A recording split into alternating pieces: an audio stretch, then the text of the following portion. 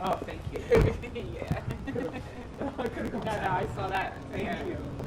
Thank you, James. You too.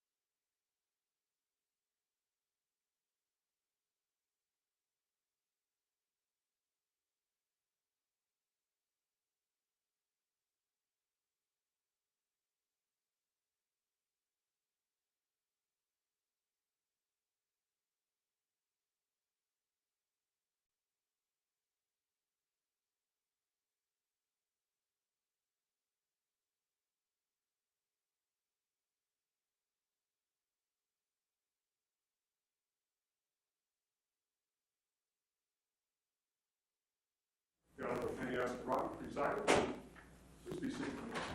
All right, good morning. Good morning, Your Honor. All right, are there any preliminary matters? No, Your Honor. 2 days in a row. I like that. That's a good idea. Great. All right, Mr. Depp, you can take your place on the stand, please.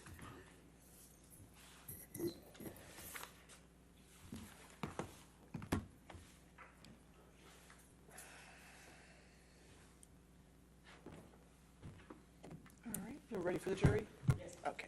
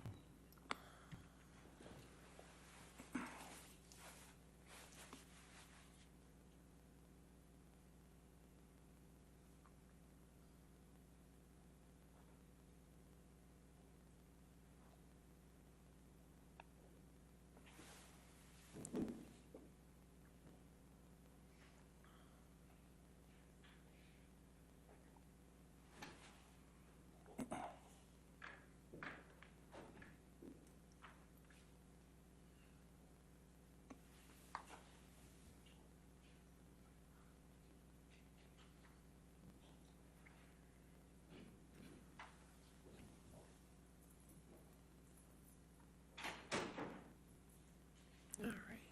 Good morning, ladies and gentlemen. All right, you can have a seat. And sir, just a reminder that you're still under oath, Mr. Depp, okay? All right. Yes, ma'am. Thank you. Thank you, Your Honor. All right.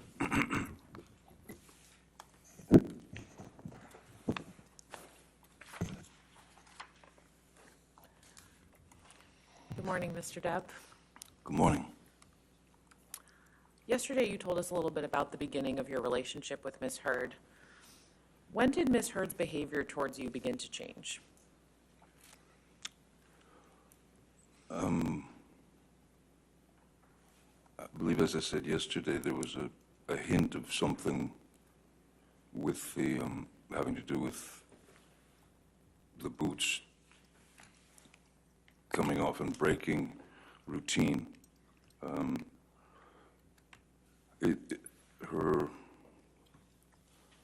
Her attitude, or the way that she would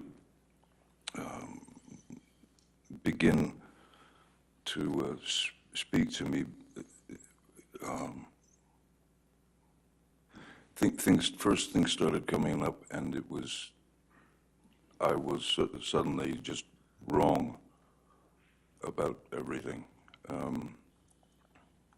If I made a statement about something that I had been familiar with, for example, in my work that I'd been chopping away at for a good 30-some years, I was suddenly wrong. And then beyond that, if you try to explain yourself and correct the problem, the misunderstanding, it would then begin to heighten as Ms. Hurd was unable to be wrong. It just didn't happen. She couldn't be wrong. So these little digs and it would commence with sort of demeaning, name-calling, berated, sort of to be made a fool of, and those would escalate into a full-scale argument. And in the beginning, as one does, one sticks up for oneself in a debate, as it were, or an argument over something to try to prove the point. But when it escalates, and then it's hard to explain, but the argument would start here, and then it would roll around and become this circular thing of its own. So you get back to the beginning, essentially, of the argument. Now it's heightened even more, but it's still circular, and there's no way in or out. You, if there's a dialogue between two people, both people need to speak, but there was no way to fit a word in. It was a sort of a rapid fire,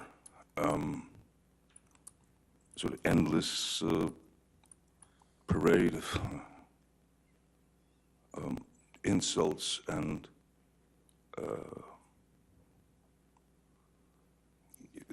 you know, looking at me like I was a fool, and I just couldn't. I was having difficulty in my mind, of course, and in my heart, dealing with that sort of barrage. And part of that is I was confused as to the fact that whatever her age was at the time of these various arguments, she was mid-20s to late 20s and into 30s. I couldn't understand how I had somehow arrived at where I'd arrived from where I came from in the beginning of my life, and worked for 30 plus years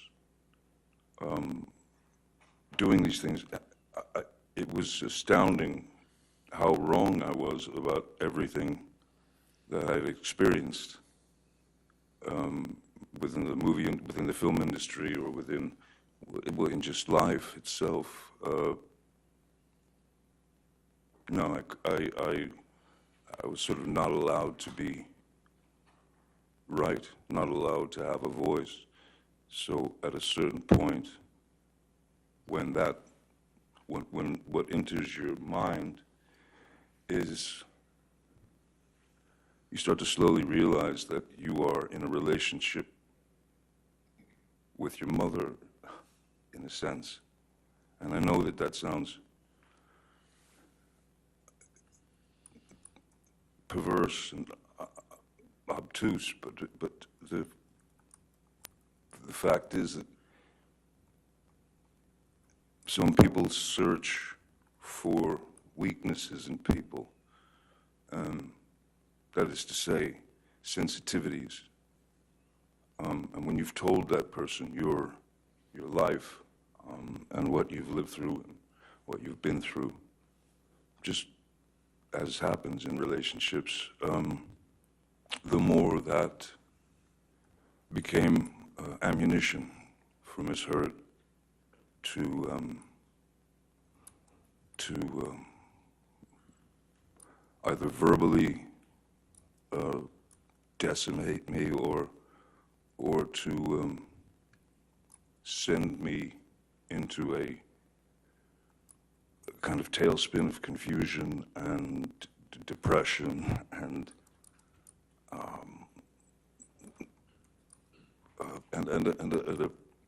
well, it's not a happy day. It's not a happy week. It's not a happy month when you're constantly being told how wrong you are about this or that, what an idiot you are, or anything. It just then it increased, and it became an endless. It became that endless circle. Like, so as it escalated and continued to escalate, I went straight to what I had learned as a youth, which was to remove myself from the situation so that it couldn't continue, because there's only so much your ears can hear and never forget. So I would remove myself from the situation, as I'd done as a youth, as much as possible. Because I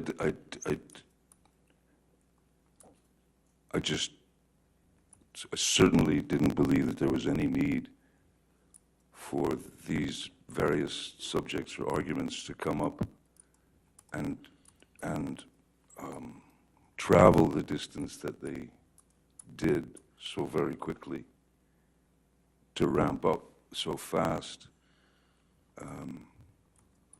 It was like you were pinned to a wall and had to just listen to it and take it. So I found the only way to find any sort of peace was to try to walk away. If she didn't allow me to walk away, there were times when I would just go and lock myself in, the bathroom or anywhere that she couldn't get into, and that happened constantly over the years.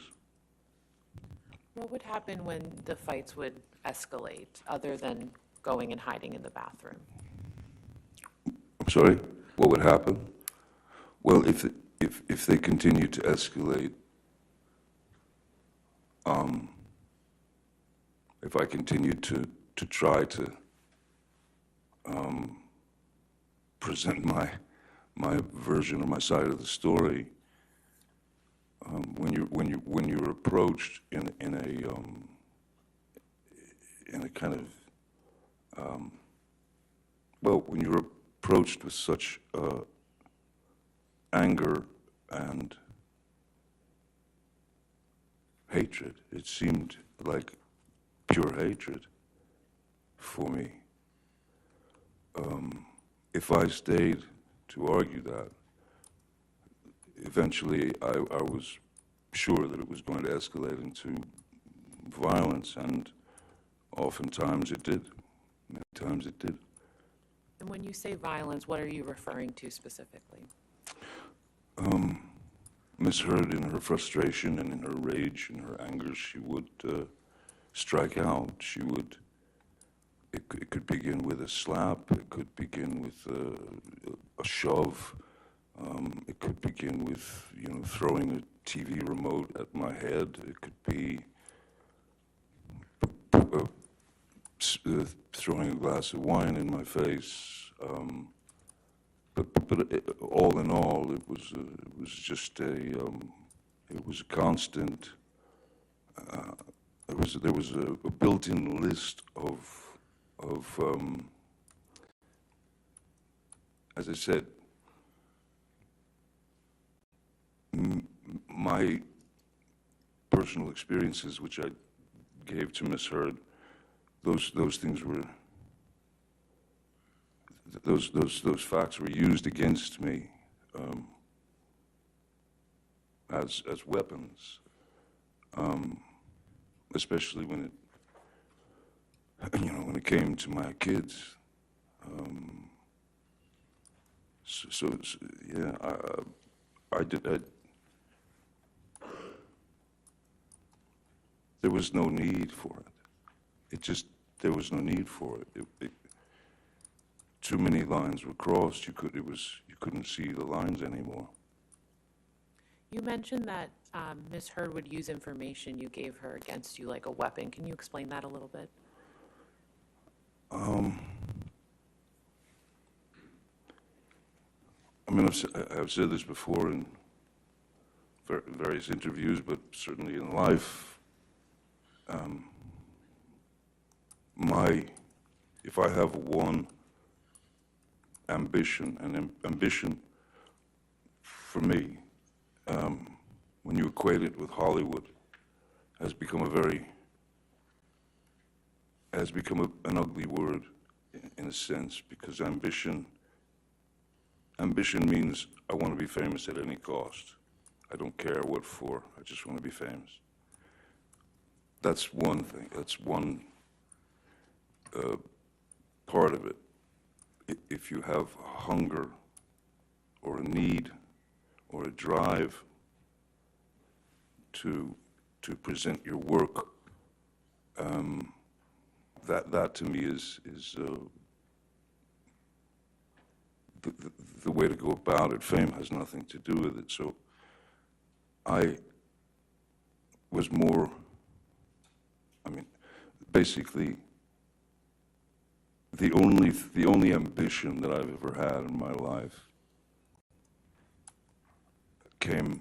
arrived the second that my first child arrived, and in the instant, which was to be a good parent, to be a great father, to be the best father I could. And there were several occasions where Miss Hurd would tell me what a bad father I was, and that I had no idea how to parent. And again, it falls into the same category as before. I couldn't understand how in 52 years, or however old I was at the time, how I could be so wrong about everything. One learns along the road. The result of the road is not important. It's the road that's important, because we don't know exactly what's going to happen in 10 years. We don't know. So the road is what I pay attention to, and paying attention to trying to spend as much time with my children as possible. Even that would that could send Miss Hurd into a monumental tailspin,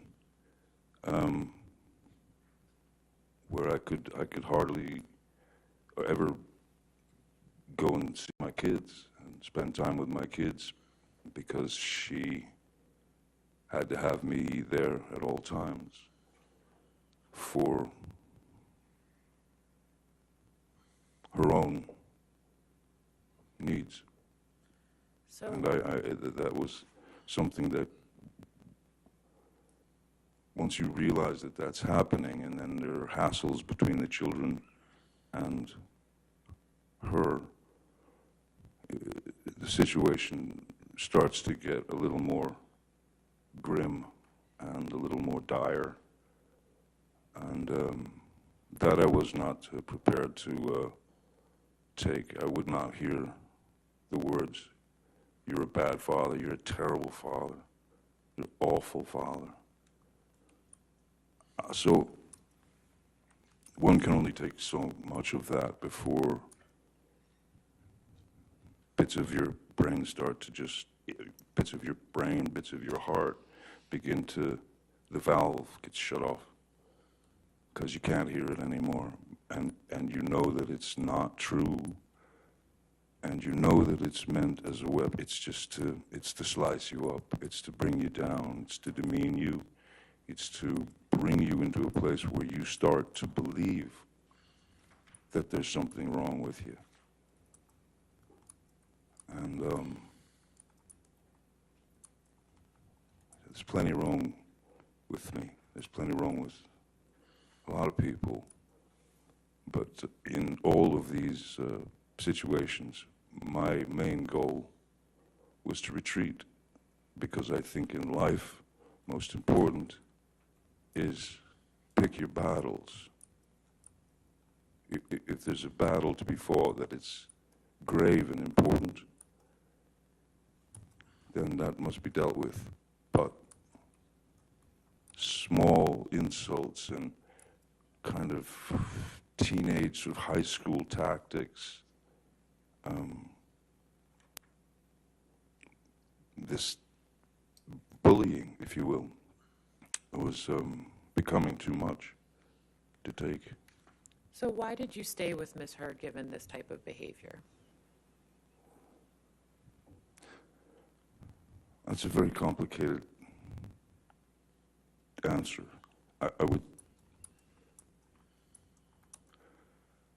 I can only say that I stayed through all that. I'm sure that it's somehow related to my father remaining stoic as my mother would beat him to death. I'm sure it had a lot to do with having been in a beautiful, wonderful 14, 15-year relationship with Vanessa, the mother of my children. Raising those kids was, there was, I had no interest in being a,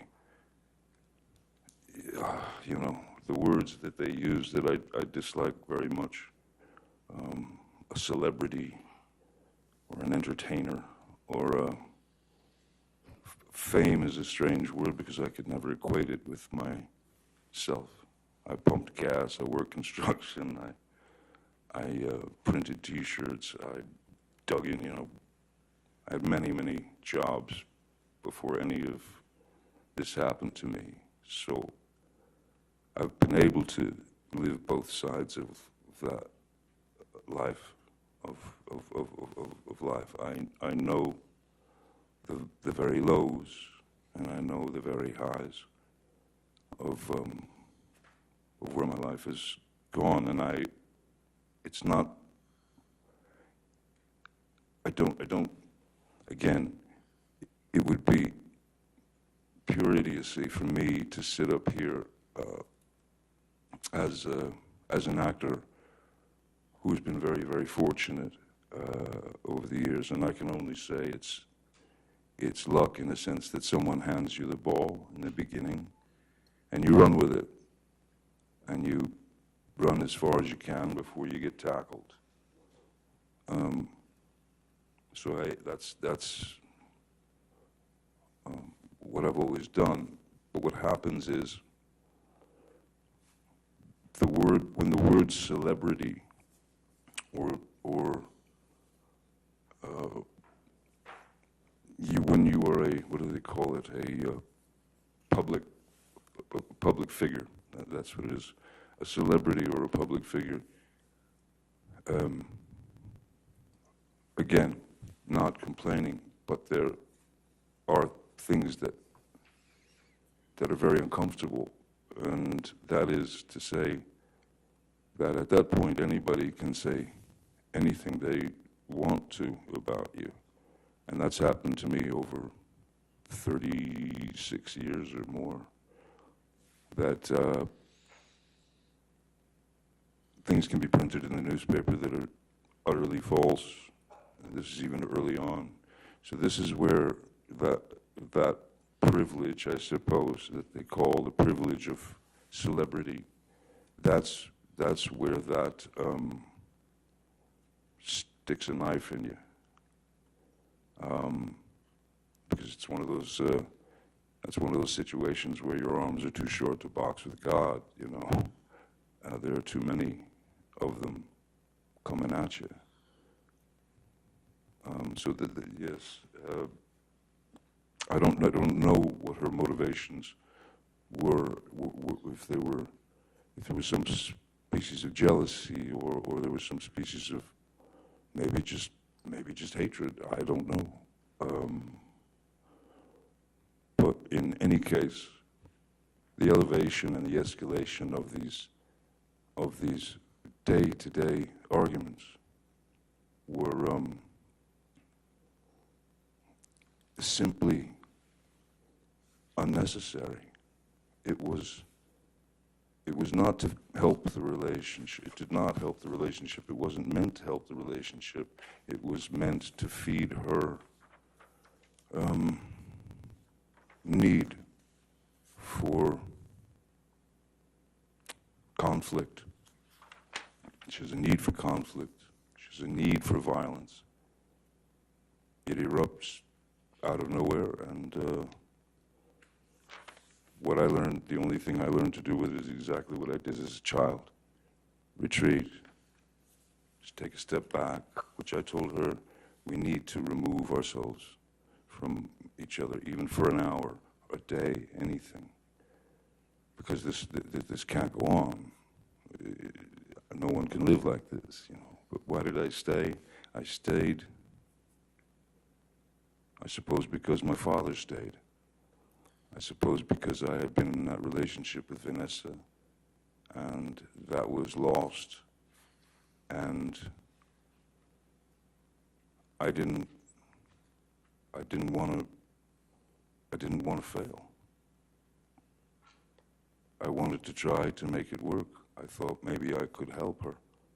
I thought maybe I could bring her around, because the Amber Hurd that I knew for the first year and a half was not this suddenly this opponent. It wasn't my girl, it was, she had become my opponent, and everything that I did just didn't fit her. It wasn't, she didn't accept it.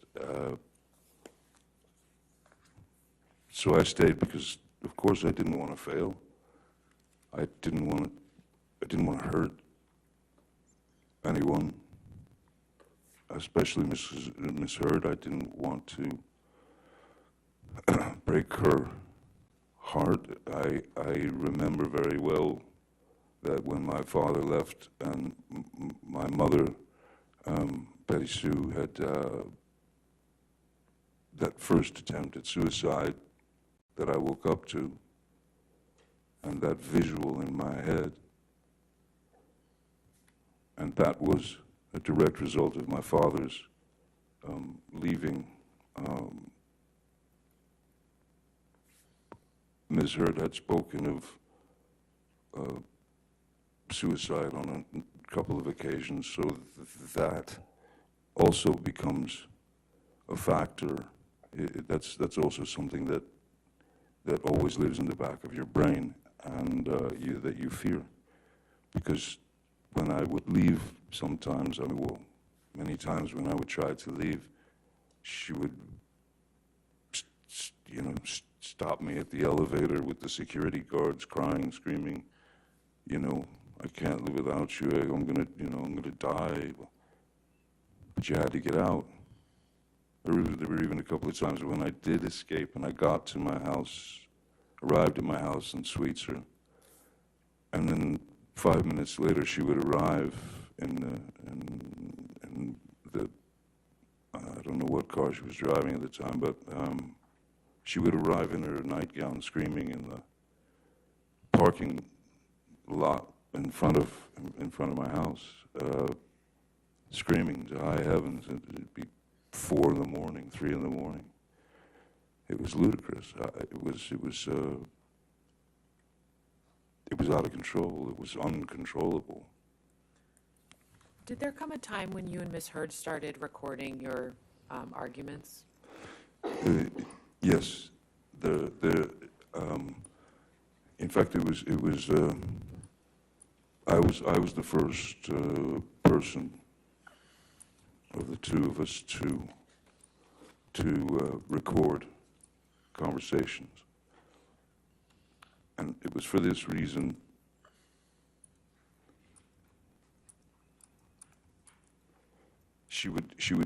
We would have been talking the night before or arguing the night before, and she would say something. There would be these demeaning, berating insults. There would be these jabs. There would be anything to make me feel small and like nothing. So what I thought was, I'm going to record the conversation, and I told her this. I'm going to record. I'm going to get my phone and I'm going to record our conversation, because I want you to hear what you've said to me tomorrow. So that because she would deny having said those things. What are you talking about? it was surreal. She had completely denied things she'd said directly to my face in a heated and volatile way. And she denied it, so I went to her and I said, I'm going to record us. And I did, and we recorded the conversation, which, when she was on tape, the first time, it escalated a bit, but she was, well, it was clear that she was performing for the tape because it was being recorded. So that was another clue that something was slightly rotten in the state of Denmark, as it were. What did Ms. Hurd say to you about you recording the conversations between you and her? I mean, initially she said, sure, go ahead. Did that ever change? No, then then she started recording, but surreptitious, without saying, without telling me that she was recording something, which is fine, but not so fine, if you know what I mean. Even in those tapes, it never took me to a place where I would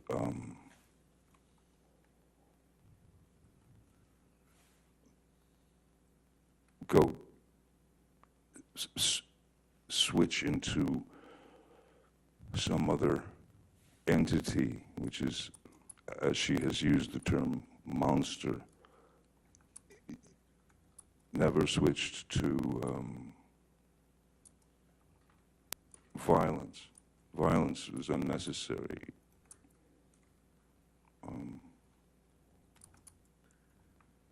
Why would you hit someone to make them agree with you? I don't think it works. Mr. Depp, you mentioned the term monster, and I think we heard about that in the opening statements. What does the term monster mean to you? Well, the term monster means to me, in the beginning, she had used a different word to explain the same thing, and she would use the word demons, that my demons were coming out, that she had noticed that there was a great change in my attitude or my aggressive nature, or she would say that the demons had come out and they had control of me and that sort of thing. I don't remember exactly how monster came out, but that word stuck and it stayed, well, until this day. What I believe the monster was in Ms. Hurd's mind was her intense, Projection, Your Honor. intense, His belief about what monster meant in Ms. Hurd's mind is All not right. relevant. There's no foundation. Let me ask a All right, different all right, question. I'll sustain the objection, go ahead. When you used the term monster, what were you referring to in your conversations with Ms. Hurd? when I used the term monster with Ms. Hurd, I was placating. If she had referred to me as being a monster, there was no way that I was going to sit there and go through a 45-minute argument about, you're a monster. No, I'm not. You're a monster. No, I'm not. You're a monster. No, I'm not. It was an impossibility. So what do? You accept her vernacular. You accept the word that she uses, and then you use that word to placate her so that it would at least calm part of the aggression. It would lessen the attacks, you know. So explaining the monster was for me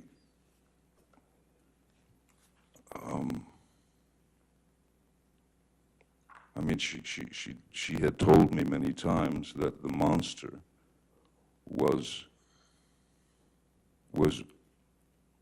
only me when I was using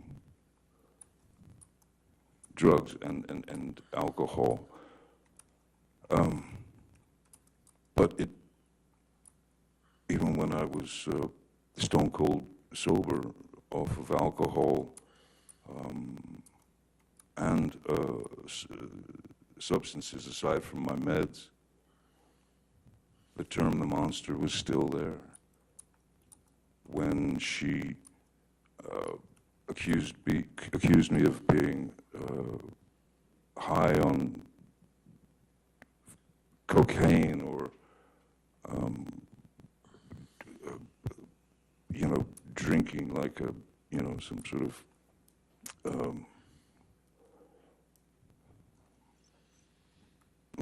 drinking like I was a, you know, some kind of 19th century sailor. It's that was the word she clung to describe, but it was in her mind, not mine. How did your relationship with Ms. Hurd affect your substance use?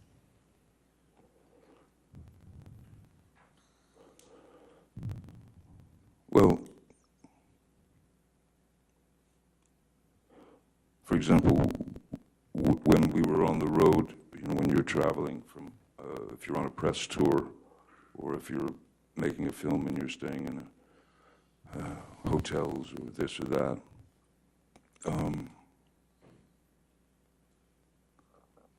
I would always have to get a different, or we would always have to book an extra room that I was able to escape to, so I didn't have to lock myself in another bathroom.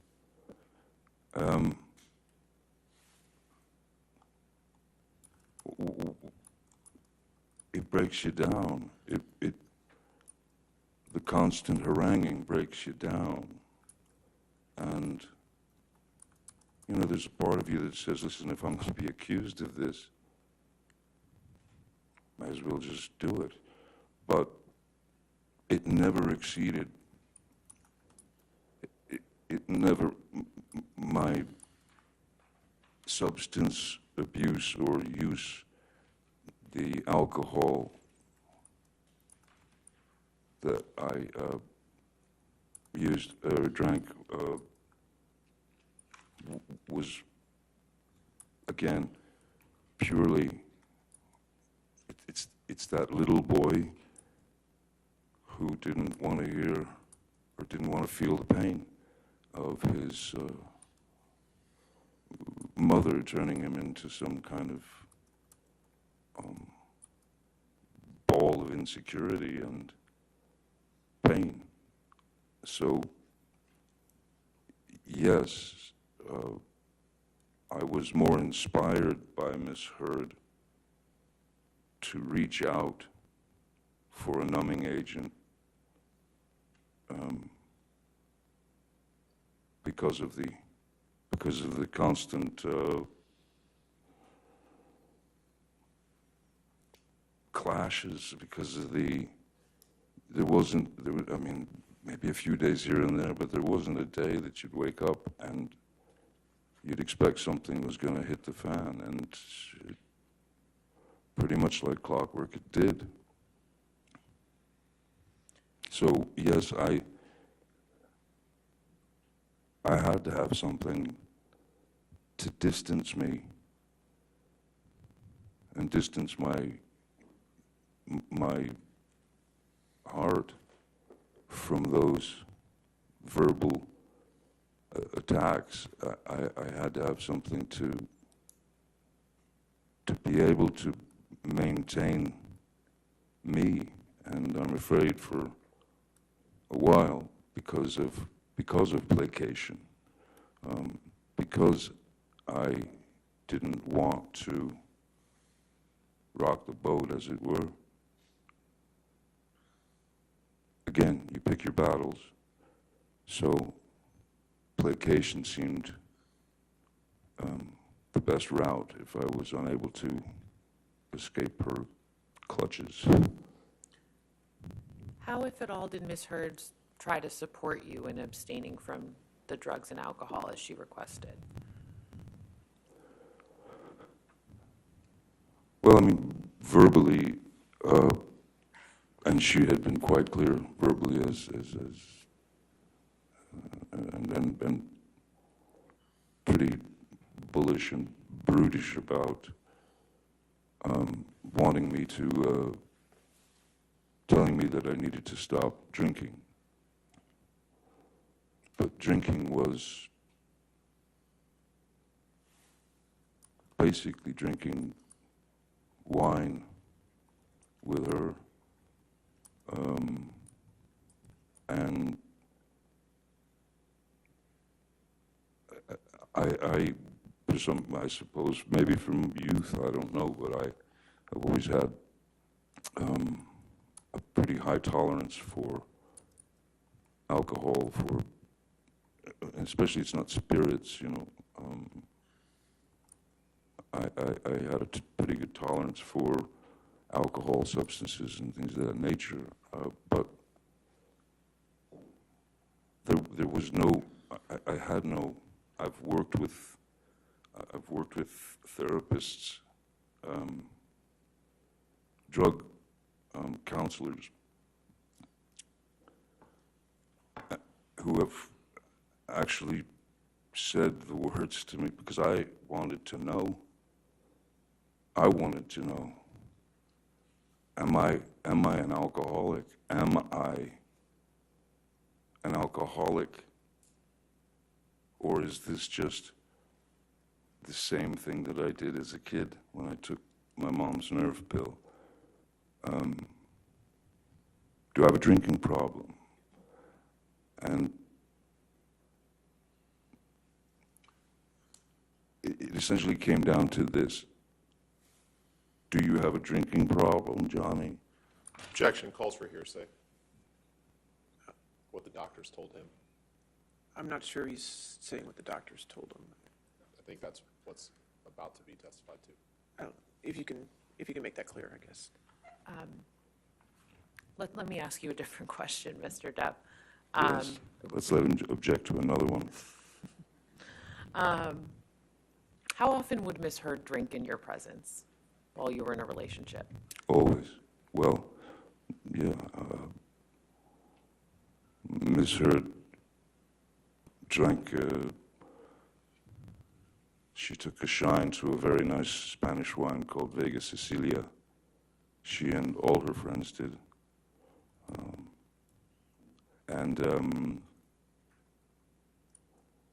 Yeah, the wine would come out, and Ms. Hurd could very easily drink 2 bottles of wine per night. Well, not a problem. What I found strange was when I did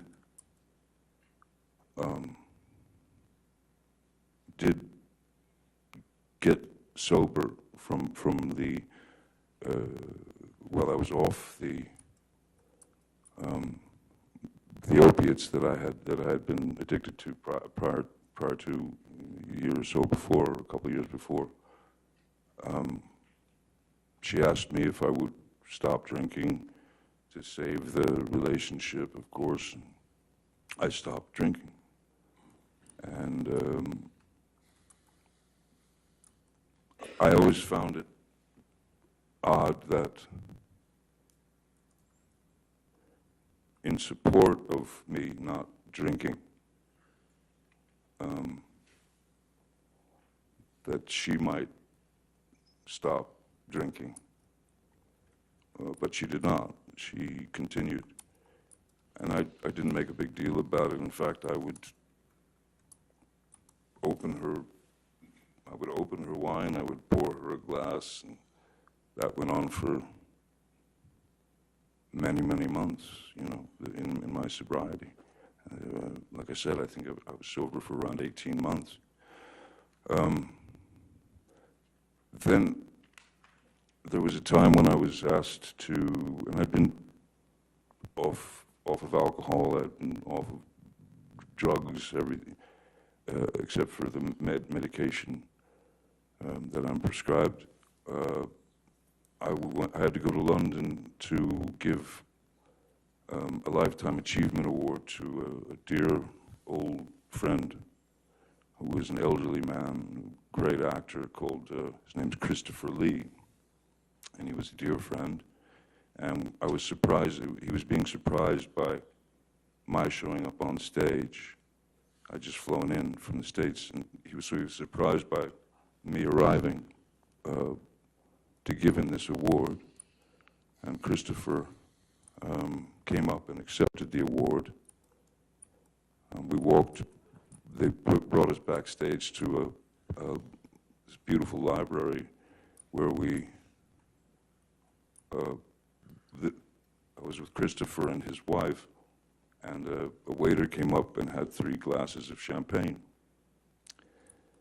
And Christopher handed one to his wife, he handed one to me, and then he had the other. And there was a photographer there. And the glass came up to toast. And I just, in my head, I thought, it's just champagne, you know, a little bit tink to toast Christopher and his Lifetime Achievement Award. And so I'd had half a glass of champagne with Christopher Lee and his wife. After that, immediately after that award ceremony, I went to pick up Miss Hurd and take her to dinner at a restaurant. And I told her that I'd had a half a glass of champagne with Christopher. And I thought, listen, it's not like, you know, you're sitting in a pub guzzling pints of snake bites or Guinness or doing shots of Jägermeister, or it wasn't even, at that point, it wasn't even for need to bury feelings or emotions. It was literally a joyous occasion for Christopher, and I said to her, I enjoyed it, you know. It gave me the opportunity to enjoy the actual champagne, the drink, and my appreciation for wine and winemaking, and that I've been fascinated with for years and years. And I saw nothing wrong in it, and I said, I'd like to have a glass of champagne. And she was sitting there with a glass of wine, and we were in the restaurant, and she absolutely lost it and got up and stormed to the ladies' room. And I told my security and driver, I said, I think we have to go. I think we're going to have to leave. So we left the restaurant and went home. And the mere suggestion of me sipping a glass of champagne or having 1 glass or 2 glasses of wine, she went apoplectic. It was, I was weak. I was a complete mess. I was an alcoholic. I was, you know, I was going to ruin everything. Your kids are not proud of you. They can't stand what you're doing to yourself. So at that point, I said to her, okay, listen, how about this? You want to support me not drinking? I've never asked you this before. How about you stop drinking? How about you get sobriety and share this sobriety with me to support me and help me through this? What did she say to that? No. No. She said no. She said she didn't have a problem. But I've never had a physical addiction to alcohol. I don't. How often have you seen Ms. Hurd use other illicit drugs in your presence? Several times. And what drugs were those? Well,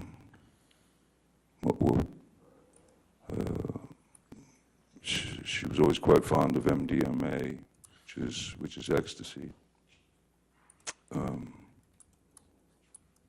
and mushrooms,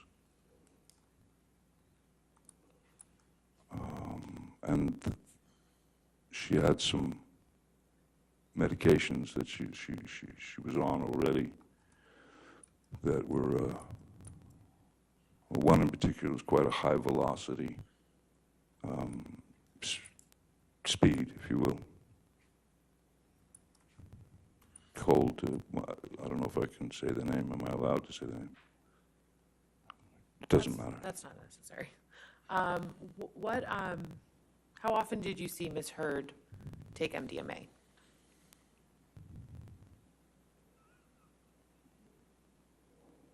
I don't,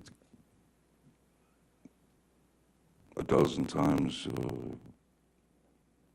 20 times, over the course of the years, during the course of the years.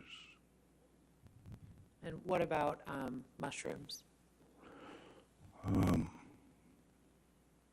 Mushrooms a little less. Mushrooms probably 6, 7 times.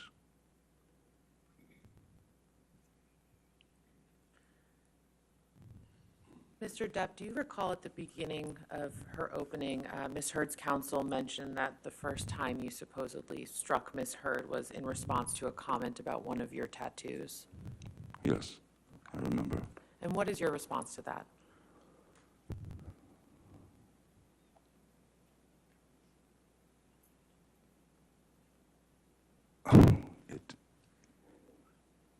It didn't happen. I've never struck Miss Hurd. As I said yesterday, I've never struck Miss Hurd. I've never struck a woman in my life. I'm certainly not going to strike a woman if she decides to make fun of a tattoo that I have on my body. That's like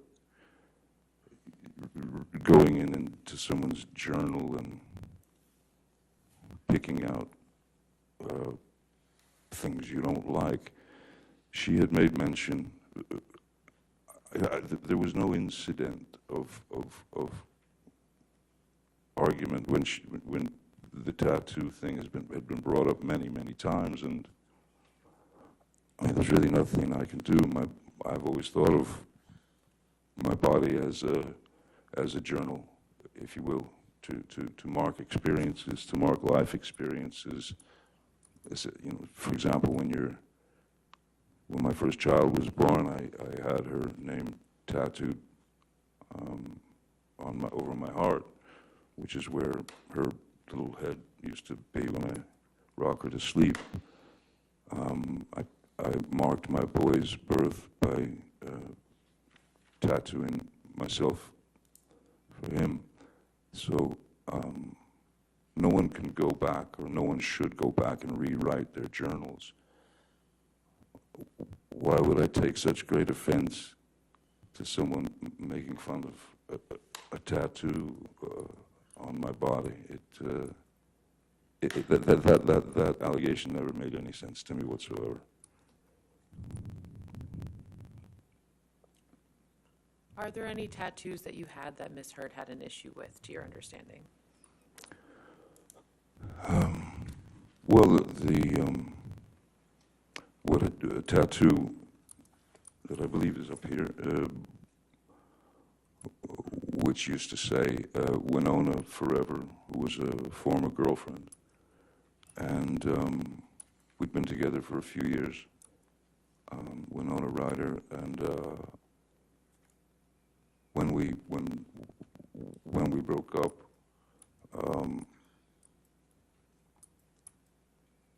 how do you fix that?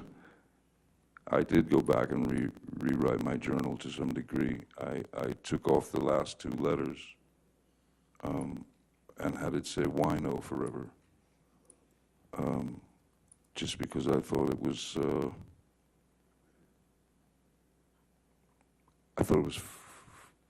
again, through pain comes humor. Humor has to come in there at some point into the pain, and that's how you play it out in your mind. So I have, I think sometimes abstractly, in that sense, so I changed it to wino forever.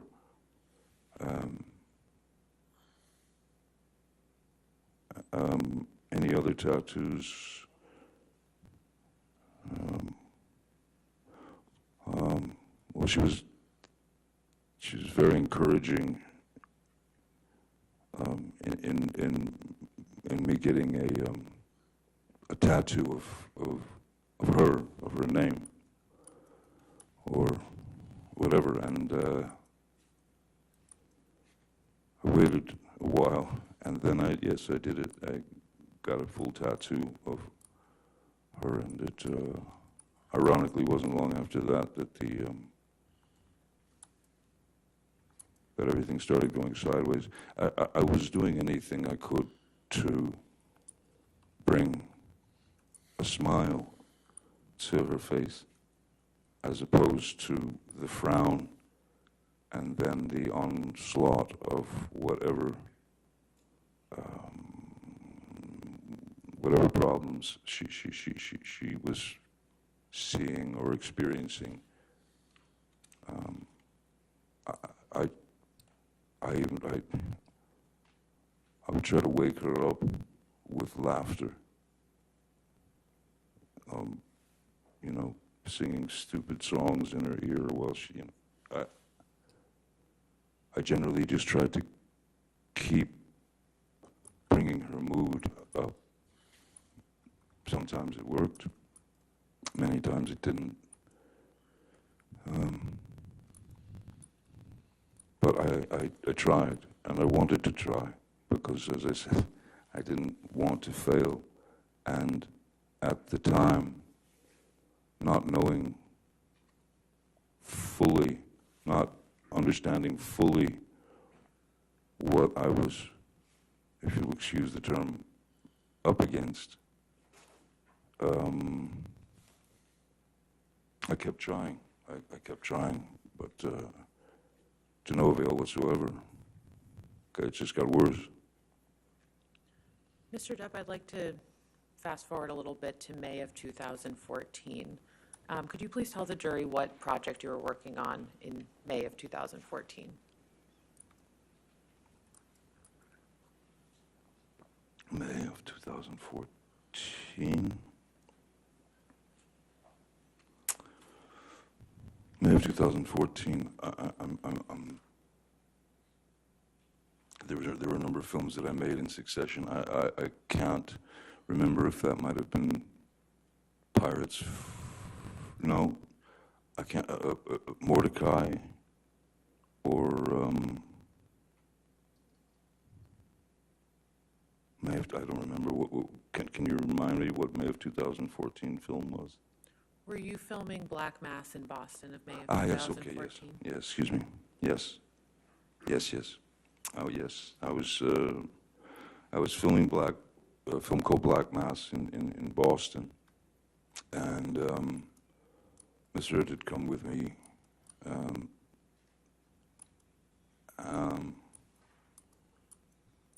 I had to, for the film, I had to,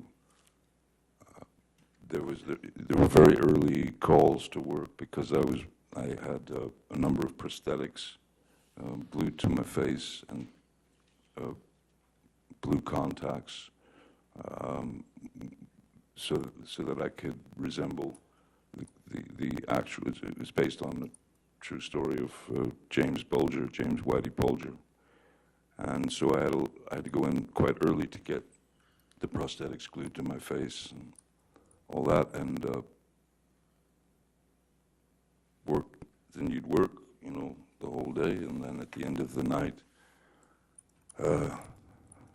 they would remove the prosthetics, which takes, if it took 3 hours to put them on, it took about an hour to take them off. You know?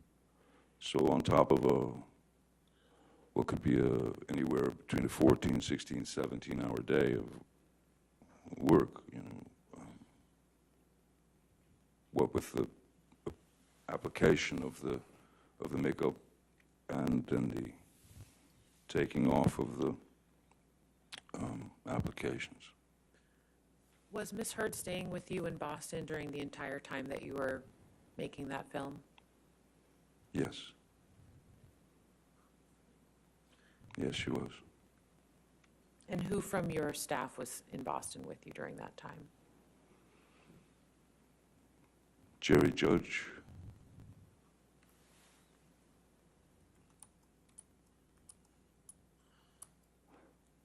Keenan Wyatt, Stephen Duders,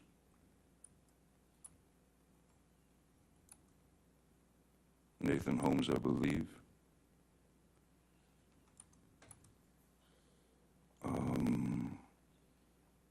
And I believe Malcolm Connolly was there as well. So I would have assistants, sound technician, security. I believe that was it.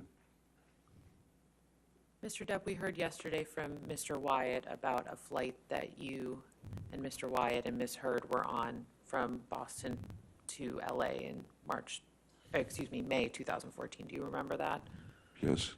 And could you please tell the jury what you remember about that specific flight? I remember that as I was still shooting, filming Black Mass,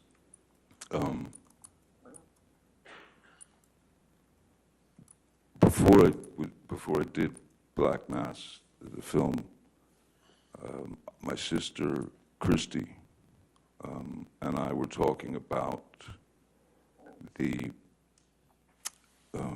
oxycodones that I had been, again, you know, that was the monkey on my back, that she came to me, she told me she'd read this book of Dr. Kipper's book, and I read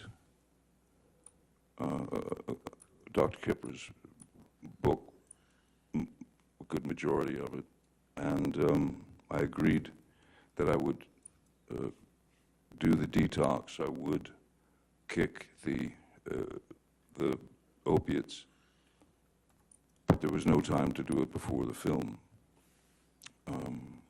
So when the nurse, which was Nurse Debbie Lloyd, when she came to Boston, she had asked me, what is your dosage? How many of these are you taking per day? And, you know, someone who had been under,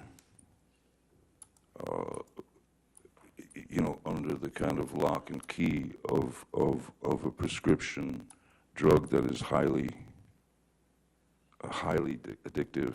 I mean, with built-in barbs, that this drug does not want you to stop taking it.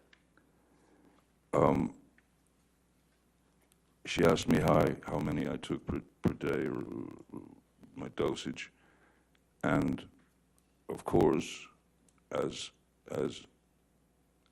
any person who is addicted and essentially a fool to the drug, and you know how important it is because you have felt the sting when when you don't have it. So I'd agreed to the detox, and she asked me how many I took. I told her, obviously, more than I was taking, purely because when you're in that frame of mind, the one thing that you do not want to, a situation you don't want to find yourself in, is having no access to the thing that will make you not high. It will make you, it gets you, you only get better from it if you start to get the shakes and the tremors and you could feel this traveling into your system. Your receptors are out in mass, and your receptors are demanding that drug. If you don't give the drug to the receptors, you will start going into a pretty nasty withdrawal, and it could, which could and has ended in sort of seizures. You can go into pretty nasty seizures. So I had told Debbie Lloyd more than was necessary, so that I could always have one or two in my pocket on the just in case. So I didn't find myself, on a plane or anywhere without one in my pocket to stop the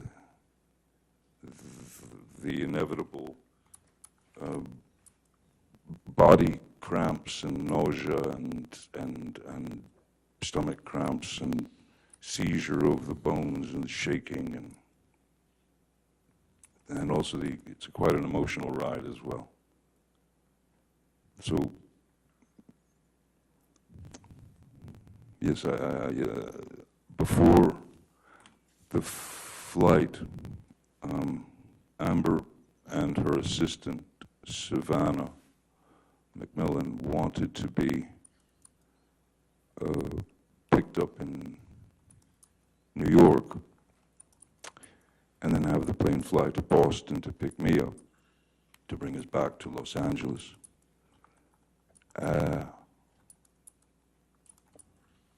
We had spoken the night before. We had argued the night before. She was most definitely looking for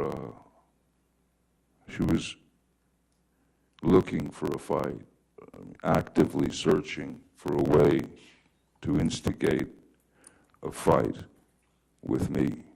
And I had taken 2 of these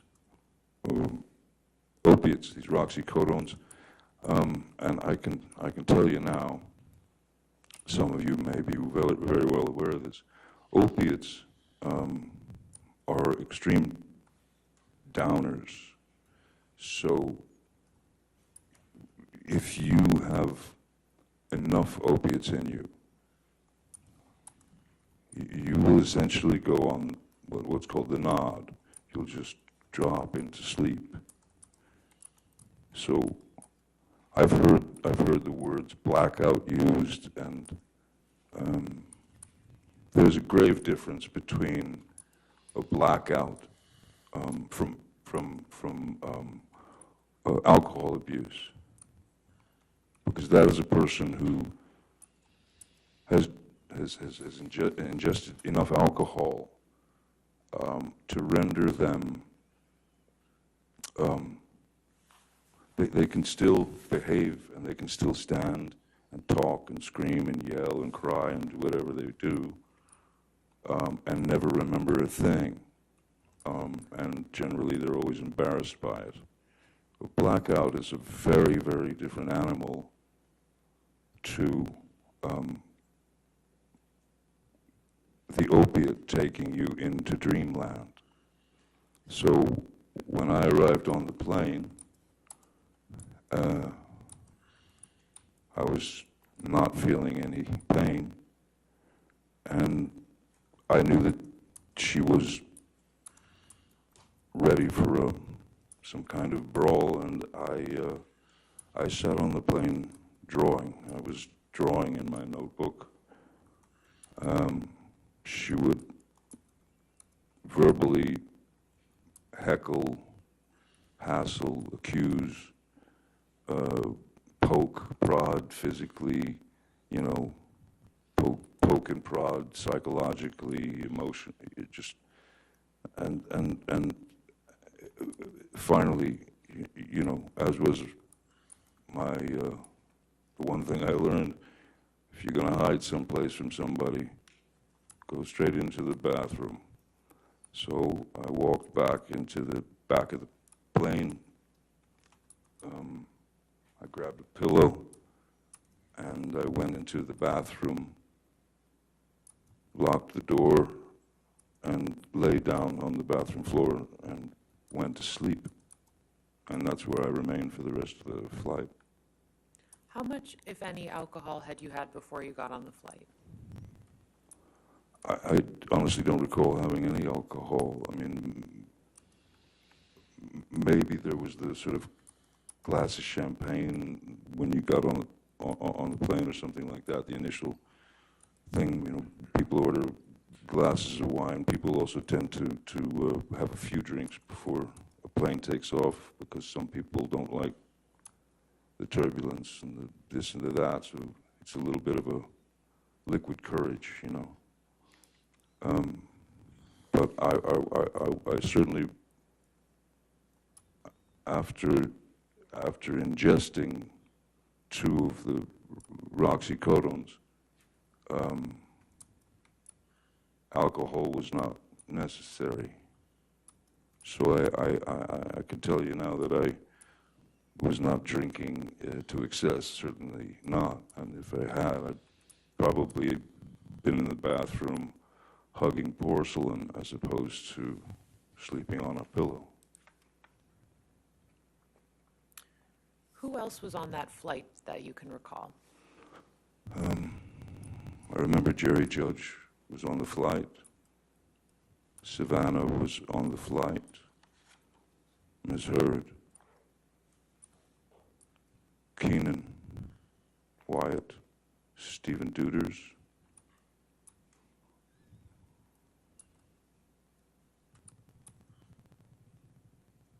I believe that's it. What do you recall happening after you arrived back in LA?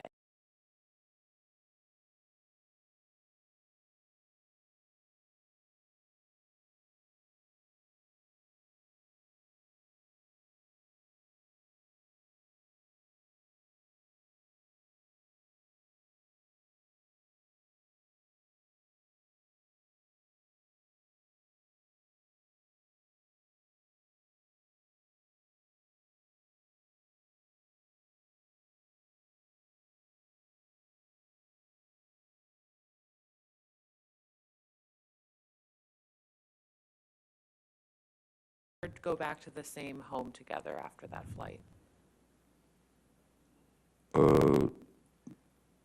No, I don't believe, no, we didn't. I don't believe we did. I think she had decided if this is the time. Pretty sure. I believe she had decided to check herself into the Chateau Marmont.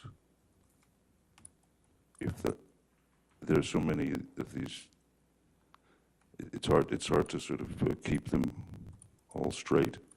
Who would have paid for Ms. Hurd to stay at the Chateau Marmont?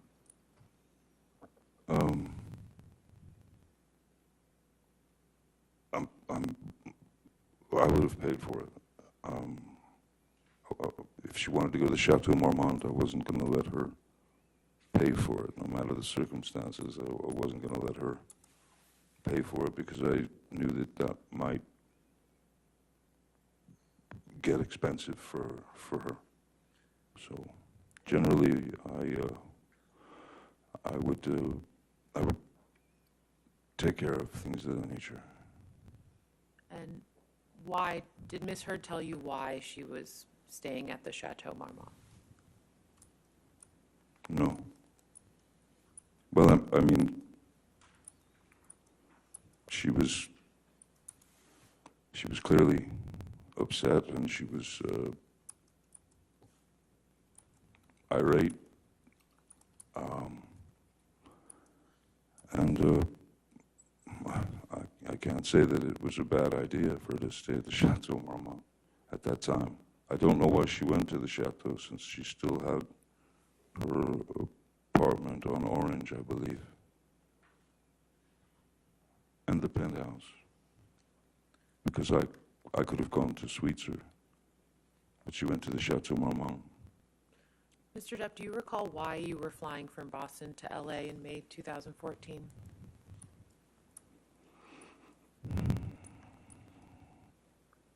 I can't remember if it was a break from the film or if I had finished the film, and that was before we went, well, before I was supposed to go to the island to detox from the opiates. I think Is that I'm about to switch Oh, gears, so okay, if this that's- is a good time for a break. All right. Ladies and gentlemen, we'll go ahead and have our morning recess. Please do not do any outside research and don't talk to anybody about the case, and we'll see you in 15 minutes, okay? Thank you.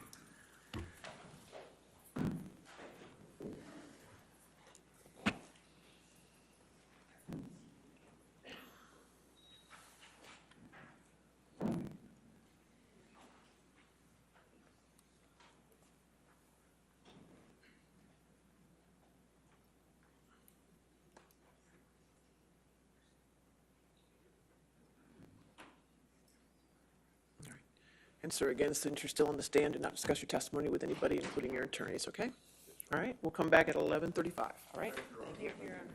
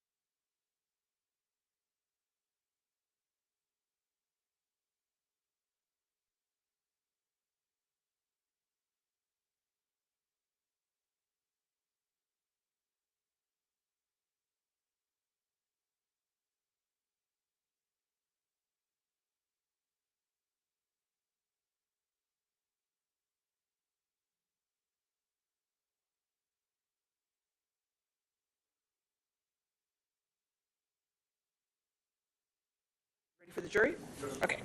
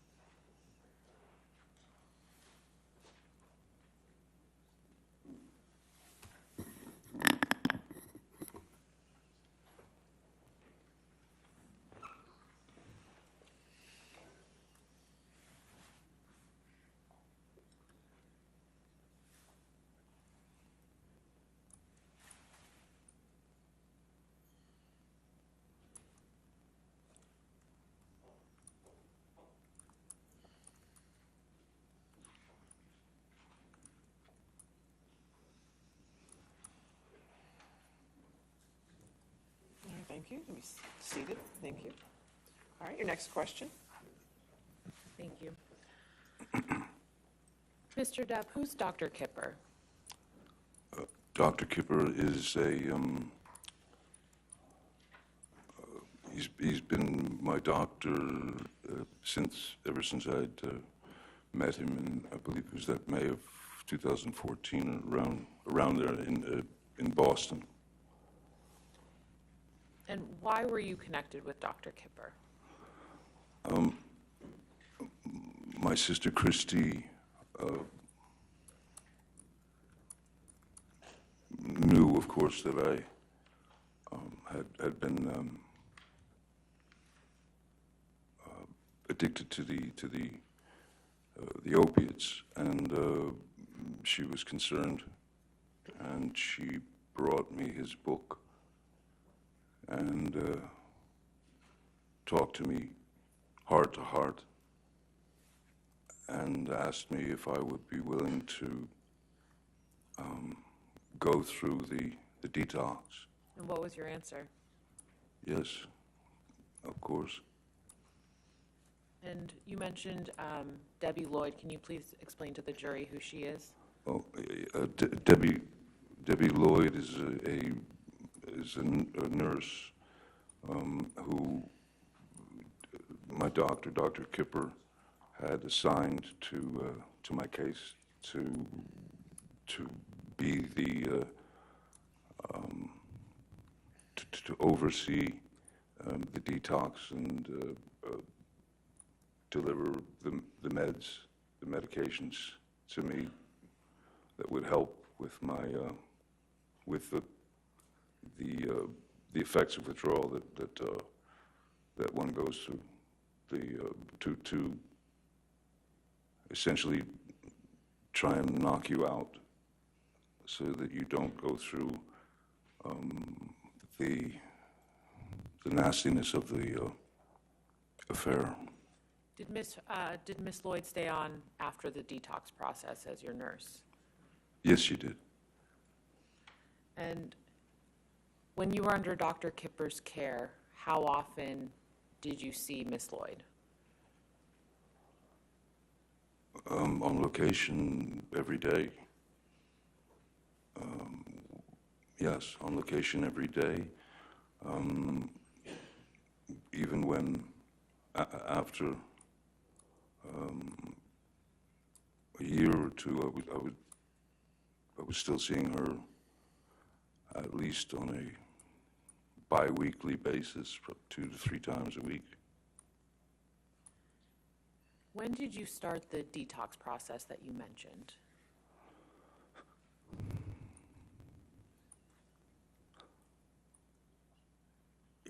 I know that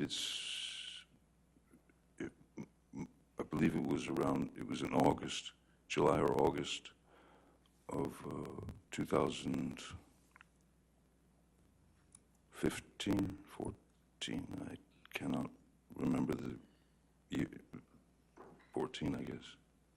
And where did you do this detox process?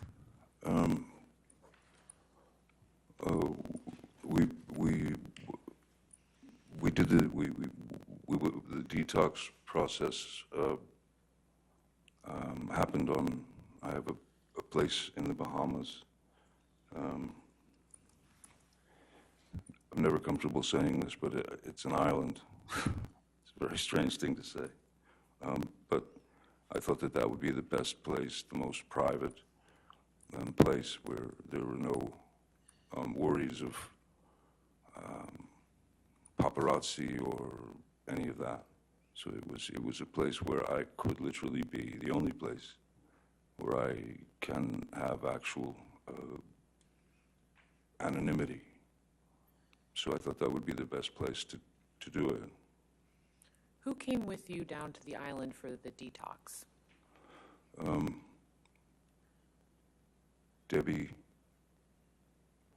Nurse Debbie Lloyd traveled with me on the plane. Ms. Hurd.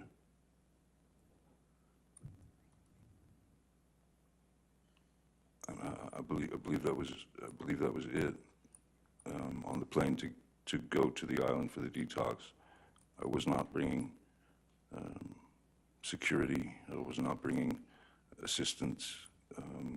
In fact, initially, my sister Christy was going to go there to help Ms. Lloyd and the doctor through the detox, which made perfect sense since that the whole thing had been born out of her desire for me to get clean. So initially it was supposed to be Christy coming in place of Ms. Hurd. There was a great part of me that was very uncomfortable with Ms. Hurd coming along for that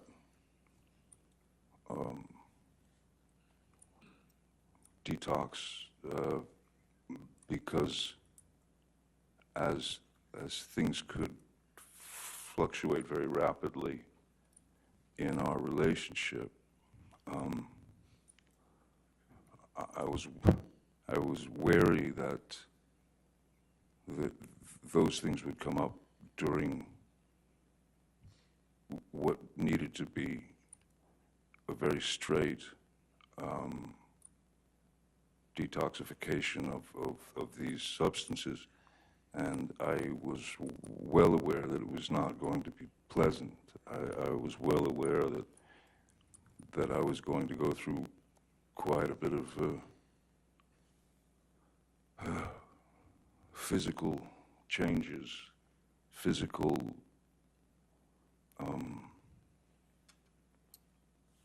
yes, I was afraid that it would be too much for her, and I also felt that she might be too much for me at the time. So then why did Ms. Hurd come down to the island with you during the detox process? She insisted. She switched places with Christy. Could you please describe for the jury, Mr. Depp, what it feels like to go through a detox from opioids? I would say the best way to describe it is it feels like it feels like the inside of you, the very inside of you, is trying to escape the body. So it becomes obviously very physical, and so therefore you'll go into a withdrawal would mean that you would go into you'd have immense cramps in your stomach, your muscles would seize, my body would shake. The pain is like nothing I've ever experienced before. Part of it was, so the best way to explain it, for example, there was a situation that when we were on the island and I was going through the detox, and it was hitting pretty hard at that point. And Ms. Hurd had made a deal with Nurse Debbie and Dr. Kipper to stay at their end of the island, and that she would administer the drugs to me, administer the medications that I needed to not go into for lack of a better word, these intense, sharp, painful heebie-jeebies. And there was a moment when I could feel my body starting to tense, and I could feel the withdrawals coming on, and they come on quick, and they're not discreet.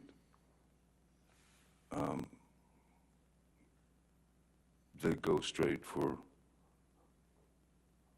the jugular. I mean, like I said, when your receptors are in full bloom and begging for the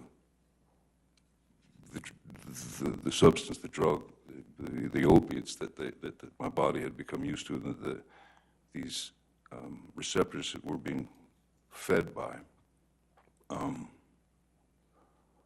There was a moment when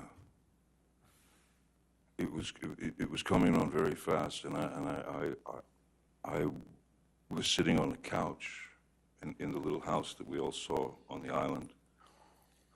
Miss Hurd was at she was in the sort of kitchen area, and she was chopping vegetables, I remember. And I think it was around 2:30 in the afternoon, and the effects of the withdrawals were really coming on.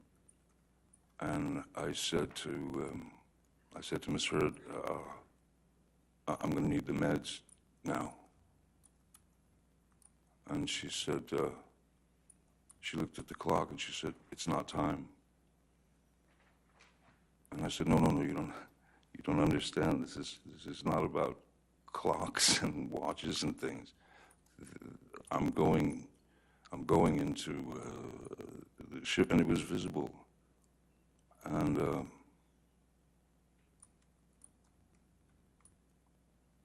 I hate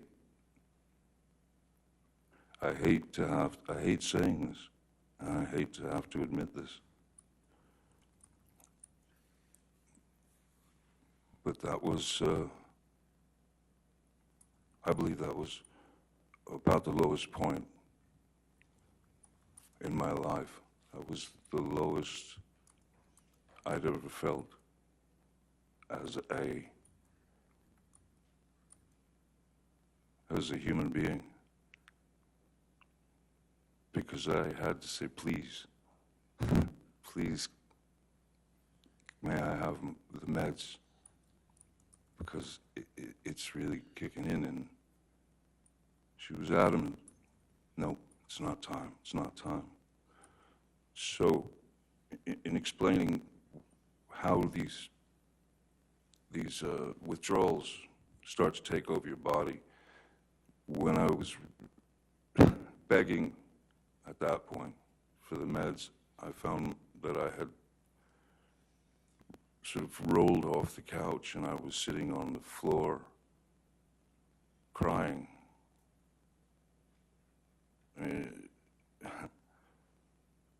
Tears streaming down my face, begging another human being to please give me the meds that will take this away. And she would not. She was adamant that, nope, it's not time, 4 o'clock. So the only thing that one can do in that situation is you have to trick the body. You have to you have to manipulate your body out, away from those, well, you have to trick the body to get away from the receptors. So the only thing that one can do is you go straight to the shower, and you put it on scalding water, and you stand underneath the scalding shower, and essentially you're burning the top, your skin is burning from the heat of the water.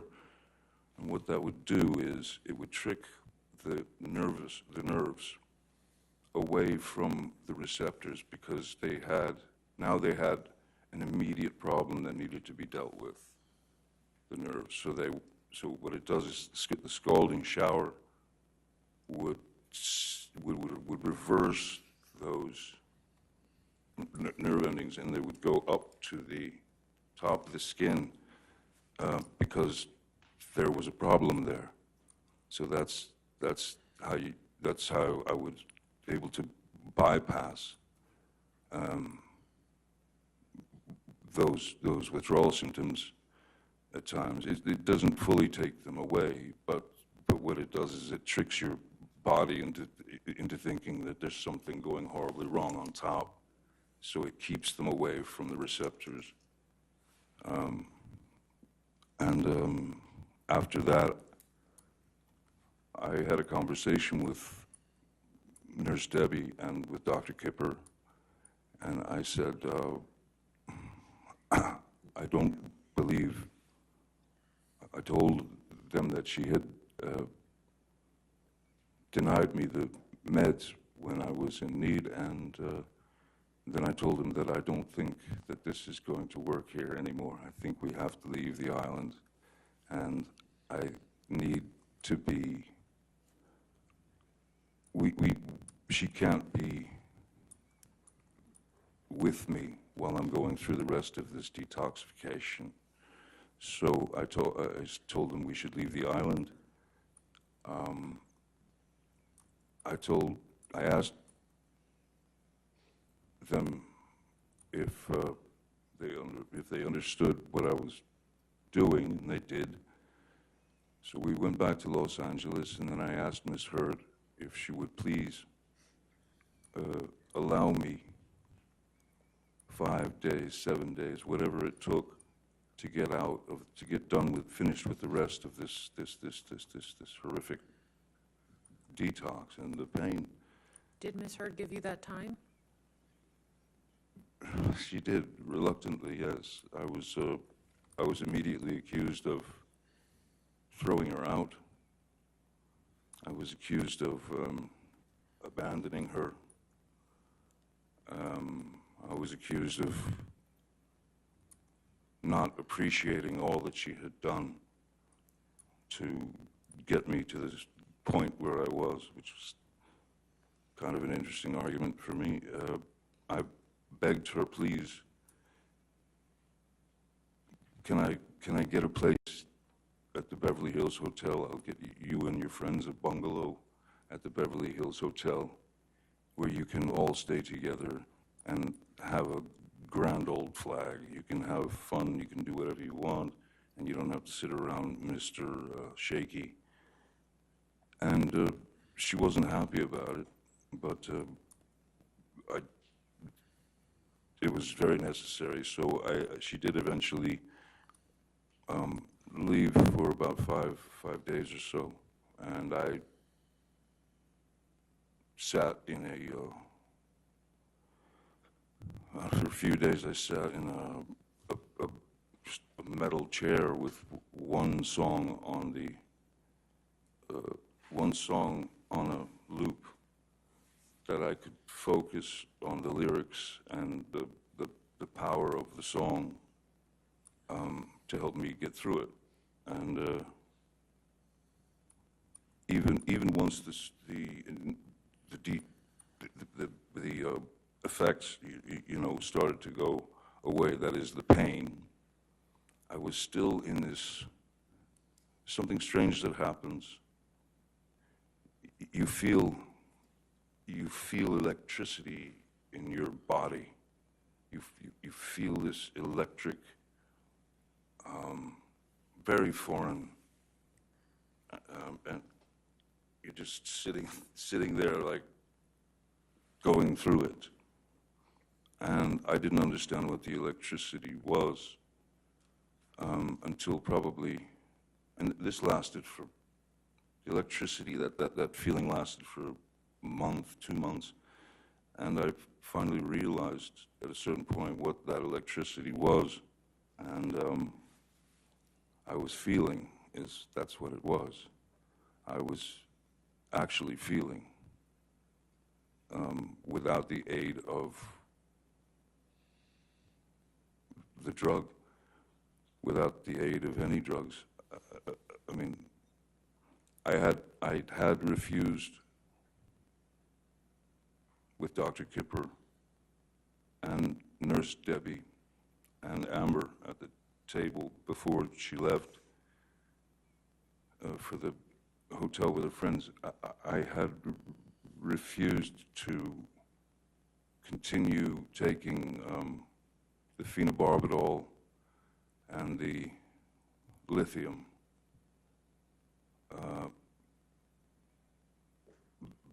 Because to me it was just another drug in the way. It seemed like it was just another hurdle to get over. And I would rather just get it out of my system now and move forward. Maybe I wouldn't have had the electricity. Maybe I wouldn't have felt as quickly, but I didn't want to take phenobarbital and lithium and Seroquel and Neurontin and all these other things. And the worst of the two, I believed, were the phenobarbital and the lithium. So I went through that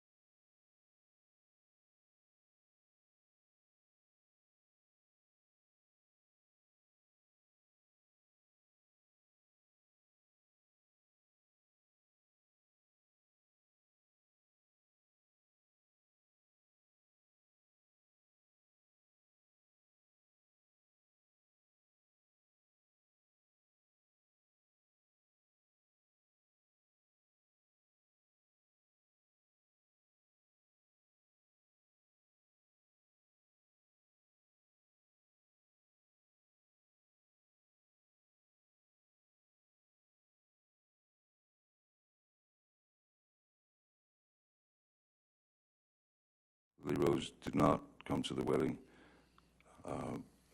She and Miss Hurd were not on particularly great terms for several reasons. There were a number of Miss Hurd's friends and her family.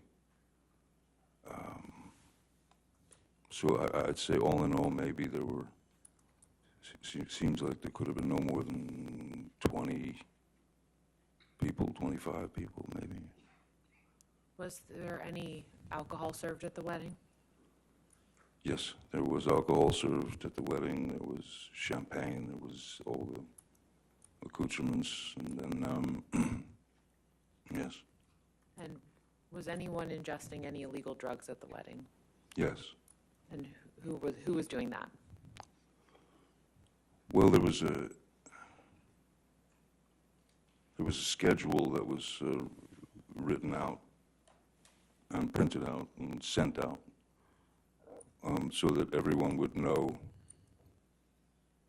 exactly the time that everything would happen. And on that sheet, the schedule, there was like some kind of rehearsal type thing. There was also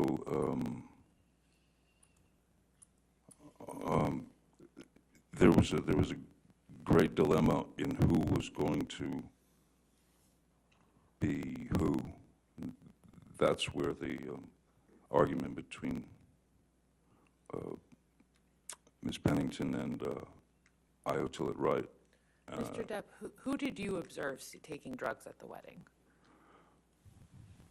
A number of people were taking MDMA. As I said, the list, there was after the wedding, there was it was like dinner, dancing, and drugs on the schedule that came from Ms. Hurd and Ms. Pennington. So Amber,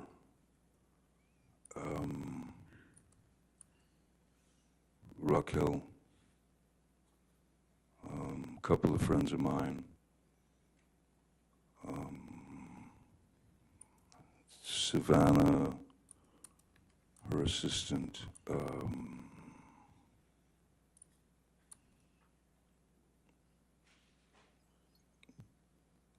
Tillett-Wright,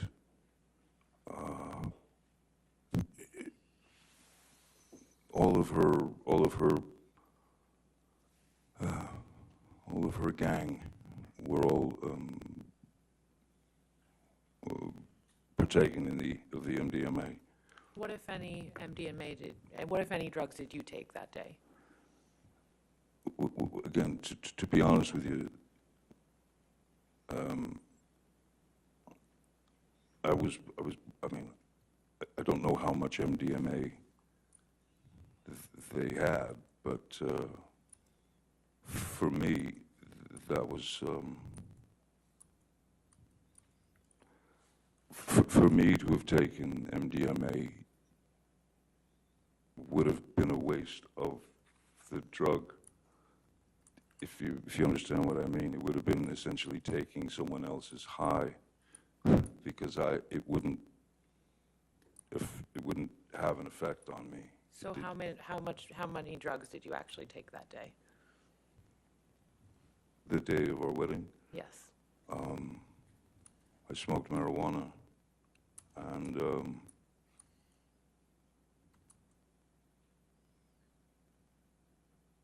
I don't remember drinking. I don't remember that I was drinking then. This was right. This was right before she was going to London to do, I believe, London Fields. And I was going off to Australia to do Pirates 5.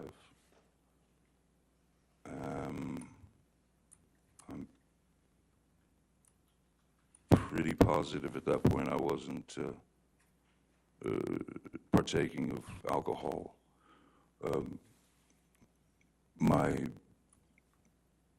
drug of choice is, or was, and it is marijuana.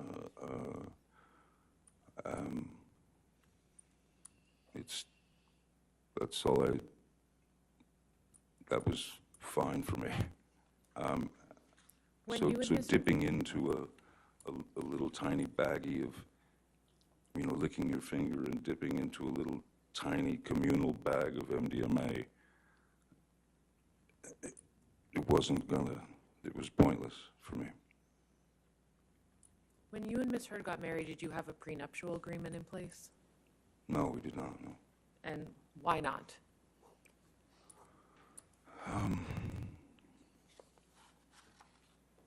There always seemed to be some reason or another why she wouldn't discuss it, or if we did discuss it, it became an issue that would turn into it would springboard into unpleasantness and then arguments. And then it was also too late. At a certain point, it was just too late. So then the idea of a post-nup agreement was brought up to Ms. Hurd, and that was in Australia. That was the beginning of the Australian Well, fight. let's talk about Australia then. But first of all, why were you in Australia? I was working on Pirates of the Caribbean 5.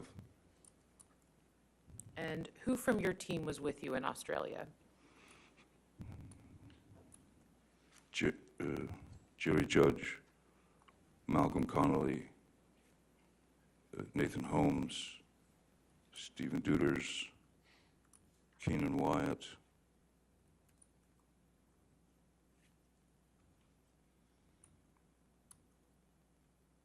I believe that was it. Oh, and yeah, no, that's it. Was Miss Lloyd in Australia with you as well? Oh, yes, sorry, yes. Miss Lloyd traveled to Australia with us. And did Dr. Kipper come down to Australia at any point? Yeah, Dr. Kipper came down a bit later.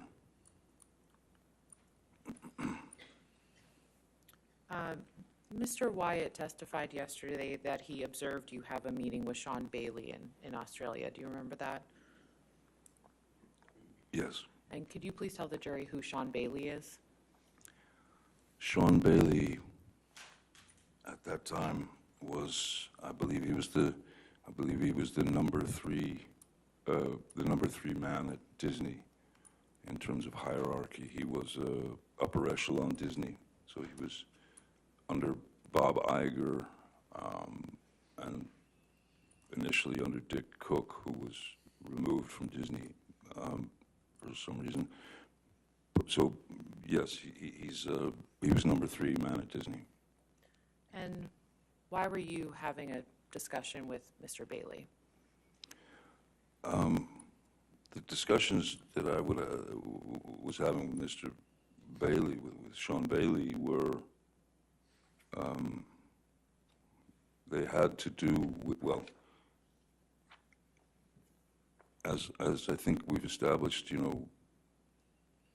I have always, from the beginning of that series of films, I had always rewritten my characters' words and jokes, if you will, and situational comedy and things that I would add. And Mr. Bailey was very complimentary about some of the things that I'd done. He'd come over to me laughing after a Objection take. calls for hearsay. Your Honor, this is just discussing generally what they were talking about. He was getting specific. I'll sustain that if you want to continue, that's fine. Mr. Depp, was Ms. Hurd in Australia with you? She came a little later, yes. Do you recall when she came down? I don't recall. Well. No, I do recall. It was March. It was March. And what happened when Miss Hurd came to visit you in Australia?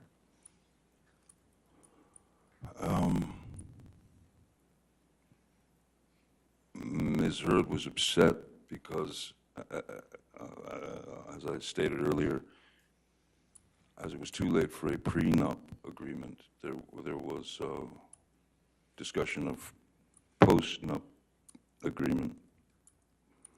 And I had called my lawyer at the time and asked him if he could have one of his lawyers sit down with Ms. Hurd and give her a basic rundown of what a postnuptial agreement meant, and I was told that they showed her. Objection, hearsay. Your Honor, this is something he asked an attorney. It's not a statement of fact that's being offered for its truth. I'll sustain the objection. Next question. What did Ms. Hurd tell you she was upset about when she arrived in Australia? Ms. Hurd told me that the attorney that she met with was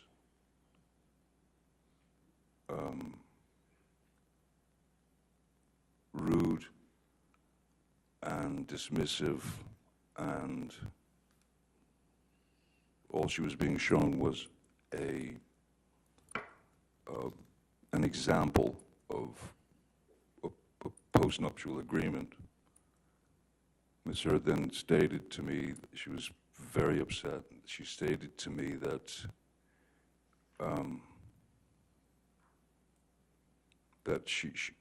what she had said was, she said to the lawyer, the woman, that this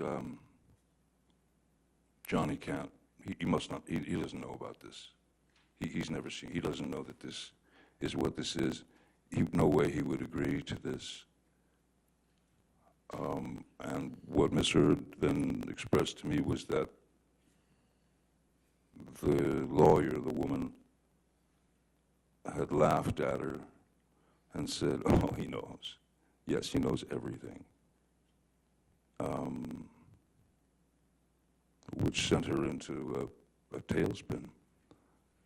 So by the time she arrived in Australia, that was sunk very deep into her psyche. I mean, so much so that what really surprised me was that she kept saying, "I'm not even in your will. I'm not even in your will." I thought that was an odd thing to say. Especially since I don't think anybody had had time to change wills or anything of that nature. So those things just didn't, it felt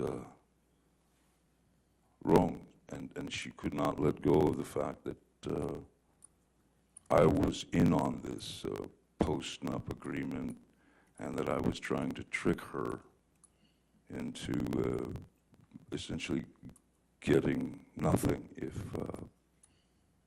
something were to happen. And how did you respond to Ms. Hurd? So I just told her those are not my intentions, you know. And at a certain point, you don't know what to do. I mean, the person is telling you, she's telling you, you don't trust me, you don't trust me, you don't trust me, and I can't speak about legal documents. I can't speak legalese. I can't explain to her these things. All I could do was try to calm her down and say that I was not out to screw her over or put her in a position that was uncomfortable. Did that work? These were stock, normal things to do. It did not work, no. It escalated and escalated and turned into madness, chaos, Can you please violence. Can you please describe that chaos and violence?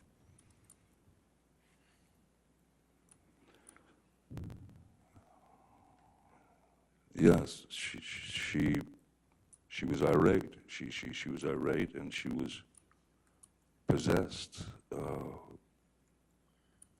And when I tried to remove myself as I normally would from a situation, and that is to say, you know, as she's hammering me with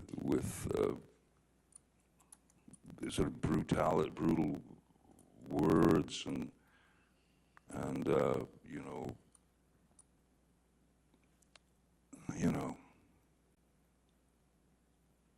I don't, pardon my language, but I remember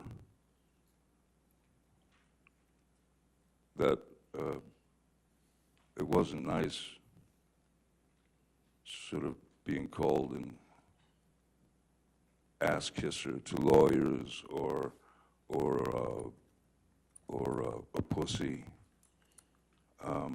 that didn't fight for her or stand up for her.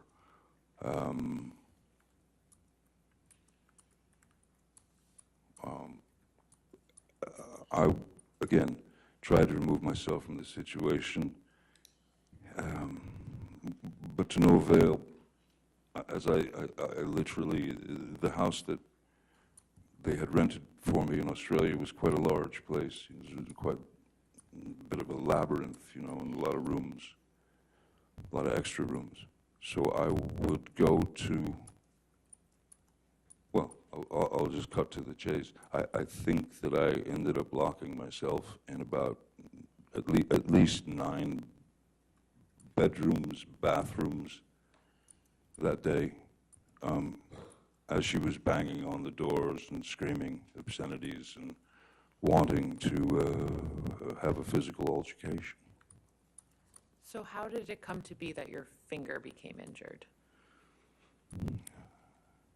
There was at one point where I'd stayed in one of the, sitting on a bathroom floor, door locked, she's banging away, screaming, blah, blah, blah, and then suddenly she stopped, and I could hear her walk away. I could hear her sort of receding into the distance, if you will, and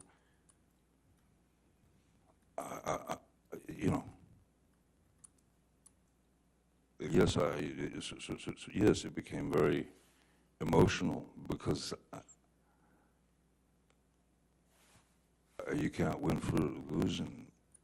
There was nothing I could do to make her understand that I had, if that lawyer had in fact done that, and I did call my lawyer at the time, Jake Bloom, and I had him get these people on the phone, and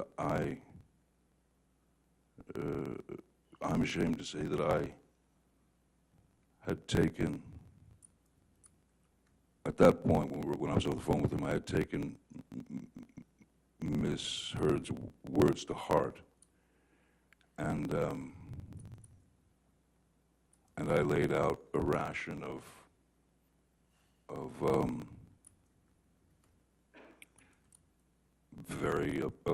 I was very upset that she was pushed to that limit because I believed it. In fact, none of it had happened. So it was all getting too crazy. And again, I've been sober for many, many months from alcohol and substances, aside from the marijuana. And I left the place, the room that I was hiding in, or not hiding, locked myself into. and I went downstairs in the house. Downstairs in the house, as soon as you walk in the house, you can go upstairs or downstairs. Downstairs there was a sort of a rec area, pool table and such, and there was a bar. And I was a mess. I was a wreck. I was shaking, and I just didn't understand why all this was happening. So I went behind the bar. I grabbed a bottle of vodka that was there and a shot glass and sat at the bar. She was nowhere around. And I poured myself 2 or 3 stiff shots of the vodka. First taste of alcohol I'd had in a long time. And then she came down to the bar and found me there. And of course started screaming, "Oh, you're drinking again, the monster," and all that. So she walked up to me and reached and grabbed the bottle of vodka, and then just kind of stood back and then hurled it at me, and it just went right past my head and smashed behind me.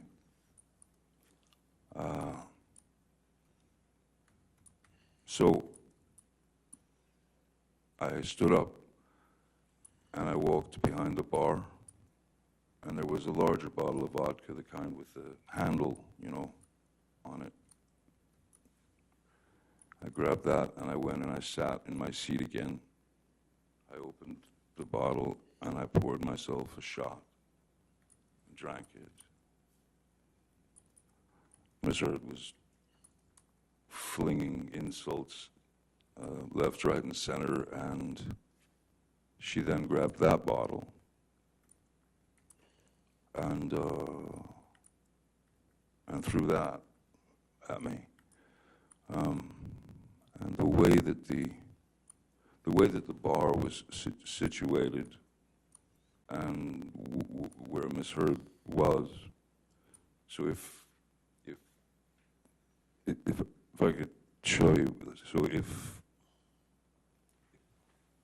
this is the bar where the glass was and the bottles, if this was the bar and I'm sitting here like this, she would grab the bottle and she would go there. She went there.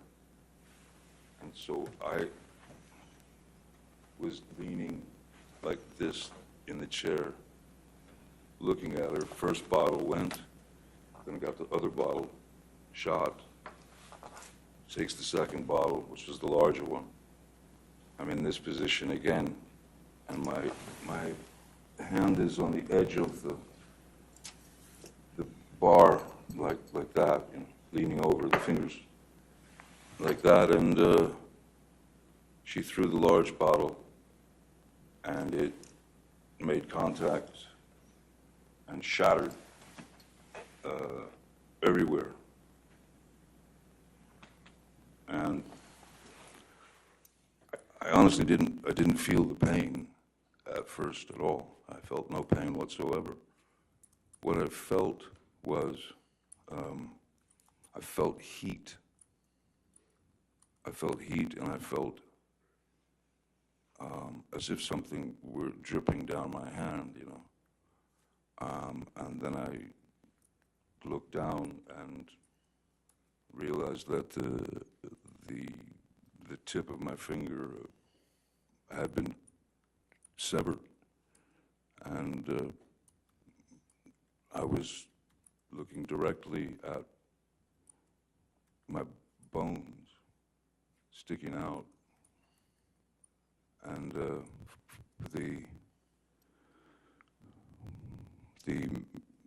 the meaty portion of the inside of your finger, and blood was just pouring out, And at that point, I think that I went into some sort of, I don't know what a nervous breakdown feels like, but that's probably the closest that I've ever been. Nothing made sense. And I knew in my mind and in my heart, this is not life. This is not life. No one should have to go through this. And as I said, this feeling of nervous, being in the middle of some sort of nervous breakdown, I started to write with my blood, in my own blood, on the walls, little reminders from our past that essentially represented lies that she had told me and lies that I had caught her in.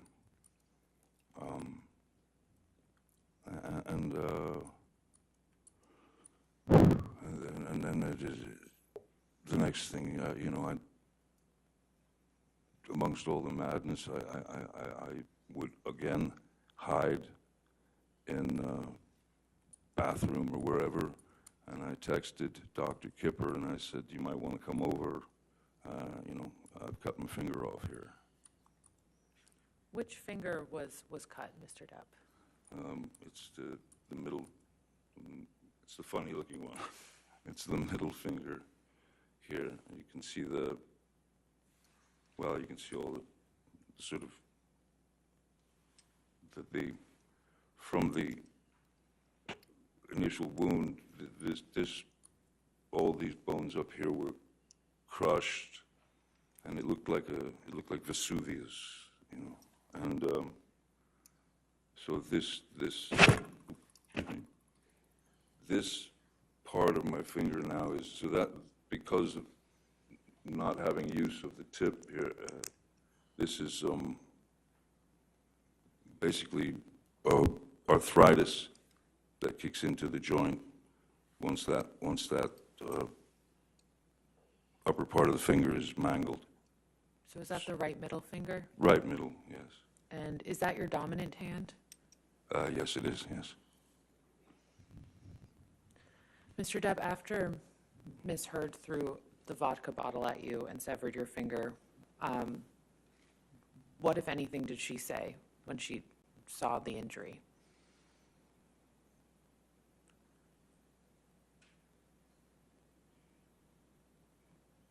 I don't recall anything, but just, it was almost like white noise, just someone yelling. It was just a high-pitched, constant attack of insults. It was just jumbled words to me in a very high frequency, and I was in a bit of shock, you know. I was in shock. You mentioned that you reached out to Dr. Kipper. Did you receive medical attention after that? Yes. Jerry Judge, Malcolm Connolly, I believe Debbie Lloyd was there. Yes, Debbie Lloyd was there. Ben King had arrived as well. Who is Ben King? Ben King he's essentially, he's a house, sort of an estate manager, and we worked together in London a few times, and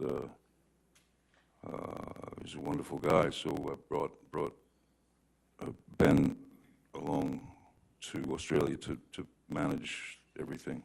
He's very, very good and very nice. And then there was also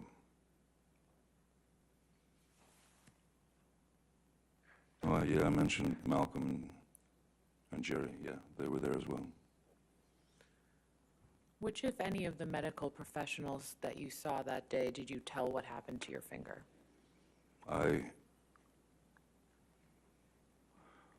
When Malcolm and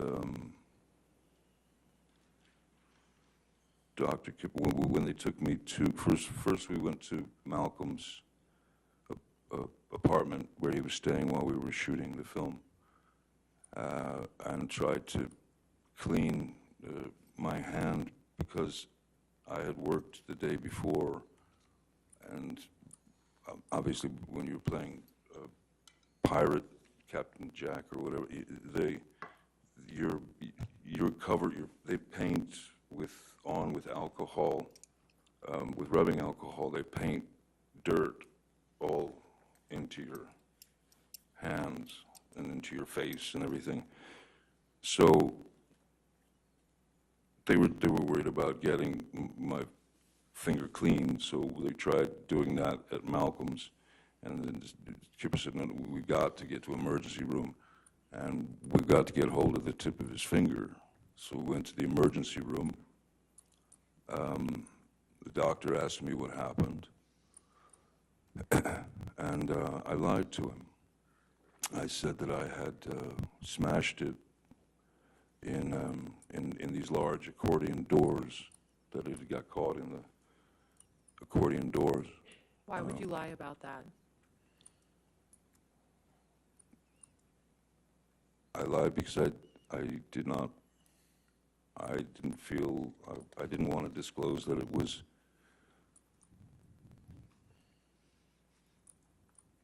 what it was. I didn't want to disclose that it had been,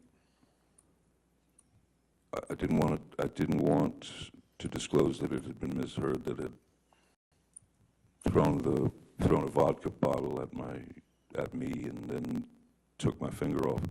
I didn't want to get her in trouble. I didn't want to, I tried to just keep things as copacetic and as easy as possible for everyone. I did not want to put her name in that mix.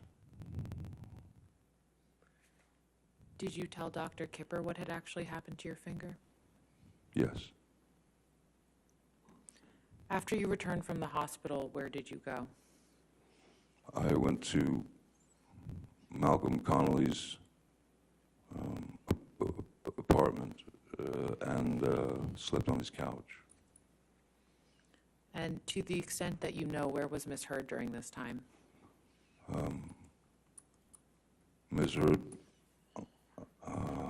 was,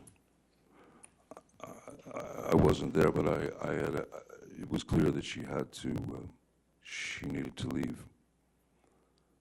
And I'd asked them to get her on a flight from Melbourne or Sydney or wherever back to Los Angeles. Why did you ask for that? I didn't want to see her. I didn't want to see her. I didn't want to have any more arguments. I was, for all intents and purposes, I was just done. Mr. Depp, I'd like to show you a picture. If we could please pull up Plaintiff's Exhibit 145.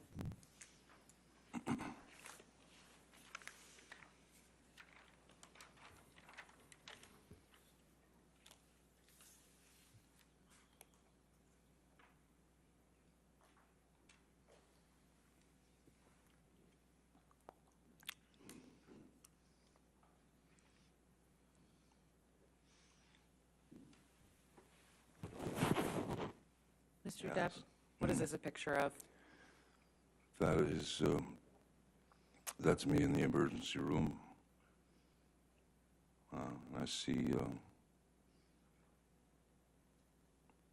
a detail that I'd forgotten, which is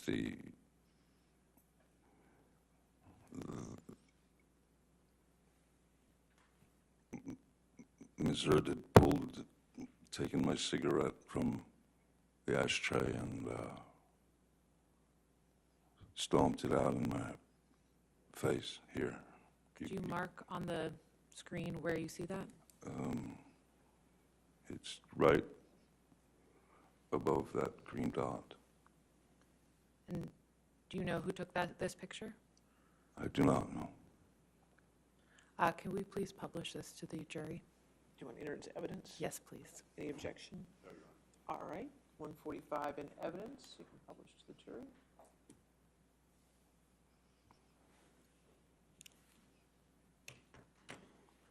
And so, Mr. Depp, now that the jury can see the photograph, can you again explain what that green dot is identifying? Just above the, well, just above the green dot is a wound from Ms. Hurd taking my cigarette, and this is after the finger had gone away, and she stubbed it out in my face and on my cheek.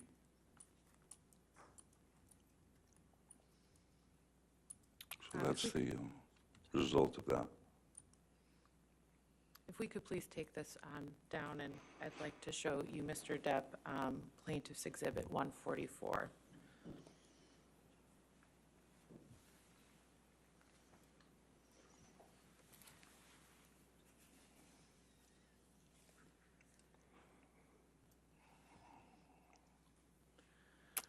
Yep, it's What is this, a picture of, Mr. Depp? the remains of my finger. And was this taken shortly after you were injured? I believe this was taken at the emergency room, I'd imagine. I'd move to this into evidence, but I'd like to also warn the jury and the people in the All right. audience that this is a very graphic picture. All right, any objection? No, Your Honor. All right, 144.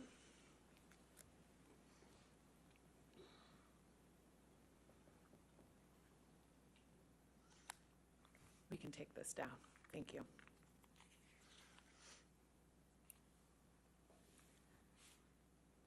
Mr. Depp, how long after your finger was injured did you return to LA? After the emergency room,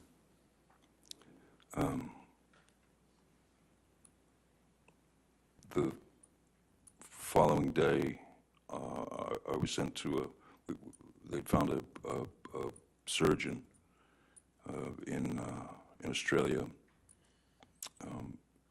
so that I could go. They wanted me to take have X-rays taken and all that. So we went to that doctor, the finger surgeon, and he asked me what happened to my finger, and I again lied, and I stuck to the story that it was smashed in an accordion, a large accordion door. And he looked at me as if I were lying. And the next thing I heard was, "Sir, that is a wound of velocity." And Your Honor, this is a communication in the context of medical treatment. I'll sustain the objection. Moving on. So Mr. Depp, this was a surgeon you saw in Australia. yes, When did you return to Los Angeles after seeing that surgeon?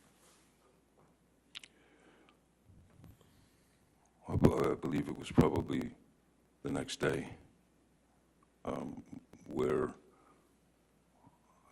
might have been Kipper or someone who had hooked me up with a wonderful, great expert in reconstruction of, you know, hands, fingers, digits, whatever. So I went to see the surgeon, and we prepped for surgery, you know, pretty quickly. And what type of surgery did you have on your finger?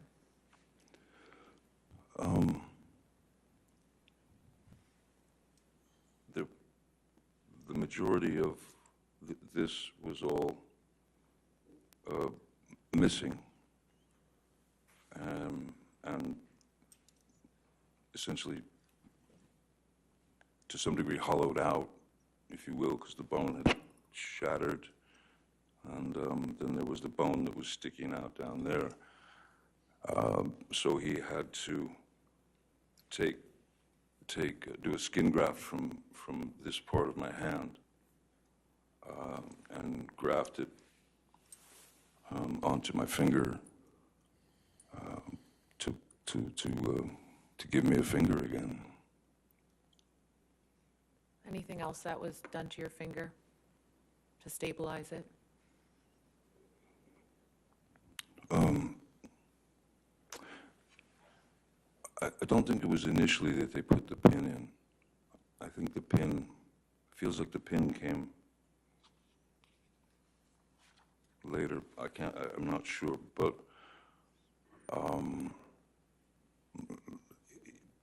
you just, I had to go after the surgery.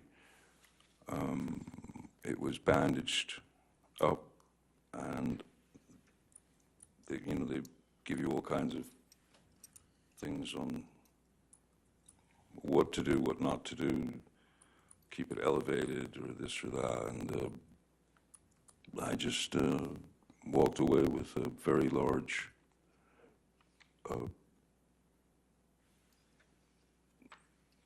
middle finger.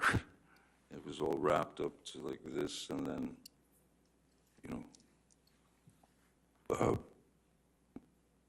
medicated. They've given me shots in there and such.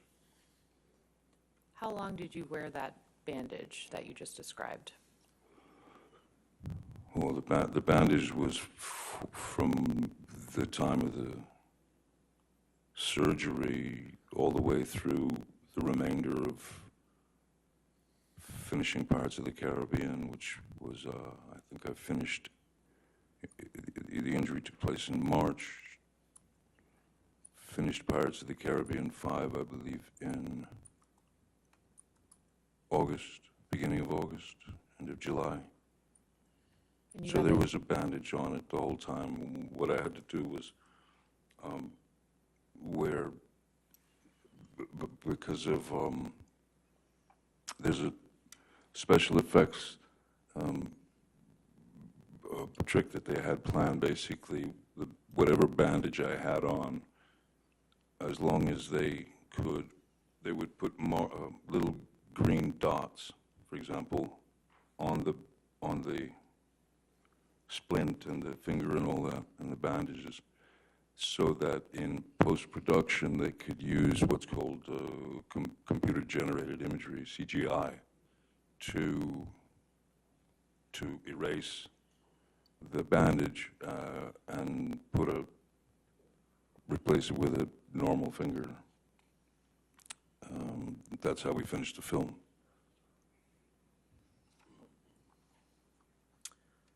If we could please pull up Plaintiff's Exhibit 61.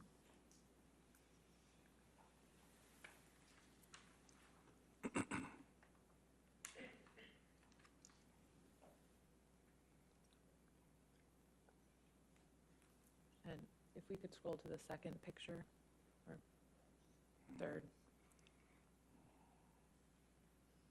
Can you keep going one more, please? Another. Sorry, this is a series of pictures, and to spare everyone, I don't think I'll show you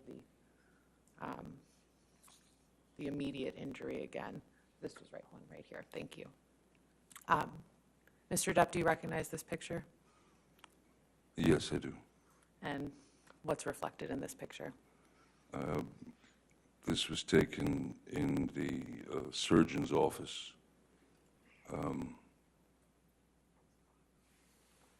where I'd go in occasionally. Well, I had to go in every few days to have it checked out for infections and such. And so the non-finger, was wrapped quite heavily, and there was this medicated, kind of greasy medicated thing on top of the wound itself. And this, I believe, seems like when the pin was in here, and the wrapping is, the bandage is, well, I had my choice, and I thought, well, may as well take the kiddie bandages, dinosaurs and hearts and unicorns. As I said, at least have some humor to deflect the pain. Your Honor, I'd like to move Plaintiff's Exhibit 61 into evidence. Do you want the whole exhibit or just this picture? If we could publish the whole exhibit. You want the whole picture, the Yeah. whole exhibit in? Any objection to 61? No, Your Honor. All right, 61, but you just want to publish this part of 61? Yes. Okay, thank you.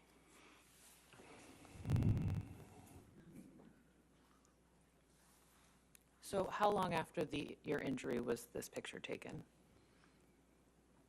After the initial injury, Yes. I'd say no more than, it would seem to me, no more than 5 days, a week. And how long was this bandage on your hand for? Well, I was wearing bandages all the way up until I finished the film, and then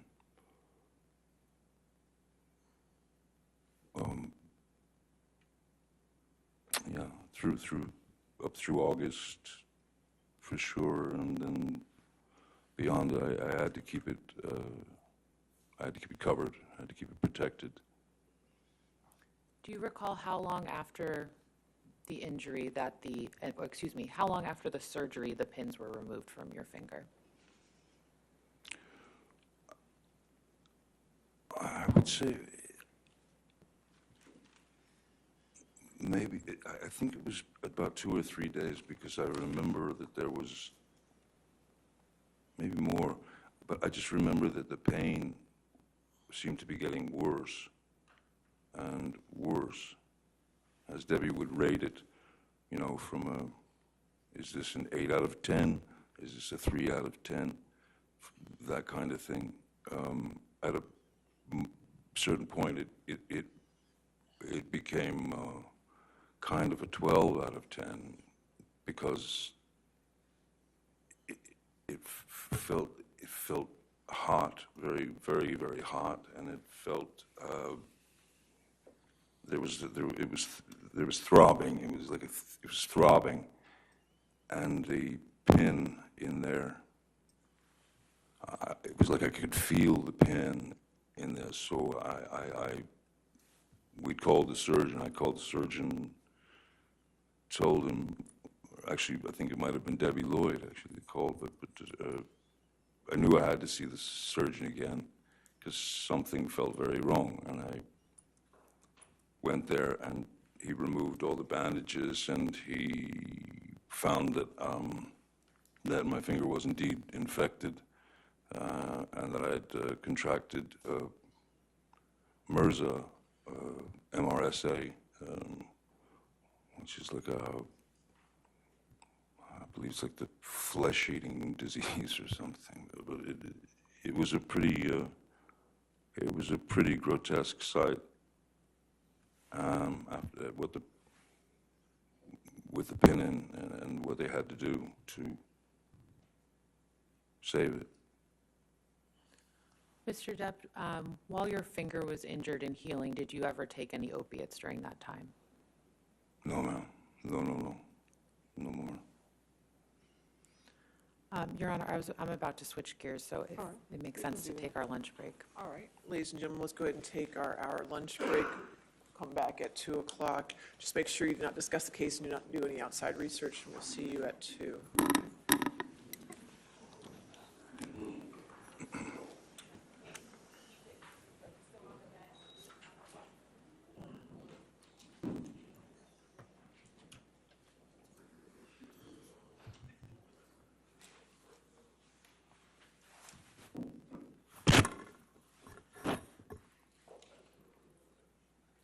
And again, sir, since you're still testifying, you cannot discuss your testimony with your attorneys or with anybody else, okay? All right, see everybody at 2? All right, thank you. Thank you.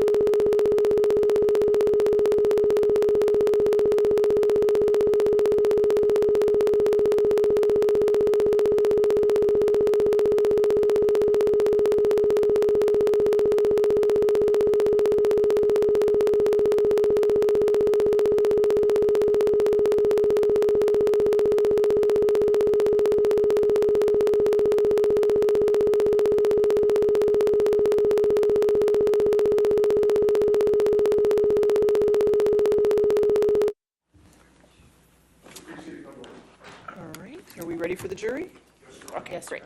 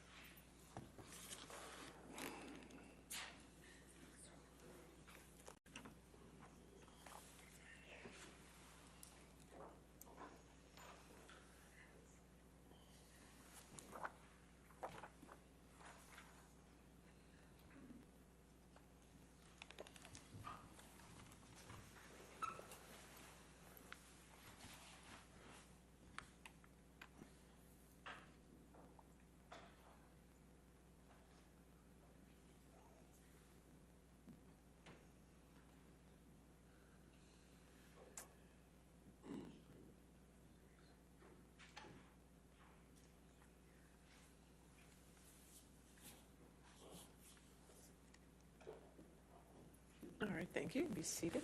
All right, your next question. Thank you. Mr. Depp, I'd like to show you a document that's been marked as Plaintiff's Exhibit 146, and I believe this was entered into evidence previously. So if we could publish it to the jury as well, please.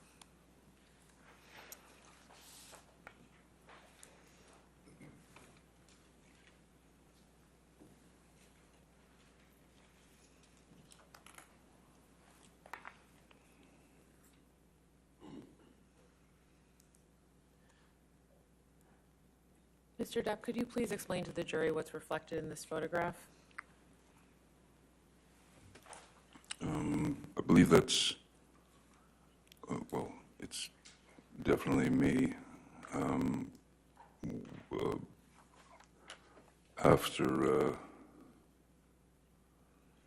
receiving kind of a roundhouse punch from Ms. Hurd. I believe that this is, it's March. I believe that this is from what's been called the staircase incident. Am I correct? So you said you think this is from March of 2015? I'm just looking at the top. Do you remember who took this photograph? Mr. Bett, Sean Bett. And relative to when you had injured your finger, when was this photograph taken? Sorry? Relative to when you had injured your finger in Australia, when was this photograph taken?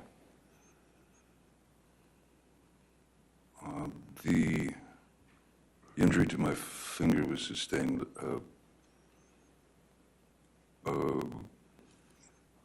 I believe it was a couple of weeks or so before this, because we were back in Los Angeles for the surgery and rehabilitation of the digit.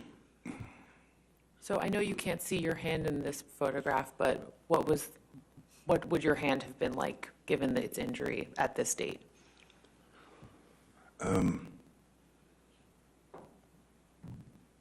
Well, it was still a very, it was a very fresh wound. When that amount of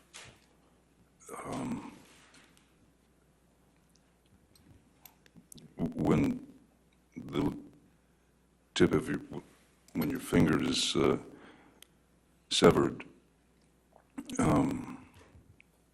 that's not going to heal up for a very long time, and so my finger was still a very fresh wound. I'm not sure, but I'm pretty sure that this might have been around the time of the pin, the pin that was put into my finger to keep it together, I guess. And what type of cast would you have had on at this time? It wasn't a cast per se, as it was bandaging.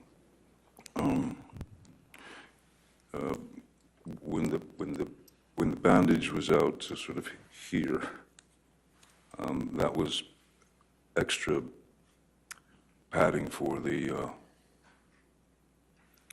tip of the finger protection, and also because of the pin that was in there.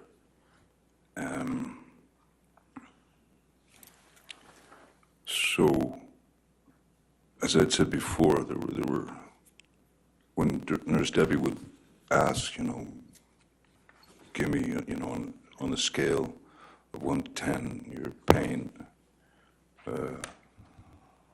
when the fingers started to feel differently and hurt a lot more, and it became like a 12 out of 10 pain, that was, yes, that was right around then, and the reason for that was because of the infection. The MRSA had already been working its way for a number of days. Mr. Depp, could you please explain to the jury the circumstances that led to you having the bruise that's reflected in this photograph?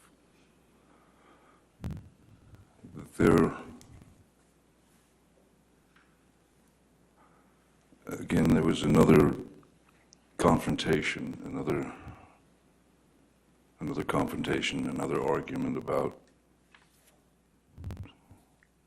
something or other, and we were in penthouse 5 area, which was where Ms. Hurd had her office at the top of the stairs. And so the stairs came down, and then there was a landing, and then another set of stairs went down the opposite direction. This took place on the landing, where she was coming out, trying to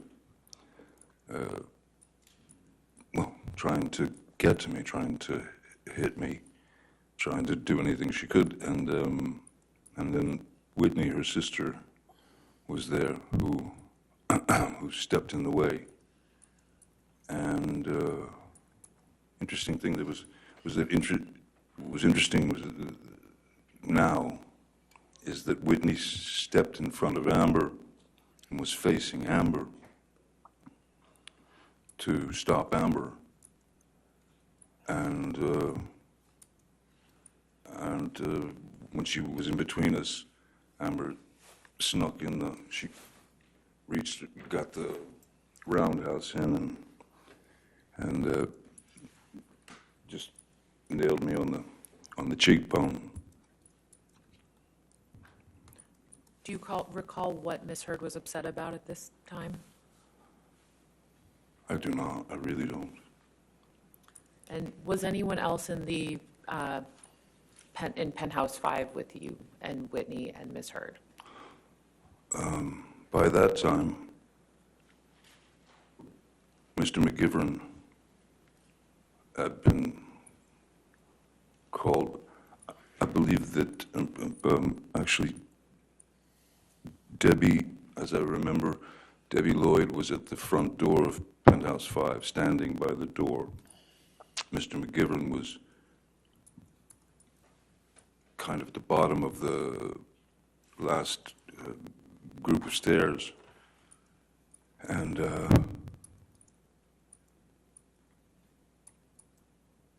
then the thump happened, and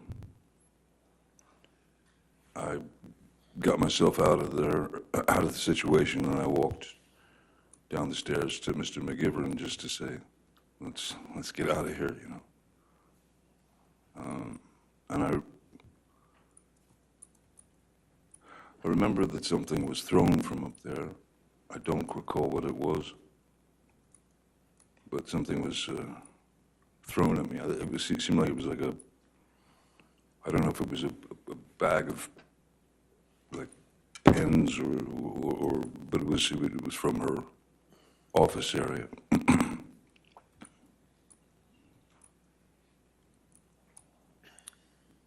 If we could please pull up Plaintiff's Exhibit 343. And for the record, this is an audio recording, and it's quite lengthy, so we intend to play certain portions of it. Okay. Any objection? No objection, other than just like to know what minute, second portions they're going to play. Okay, but the entire audio is in evidence, correct? Yes, ma'am. And no Yes. objection? Okay, all right, And 343 in evidence. If you'd like me to read the specific minutes now, or we can provide it to council Hey, afterwards. if you want it now, or as you go? Okay. We intend to play minute 25, 37 seconds through 26, 28, 1 hour and 57 minutes, 21 seconds through 1 hour, 58 minutes, 54 seconds. 2 hours, 38 minutes, 52 seconds through, 2 hours, 38, 52 seconds through 2 hours, 39 minutes, 43 seconds. And then 2 hours, 46 minutes, 1 second through 2 hours, 47 minutes, 20 seconds. Those are 4 clips. Okay. Thank you. Do you want to publish that to the jury? It doesn't matter. It's just audio. Doesn't matter.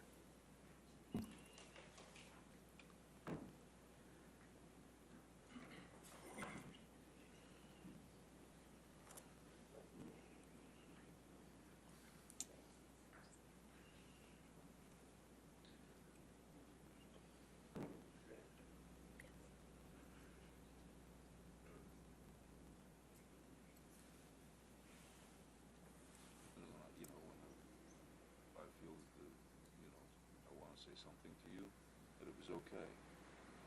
That's the promise you gave me a little while ago.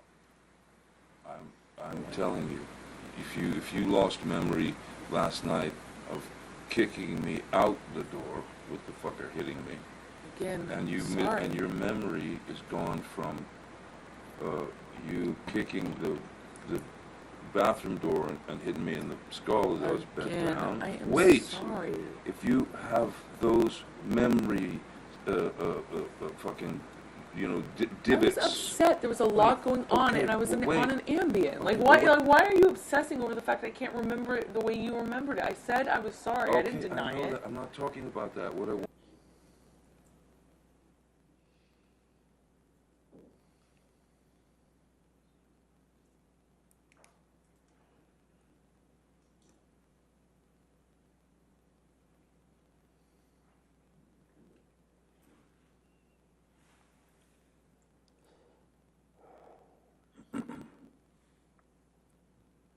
No, it's not to get you mad. It's not to get. It's just to get out of a bad situation while it's happening before it gets worse.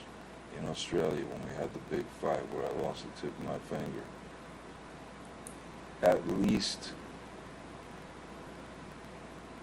5 bathrooms and 2 bedrooms I went to To avoid talking to me, to To avoid escape working the- it out. That's to the escape problem. the fight. You don't escape the fight. You escape the solution. No. You escape the solution. No. You escape figuring it out. We cannot work it out if you run away to the bathroom every time. Listen to me. Listen to me. A boxer can't go 12 rounds without a fucking minute break. I'm not giving you a minute break. You do it at minute 3 at the beginning of an argument. No. There are rounds, man. And when it gets too fucking hairy, the ref splits them apart or whatever. But all I'm saying is, you can't have a solution if the argument just keeps mounting and mounting and mounting and mounting. I fucking go to into the bathroom and sit on the floor. Bam, bam, bam, here you come. I come out. Fight, crazy, escalated. I go split again, I go to another fucking bathroom or a bedroom or something. Knock, knock, knock, bang, bang, bang. You kept coming to get me.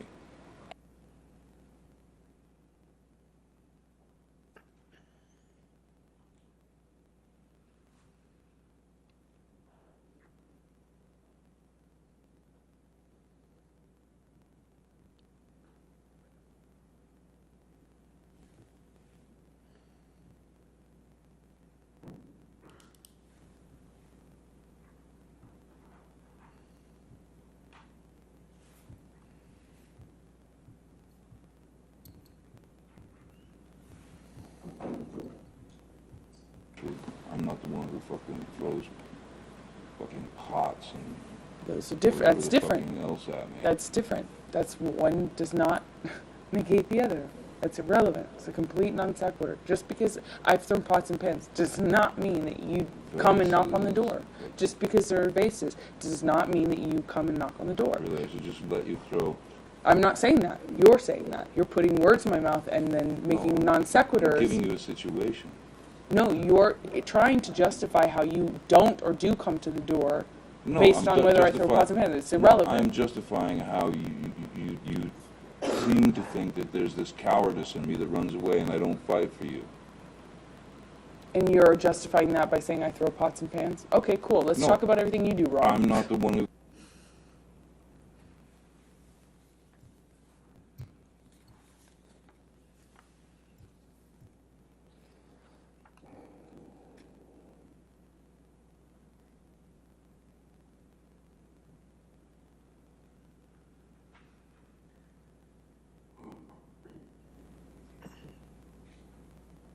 I said to Travis, I said to you, hey, tell Travis what just happened. Oh, you told me to do it. You told me to. You said, go do that. I said, no, tell him what just happened. And I lied. And that you punched me in the You're right. fucking thing. And You figured in it the out. face. And you said, no, fucking, no, I didn't. What the fuck are you talking about? And I didn't watched punch you you. lie. And then I didn't punch you, and by then the I- way. I'm sorry that I didn't hit you across the face in a proper slap, but I was hitting you. It was not punching you. Babe, you're not punched. Don't tell me what it feels like to be punched. You know, even a lot of fights have been around a long time. I know. Yeah. No, I- when you fucking have a close. You didn't get punched. You got hit. I'm sorry I hit you like this, but I did not punch you. I did not fucking deck you. I fucking was hitting you. I don't know what the motion of my actual hand was, but you're fine. I did not hurt you. I did not punch you. I was hitting you. How are your toes? What am I supposed to do? Do this? I'm not sitting here bitching about it, am I? You are. That's the difference between me and you. You're a fucking baby. Because you start. You are such a baby. Grow the fuck up, Because you start Johnny. physical fights. I did start a physical Yeah, fight. you did. So I had Because- to get the fuck out of there. Yes, you did. So you did the right thing, the big thing. You know what? You are admirable. Mr. Depp, could you please explain to the jury what they just heard on those audio recordings?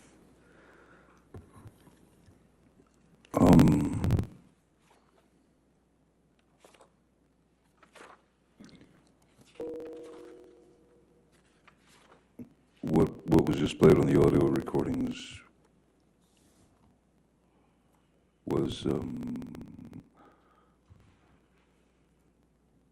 very much the tone and the aggression and the attitude and the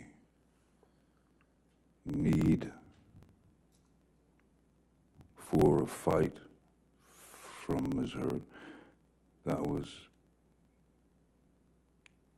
I don't know if that was some need for attention, but I don't, that was a sound that I had gotten very used to. The squabbling, the raising of the voice to essentially excommunicate anything that I had to say about the situation. But then, and I do remember that incident. I believe that's from the when I was in the bathroom, and I was in fact taking a shower, and this was in penthouse 3, and she came banging on the door, banging on the door, banging on the door. I didn't answer. I was in the shower. I couldn't deal with it. I didn't want to deal with any more of that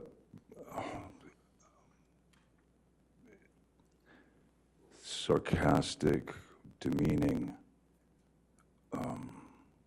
aggressive, violent, toxic pew. And so I was taking a shower and I didn't want to answer the door. She kept banging. And then I finally got out of the shower and I opened the bathroom door about just that much, just so I could have a good hold on the door in case she tried to burst in. And I was right, she did. Bathroom doors go in, she was pushing all her weight on the door, trying to get in. And I was pushing back because I didn't want to let her in, because I obviously didn't want the confrontation. She was not in the best of moods, you can hear. So when I was pushing the bathroom door, trying to close it,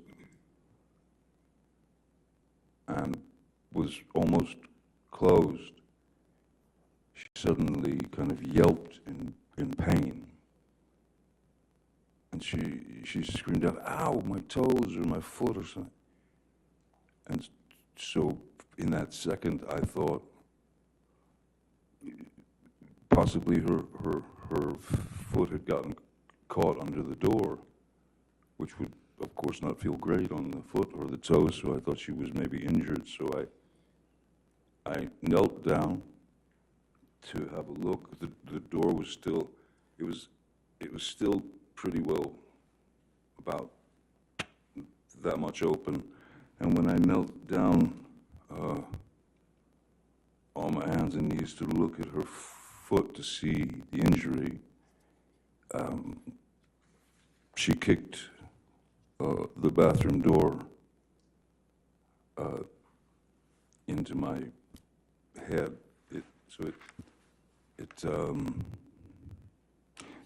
She kicked the bathroom door into my head, and I was completely taken aback by such a corrosive, horrific move. So I stood up, and I believe I stood up, and at this point the door was open. I stood up and I said,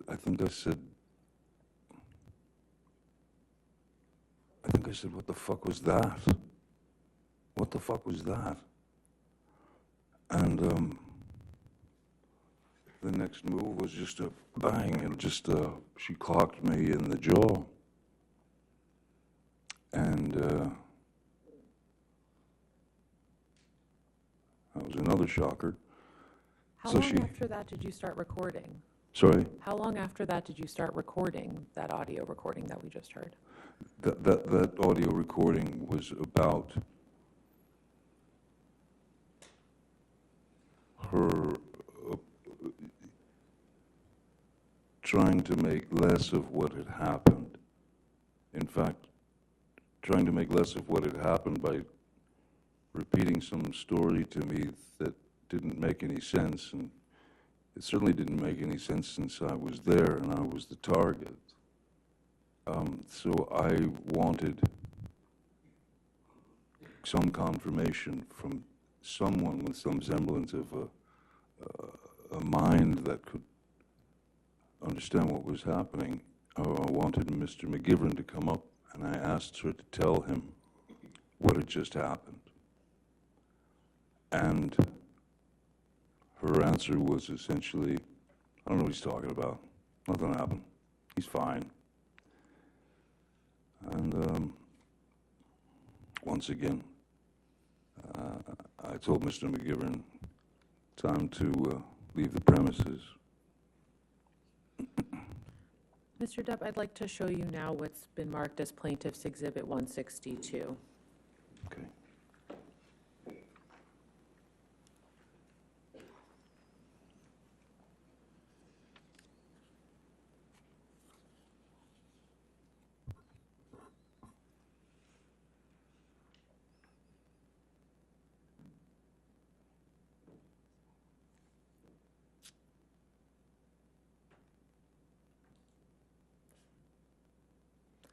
take this down. Thank you.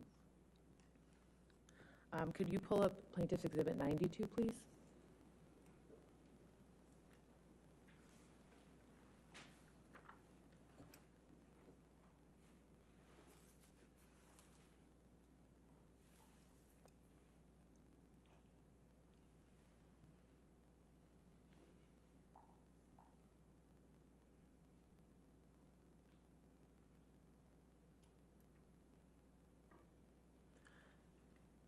Mr. Depp, what is this a picture of? That is a that's a photograph of the blade of an old like a Bowie knife. That's the photograph of the blade with an inscription on it to me from Ms. Hurd, who at the time I referred to as Slim. Your And Honor, it's- we'd like to move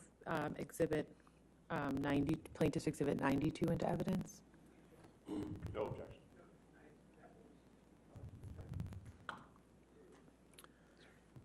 Mr. Depp, what does it say on this knife?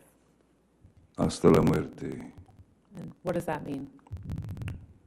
until death, And then what does it say after that?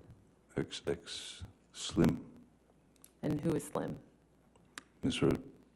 When did Ms. Hurd give you this knife?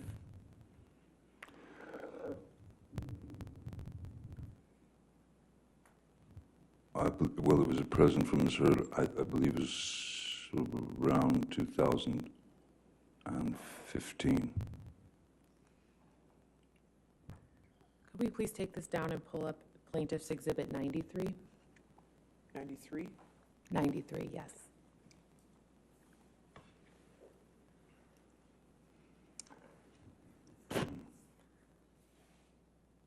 Mr. Depp, what is this a photograph of?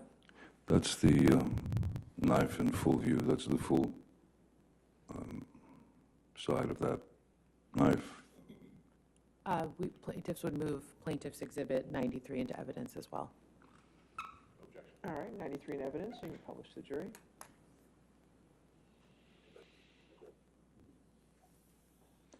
Mr. Depp, do you recall the occasion on which Ms. Hurd gave you this knife? I don't recall exactly the occasion, whether it was my birthday of 2015 or if it was a Christmas gift. We can take this down, please. Thank you. Mr. Depp, I'd now like to show you what's been marked as Plaintiff's Exhibit 65.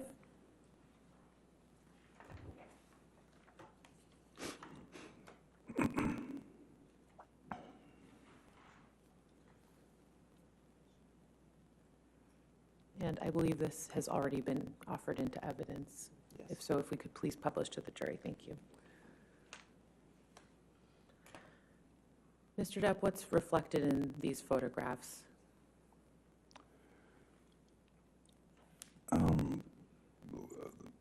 There were some scratches. Another altercation, and there were some misheard come at me with her nails or hand scratching at me. And who took these photographs of you? Once again, I believe this was Mr. Pett, Sean Pett. And when were these photographs taken?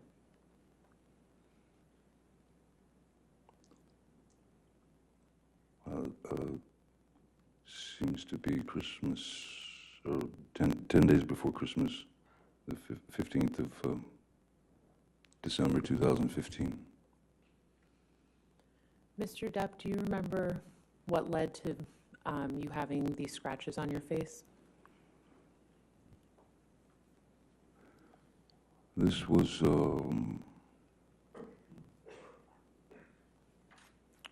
yet again another confrontation where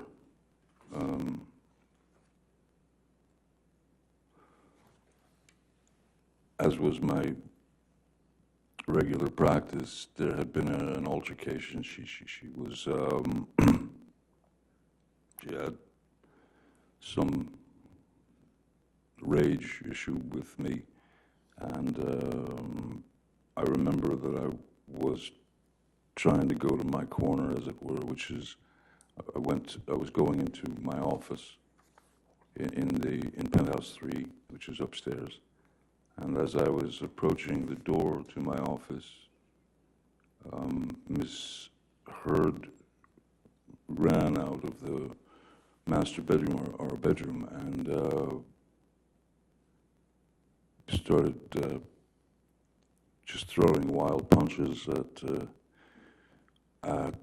me, at the back of my head, at the side of my head, at anything that she could connect with. And I had to, I would have to show you sort of how I tried to avoid the attack, if it's all right, John. Yes, yes, sir. If I'm walking this way to the door of my office, the bedroom door is where you are. I'd walked across the mezzanine there, and as I'm approaching the door, suddenly I'm just getting clobbered from behind, and one's natural primal instinct is to kind of duck and cover. So I ducked and covered, but they didn't stop. So I came up this like this, sort of protecting my face, but at the same time, with her arms swinging wildly, I put my arms out, and I was able to get her into like a bear hug or something, just to stop her from hitting me anymore. And while holding her in that position, she was still trying to,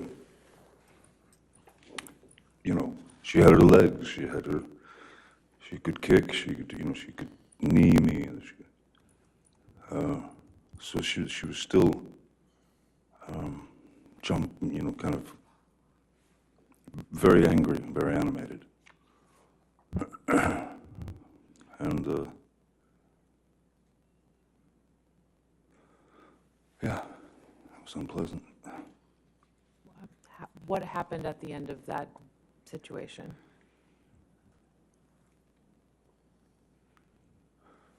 Because of the grabbing of the arms and holding them to her side, so that I didn't receive any more blows,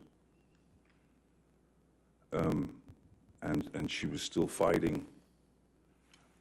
I believe there was some kind of contact with our heads, our foreheads, as would happen if you're trying to calm someone like that. And then that was when she accused me of headbutting her, of giving her a headbutt and breaking her nose. But there was no blood. There was no. I didn't hit her nose. If there was anything at all, it was a bump of. Well, I'm trying to restrain her. She's trying to get out of it.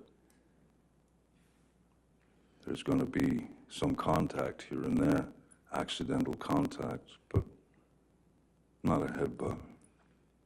How did you escape this altercation?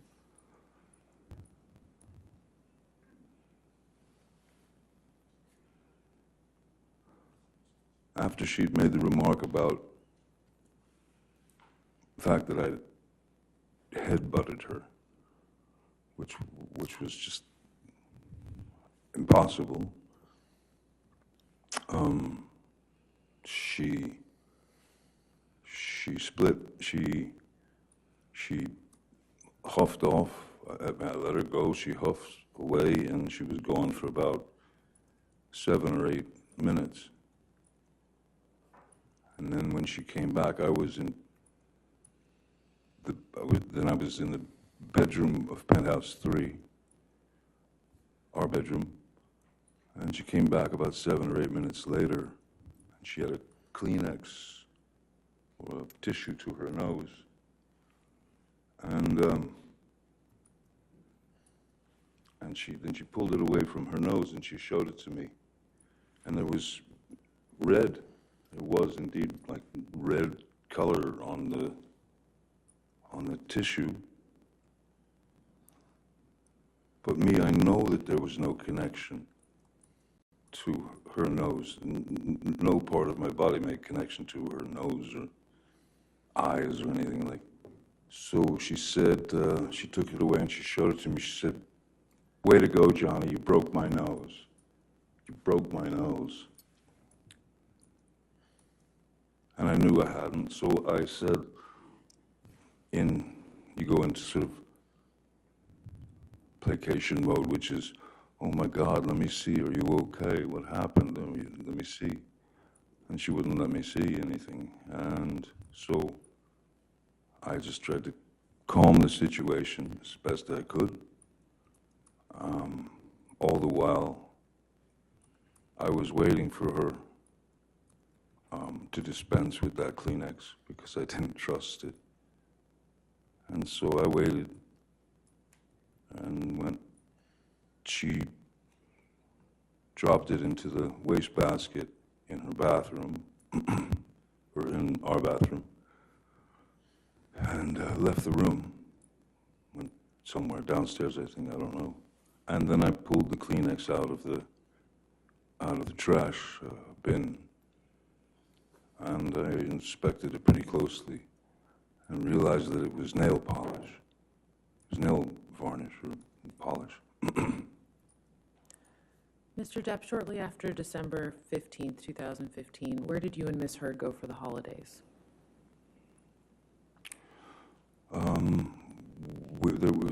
It had been planned for a while that we would be going to the island, and we would be going to the island with my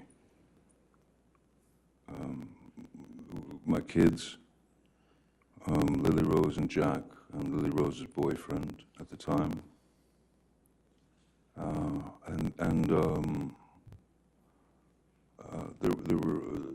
There's a friend of Amber's called Alice Temperley, I believe her name is, and her boyfriend, Greg Williams, who's a very well-known photographer, and both very nice people, and their kids were going to, she told me they were going to come to the island, and I thought, okay, great. And so, yeah, that's where we went for the holidays. And what happened on the island in December 2015? Many things. Was there any violence by Ms. Hurd against you? Oh, yes, there were a couple of incidents that were, again, just each time one of these incidents would occur, it seemed to get worse and worse. That is to say, as opposed to fists or anything like that. I'd set up on the back porch of the house. I'd set up an area with an easel and oil paints and a can of mineral spirits, linseed oil, brushes, everything. So she wanted to paint. So I had set it up for. And again, I remember I was sitting at the table where most of the paintbrushes and the can and all that stuff was. And the argument, again, escalated, and she just simply reached down and grabbed the can of mineral spirits and chucked it at my face. She threw it at my face, and it struck me right at the bridge of the nose, sort of the forehead, bridge of the nose area. And it hurt. Who else was around when this happened? Well, thankfully my children and Lily Rose's boyfriend were over towards the cafe. At that point, I didn't know that anyone else was around or had witnessed anything. I thought it was just Amber and I, but apparently there are 4 staff who work on the island. I don't think it's hearsay. I don't think any statements yet. You can go ahead and continue your answer, sir. Okay.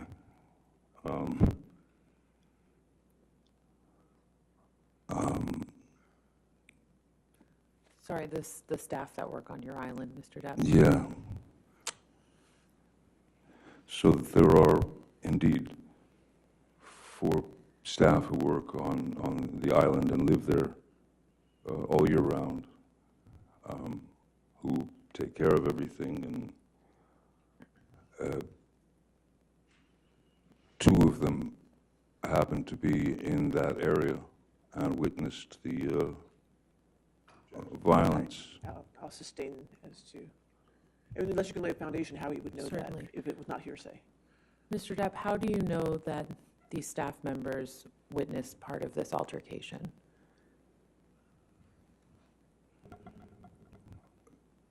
These people, as I said, they're staff on the island, though I consider them family and very dear to me. And I believe it is mutual. I've known them a very long time. They were visibly shaken by what they'd witnessed. Objection. Again, if you can lay a foundation, if he saw them there, or if this is something they Mr. told Depp, them. did you see any of these individuals shortly after you had this altercation with Ms. Hurd? No, that's not the proper. Did he see them as actually there? If he didn't, if it was something they told him, then it's hearsay. Mr. Depp, did you see any of your staff members at the house when you and Ms. Hurd had that altercation? Once Miss Hurd had stormed off,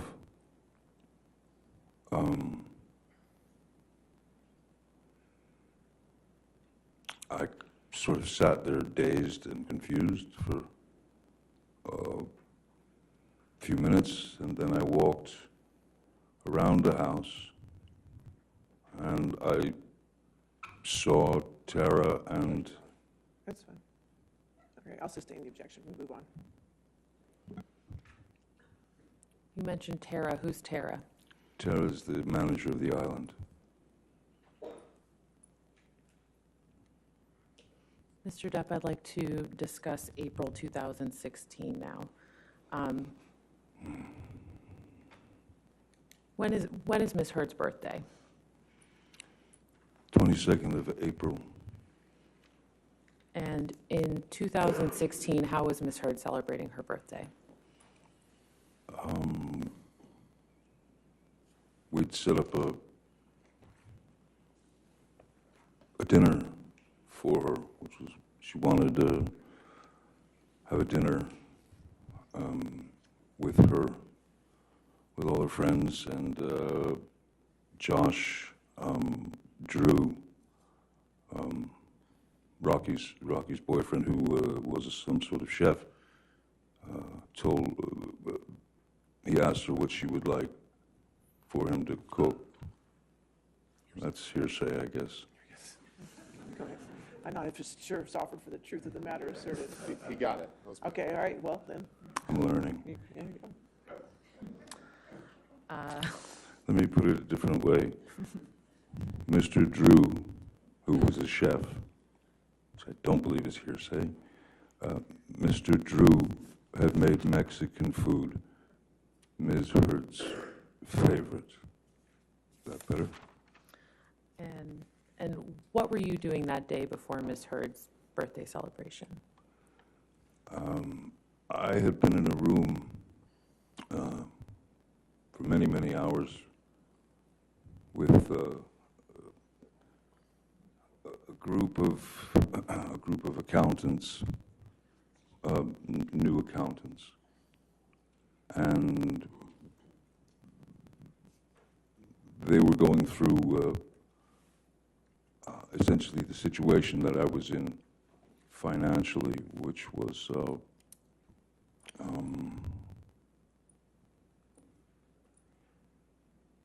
a real shock to me. I had no idea, and I know this sounds ridiculous, but I prefer to think of the work as opposed to how much I'm getting paid, so I had no idea how much money I'd made. I just didn't, I just figured if I was working, there was money, so everything would be all right. They informed me that I had been, well, that quite an inordinate amount of sum of money had been, was gone. It had disappeared. And after having worked 30-something years in the industry, I'm sorry, I could hear Ms. Brett. No, you're fine. Go ahead. Sorry. Go ahead. I was pretty shocked at where I was to learn I was exactly financially. And it was a very long meeting.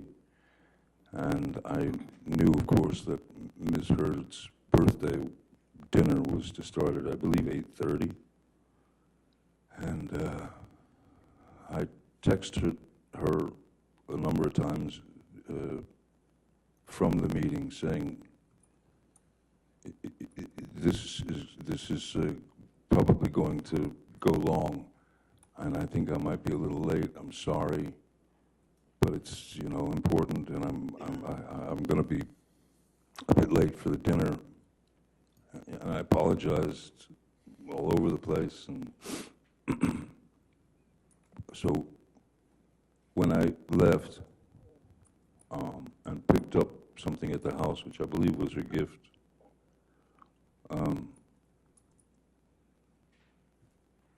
on the way downtown, I received a text from Ms. Hurd asking me to bring, asked if I could bring some wine and some weed. And I texted back, sure. And then by the time I arrived at Penthouse 5 for the party, I was about an hour and 40 minutes late, maybe, something like that. Before you arrived, how many drinks had you had? Oh, I think I'd had a glass of wine with, there was one bottle of wine that Ed White had brought to the meeting that we, between, I don't know how many, 5 or 6 of us, we had a glass of wine. Could you tell the jury who Ed White is? Oh yeah, sorry. Ed White was my, at the time he was my new business manager, and he was quite a, he was quite a professional, you know, nearly forensic business manager, and he had shown me things that from my former business managers that were quite disturbing. Hearsay. I believe he said he showed him. Yes, yes, I looked at papers. Maybe they're hearsay papers, I don't know. Now, I'll I believe he was being shown financial documents. All right, so, I'll sustain this any hearsay that might be. Understood. All right, next question. Mr. Depp, when you arrived at the party, how did Ms. Hurd greet you, if at all? Very cold. What did she say to you? Not much. Not much, except occasionally she would tear herself from the conversation that she was in just to lean towards me. I was sitting to her right, and I would get a quick earful of, I can't believe you've done this to me on my birthday. I can't believe, I'm so embarrassed. You know, which I found odd because I'd kept her informed all day, and the last text that I'd received was a request for wine and marijuana. So when I got there and received that attitude, what could I do? So I just made the best of it and talked to her friends, and because they were all her friends except for, I believe, Nurse Erin. Erin was there, I believe. What's Erin's last name? Erin Borum, Nurse Erin, who had been the nurse assigned to Ms. Hurd. So I just had conversations with the various people there. Her makeup artist, Melanie Iglesias, was there with her fella, and I remember speaking French with them.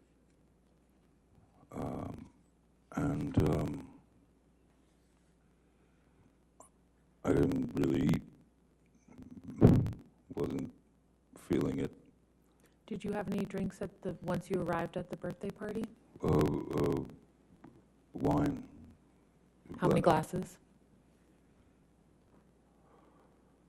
I don't, maybe two, because they were like large, you know, the large sort of Bordeaux glasses. So, yeah, maybe two glasses of wine by the time it started to wind down. How many drinks did you observe Ms. Hurd consume after you arrived at the party? I really couldn't say because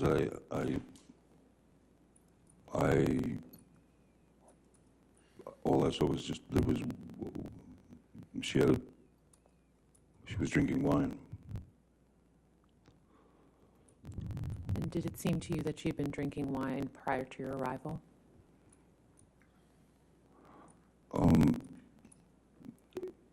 I was sure, since I was an hour and 40 minutes late, that Ms. Hurd was well into the wine before I got there, yes, certainly.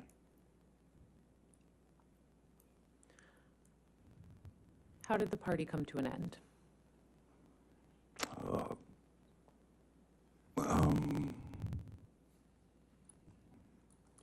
It was kind of, you know, one person would say, well, I better get out of here, and then two more couples or two more people would say, yeah, time to go. And then it just wound down. There was Mr. Drew, Miss Pennington, Whitney, possibly Whitney. And that was about it. It was sort of left there. And what happened after the guests left the party? She was free to commence with the usual verbal barrage, and at that point, there was so much in my head from the meeting. I thought it was a bit much, that Miss Hurd had,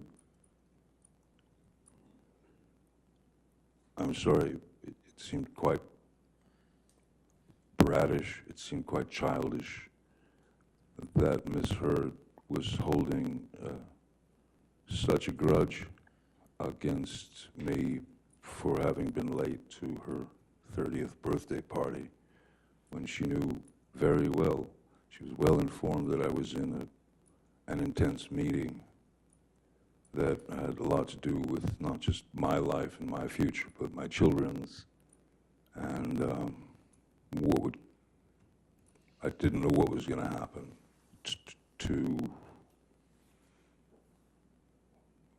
I didn't know what was going to happen. I didn't know if houses were going to start going away. I didn't. So it felt.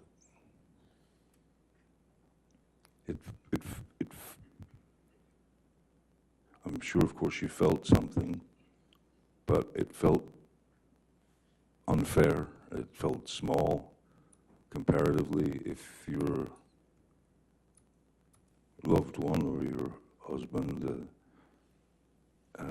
has had some very serious issues brought before him.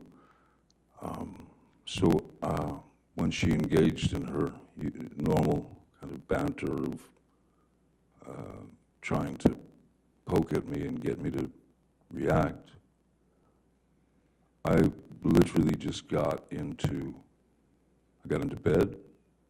I remember the television was on, and I was reading, and I suppose Miss Hurd was down in her area taking off her makeup and changing into sleep clothes, whatever, and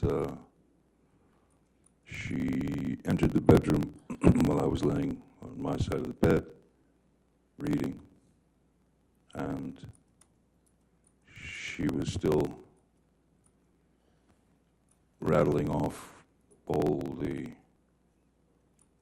wrongs I'd done to her in that particular day, and how unreliable I am, and what a horrible person I was, and I did not engage verbally, nothing. I sat there or laid there reading my book. And when she didn't get a jump out of me or a jolt out of me, she got out of bed, she walked around the bed, she came to my side, and again, you've got a person who is throwing multiple shots at your face, at your head, at your neck, at anything she could hit. So I got up out of bed, and I grabbed her by the shoulders, and I sat her down on the bed.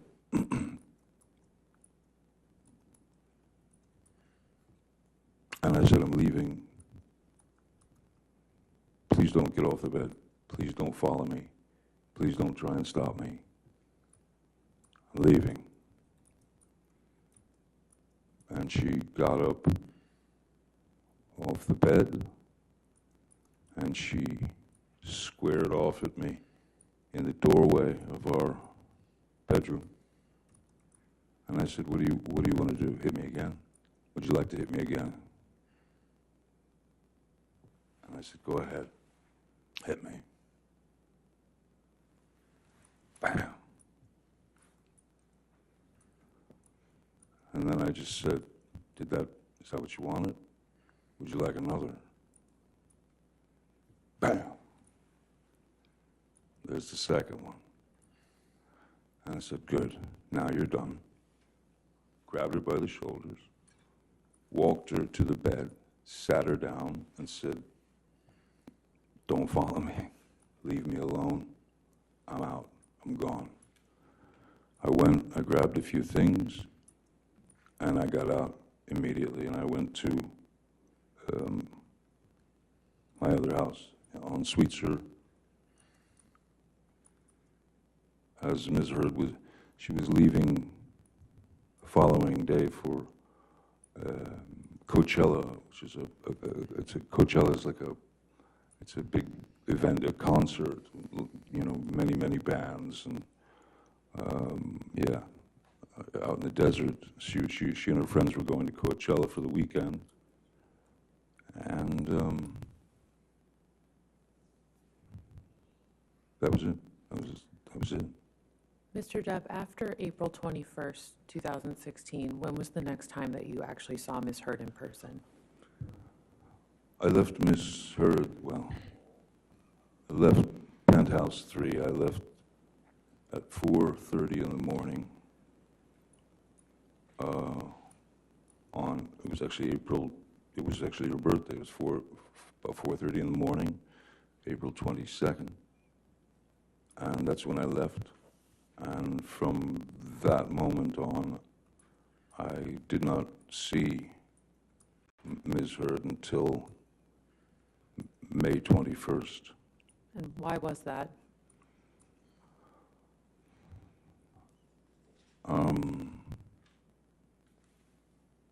I had received some news that was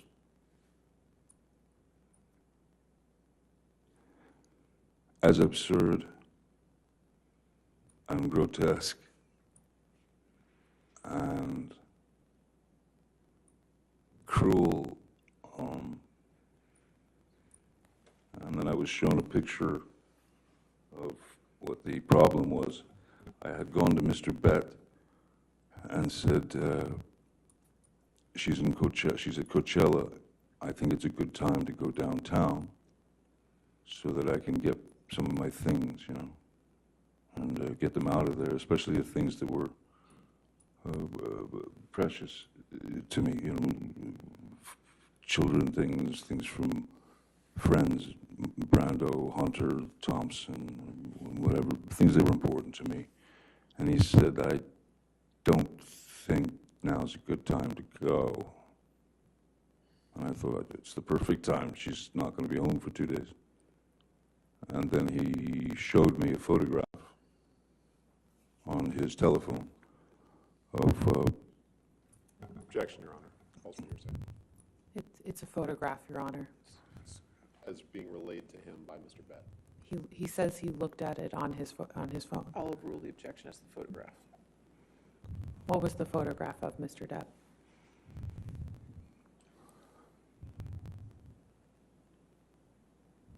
It was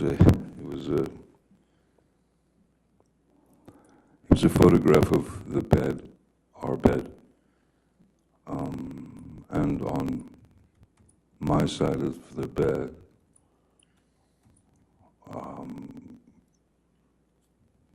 was human fecal matter.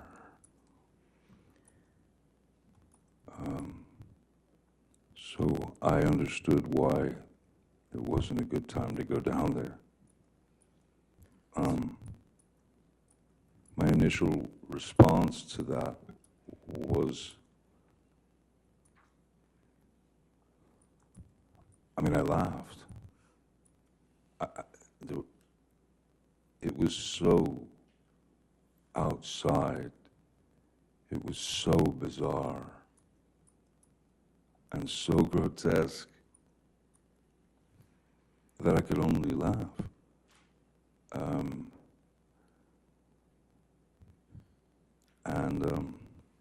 So I did not go down there that day. Mr. Depp, how was your mother's health during this time?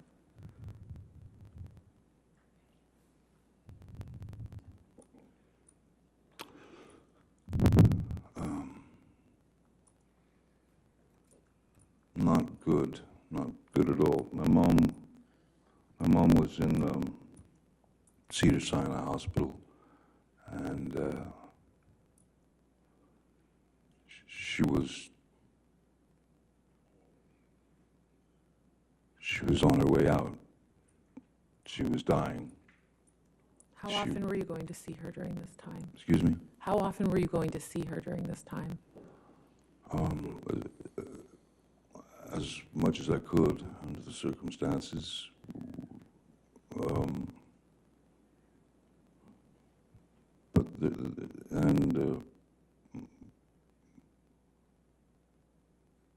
when I did go and get to see my mom, she was pretty much incapable of speech. Her speech had left her. At that time, she seemed to. Her eyes were still open, and she could kind of react with her eyes, but she couldn't speak. And then, not long after that, once her eyes closed, she lay there for the duration of her life, which ended on the 20th of May, the night before I saw Miss Hurd for the last time. Well, essentially. I'm so sorry, Mr. Depp, but how did your mother's death affect you?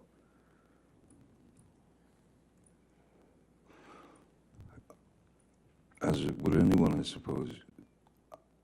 There was one thing that I couldn't fathom was, I brought my kids to see Betty Sue in the hospital, and at that time she was not functioning. She was not responsive. She was alive still. She was fighting still inside, but she was lying in the bed,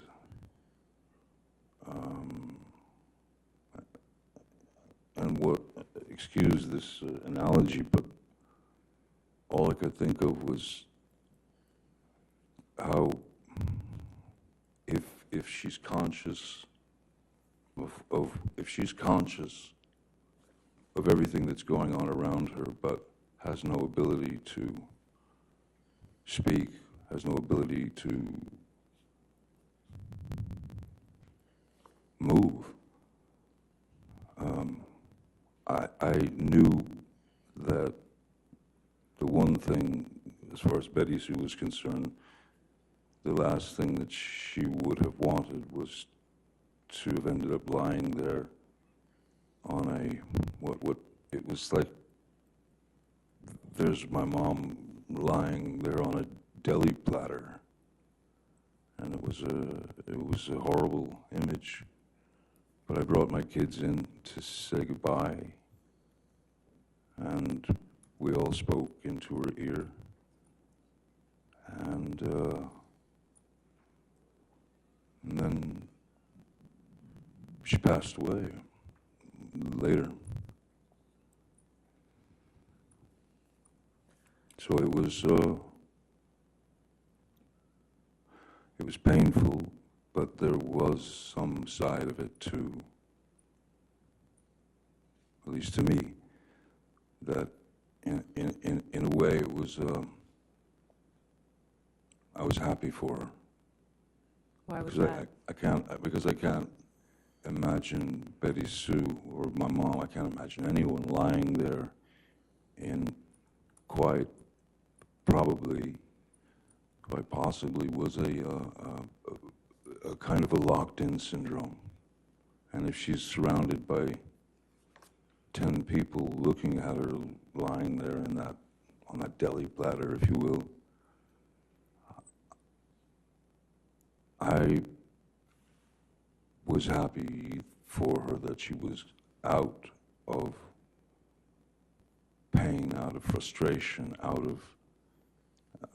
I was happy that she'd moved. Not happy, I was relieved that she was no longer in that situation. Though, when those you love leave, we're the ones stuck with the pain, with the grieving. But I was glad that my kids got to see her, and give her send-off, I suppose, and but it was, no, it opened my eyes quite a lot to a number of things. And what were some of those things that your mother's death opened your eyes to? That life is a bird song, that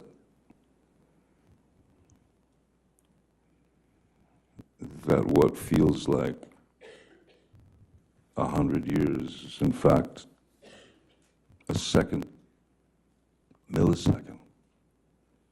Nobody can count those things, you know. So I had made peace with Betty Sue because I understood where she came from, and I understood how difficult her childhood was, and I understood that she had not had the proper training or proper teaching or the proper background to be anything other than what she had been when we were younger. I forgave her for all that, as one would, should. So I was, it opened my eyes to the fact that yes, if you try in relationships, whether friendships, whether courtships, whether marriage, whether this, whether that, try your best to try. If it's not going to work, it's not going to work. And more importantly, if you're going to get out of it, if you're going to make an end, which I had decided that it was, somebody had to call it, and I decided that I would call Amber and tell her that my mom had died that day. And then I very calmly said, look, I've made a decision, and I think it's the best thing. I'm going to file for divorce, but I'm not going to, I'm not going to cite irreconcilable differences. I'm not going to cite any violence. I'm not going to, I'm going to state this. We simply, the two of us, we simply don't want to feel as though we have a collar around each other's neck and a leash attached to it, and then this piece of paper that proves that that's true. So what I thought was best was, we want to end this in love and take the idea of ownership of one another out of the picture. And that's how I approached Miss Hurd with that. And So why did you go over to the penthouses on May 21st, 2016? Miss Hurd had requested that I come over to have a talk, to explain. She wanted to explain things, and so I went there. And I also wanted to gather up some of those things, you know, precious things that you live with. So I went over there to have a discussion, what I thought would be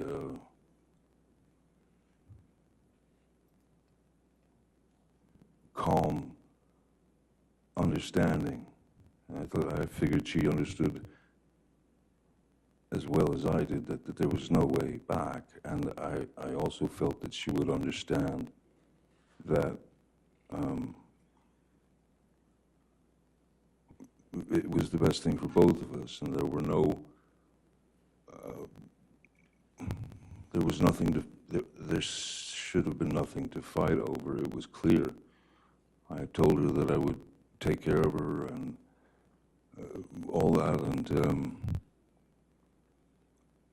and then she started to, she was telling me about the, she brought up the situation of the fecal matter on the bed, and I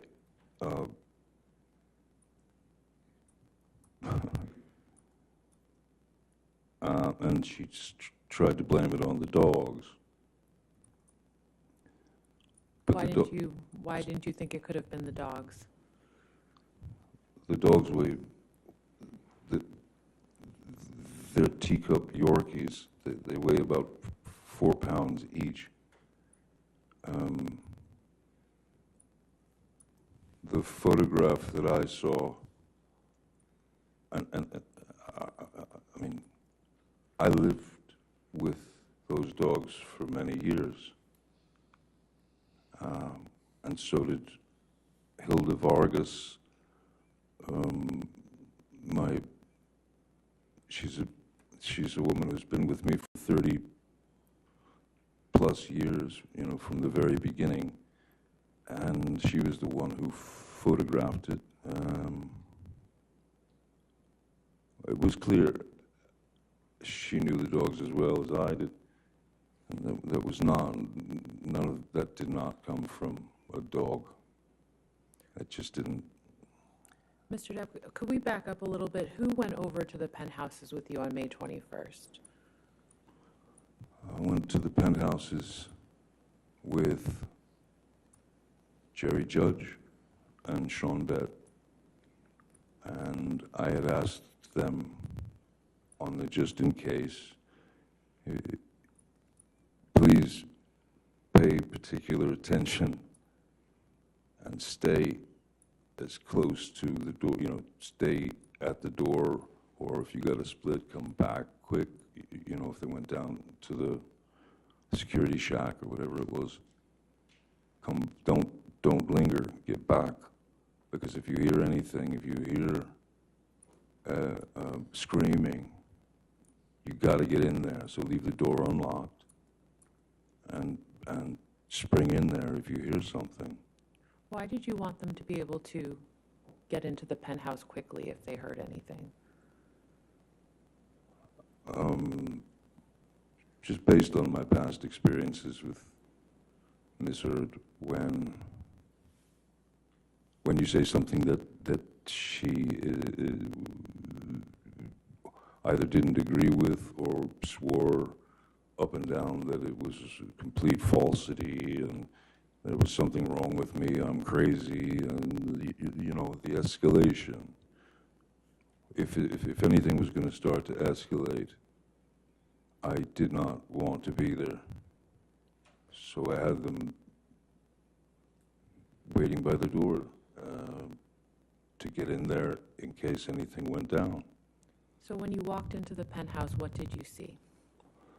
When I first walked into the penthouses, you walk in and then make a left, and then you're in the kitchen area, and then beyond that was the living room.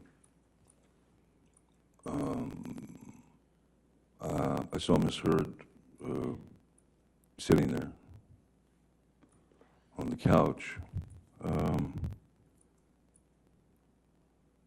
I went over to talk. I went and sat down on the couch. She was sitting on, the couch was kind of a, you know, a square, or a half square, you know. She was sitting on one side of the couch, I was sitting on the other. That's when she was trying to explain a few things about Coachella, and then the fecal delivery. and saying that it was the dogs. And I'm sorry, I could not agree with her. I'd lived with those dogs. I picked up their fun. It was not the dogs. And so what happened was, I said, let's call Kevin Murphy. Who's Kevin Murphy? Kevin Murphy he was in Los Angeles. He was the house manager over the places in West Hollywood, and he was also taking care of the penthouses downtown, if any work needed to be done or this or that. And he would schedule the girls who would come in, the ladies like Hilda, to do their work. And he'd had a conversation with Ms. Hurd.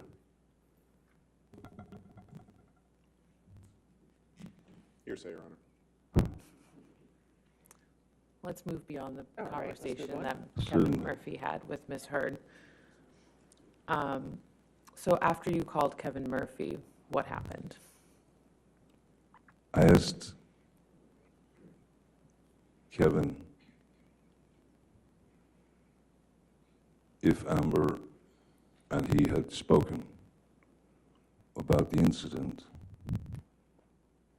He said, yes, they had. Okay.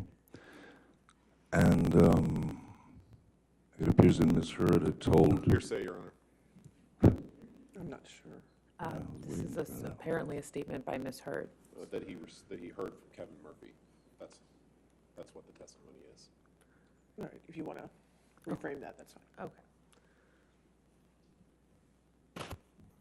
After you when did you hang up the phone with Kevin Murphy?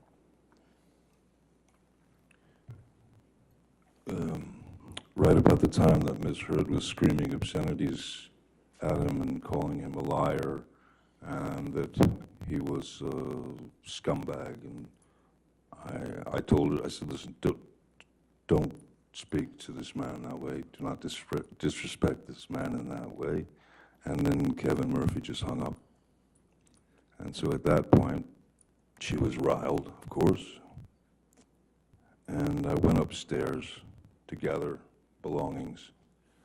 When I came back downstairs, she was on the phone with Io Tillett Wright, and they were making a wonderful point of just how funny it was that I thought that some human being had actually dropped a grumpy, pardon the term, onto the bed, and they were yucking it up. They were laughing about the whole thing, and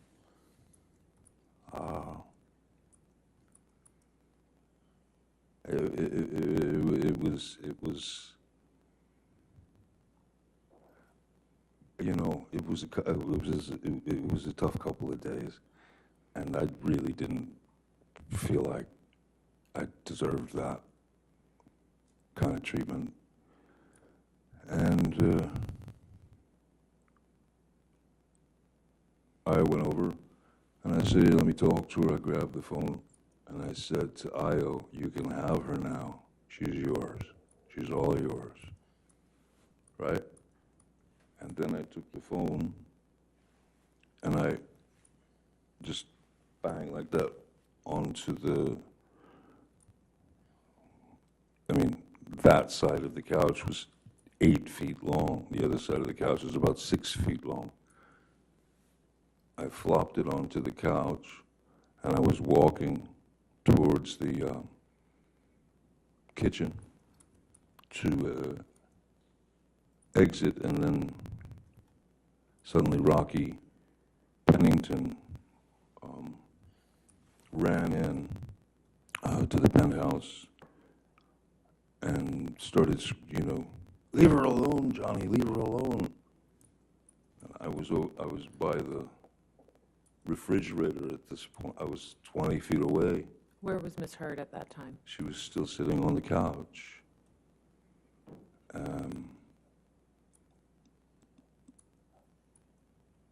And that's when the screaming, the screaming started with, like, again, I'm 20 feet away. She's still got Io on the phone. She's got Rocky there. Stop hitting me, Johnny, she's screaming in her best freaked out, upset voice, high-pitched. Stop hitting me, stop hitting me. Jerry Judge and Sean Bett entered the room. And as they entered the room, and she was quite surprised to see them, she said, "That's the last time you'll ever hit me. That's the last time you'll ever do that to me." And again, I'm a good 20 feet away by the fridge. And then Jerry said, "Boss, I think we should just leave." And then we left. That was the last time I saw Miss Hurd until she asked me to break the restraining order. Or not break the restraining order, break the restraining order and talk to her in July later. Mr. Depp, where did you go after you left the penthouses on May 21st? I went home. To which home? Oh, to Sweetser. And then where did you go? Where did you go after you went home to Sweetser? I was due to, I had to go I had to catch a flight to New York, where we were doing, this group, the Hollywood Vampires, we were about to set out on a 2 or 3 month tour of Europe, and we were rehearsing in New York, and then we played one show in New York as a warm-up gig, and then we were on the plane, and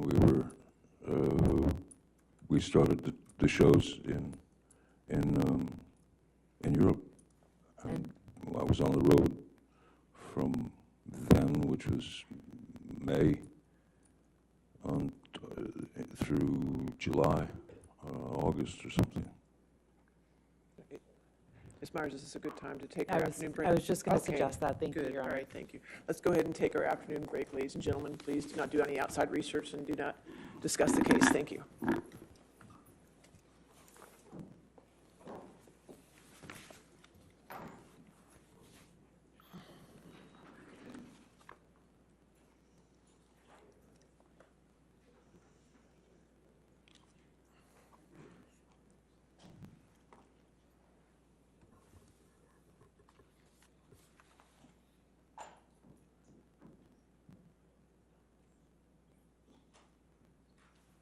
All right, take our recess. Mr. Depp, you know what I'm going to say, right? You're learning, right? Okay, 3:45? Second good? All right. Thank you. Thank you. All right.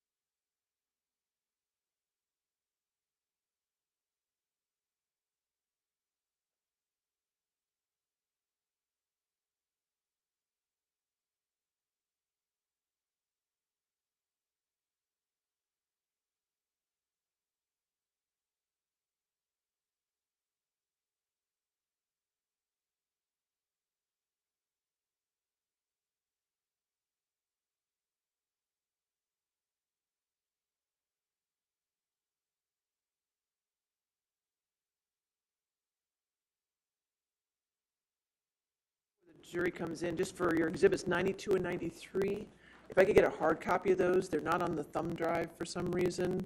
And in my binders, it says produced in native format, and I don't know what that means. Okay. So if we could just get those two in hard copy, I'd appreciate it. Okay? Absolutely. All right, we ready for the jury? Yes. Okay.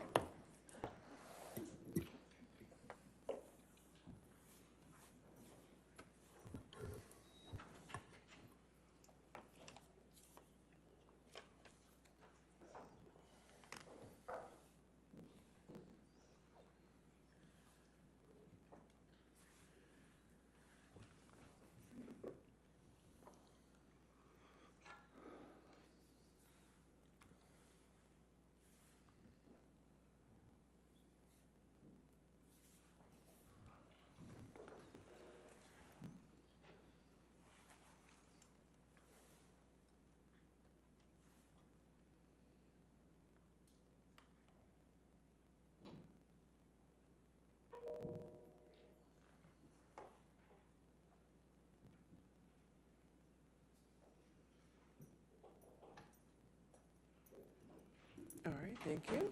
All right, your next question, ma'am? Thank you. Mr. Depp, I'd like to show you another audio recording that is Plaintiff's Exhibit 397.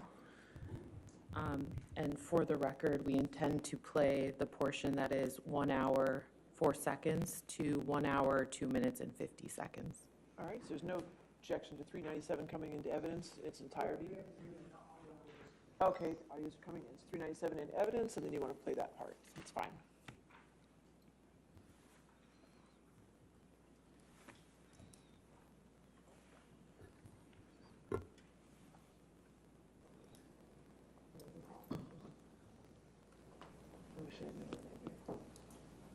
Well, those wishes don't come true. Bullshit thing you want to say to me, fucking piece of shit. Those wishes What? don't What come else true. do you want to fucking say to me, you piece of shit? What else? You don't have anything else to say to me? Cool. I wish you the best. Hey, why don't you fuck yourself? Go suck your own dick. You're used to it. Oh, listen. I'll write you a check for the extra sip I took. Is that okay? Stingy old fucking piece of shit. You're the one that brought it up. Mm-mm. No, you did. You said don't drink my wine. That's mine. I didn't say that. Oh, you did? I said I didn't think you were looking for any more. Rewind.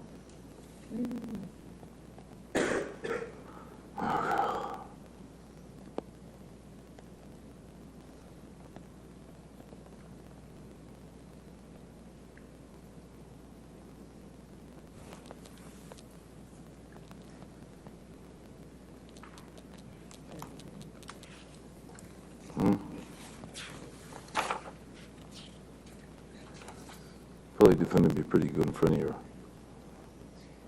Rocky and your pop and your mom.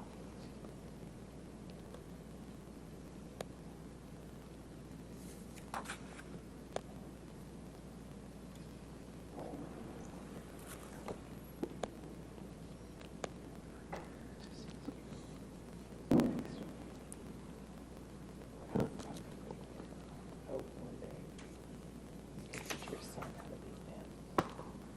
You're so good at it. Fantastic. It's not a You, You're a man. I've tried so fucking hard with you. No way. I've tried so hard. Yes, no way. Hey, if you ever learn this shit in 50 fucking something years, you never know. I hope to God, Jack's stepfather teaches him more about being a man than even fucking your fucking left nut. Hey, that's good. You gave me some shit about my kids, just like in London that you desired. Never again. Stay away. You don't exist. You will not be getting my words.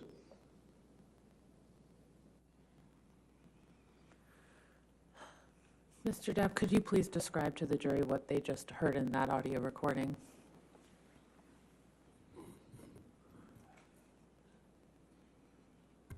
I don't know when, that, if there's a date on that, but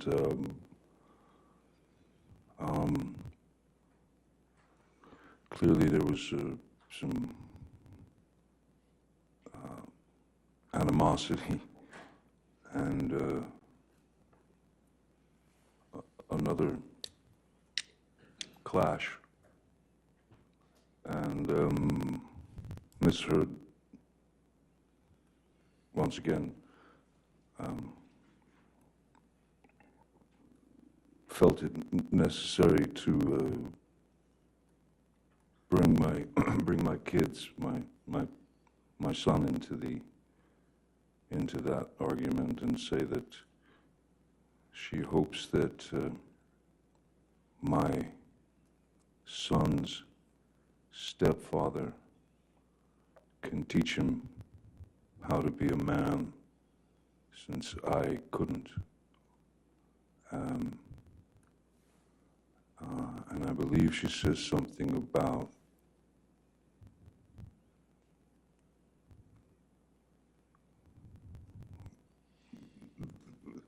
more man in the stepfather than would be existing in my, I believe the term was left nut. How often did Ms. Hurd bring your children into your arguments? Too often. And at the end of your relationship, how was Ms. Hurd's relationship with your children? Non-existent. My children, my kids are far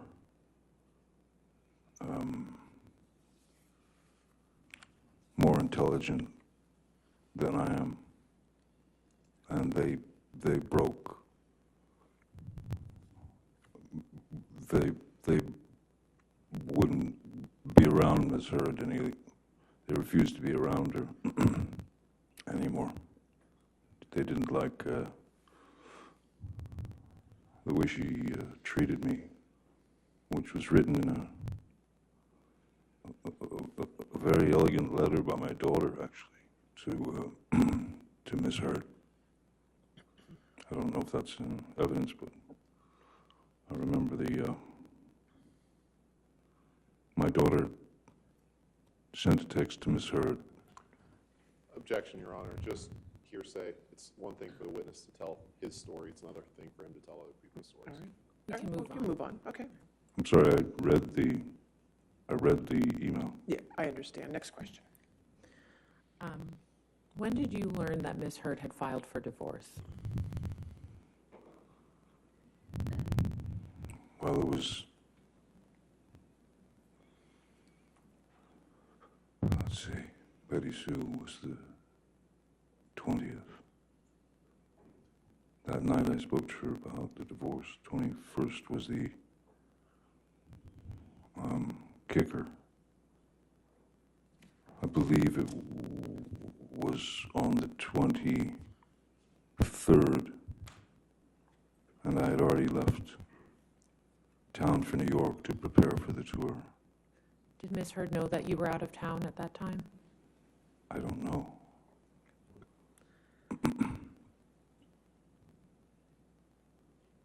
When did you learn that Ms. Hurd had made domestic abuse allegations against you?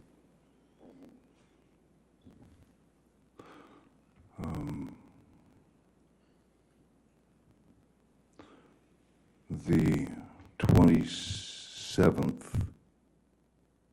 of May, which is in fact my daughter's birthday, I saw that she had gone to a court, I don't know, some court, and there were paparazzi everywhere, and her and a brown mark on her face. And it also happened to be the day that Charlie and Alice in Wonderland 2, through the Looking Glass, was opening. And that's the day that she chose to get go to the courthouse and get a TRO. a temporary restraining order against me. But I was in Europe already at that point. Mr. Depp, I'd like to show you what's been marked as Plaintiff's Exhibit 487. And just for the record, this is a very long document, and we will be showing pages 492 through 494. There's no objection to the document 487? Your Honor, if I could just have a minute or two to scroll through it, that'd be great, please. Okay. I assume, are you entering this in evidence now, or are you just showing it? I can give them an opportunity Okay, and go sure. through it with Mr. Depp, if that's okay. Mr. Depp, do you recognize any of these text messages that are on the screen in front of you?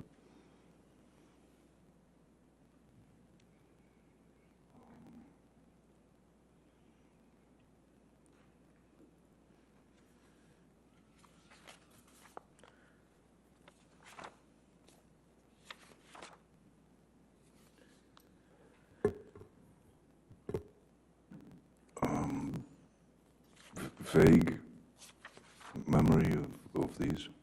And who were these communications between? It looks like myself it's me in the green, and Ms. Hurd's words in the blue. And do your communications reflect that Ms. Hurd understands that you're in New York? I'm sorry? What is the date of your text messages here on this page? That's the 23rd of May, 2016. And hers are the 24th of May, 2016. And based off of these communications, does this refresh your recollection that Ms. Hurd knew that you were in New York on this date?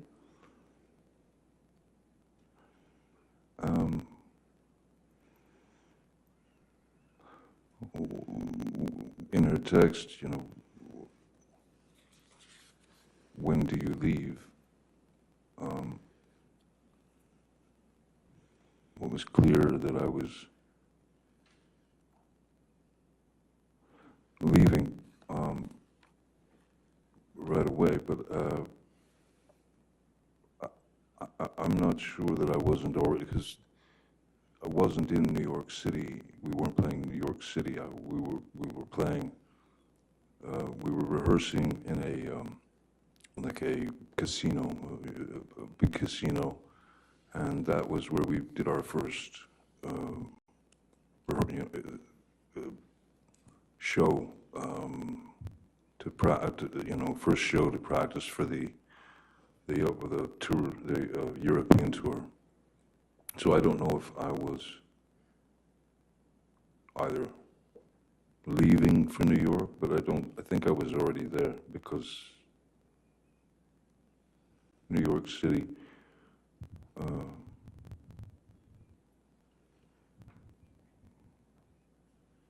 we weren't, I don't recall that we were playing New York City. So maybe I was suggesting going there. I don't know. Could we please turn to page 494? And Mr. Depp, do you see the text message from Ms. Hurd on May 24th, 2016 at 6:33? Yes, I do. Yes, I do. Okay. And do you understand what Ms. Hurd is referring to in this text message? Is it all right if I just take a quick glance? Please do. Thank you.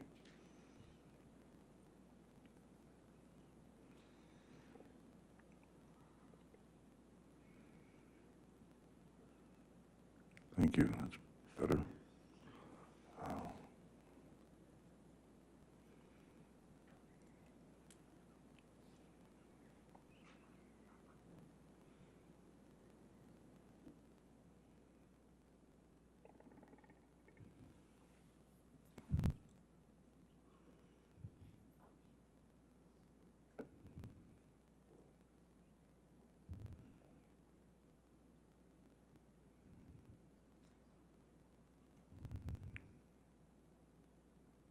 I remember, yes. I recall this. And what do you recall about this? That it made no sense to me.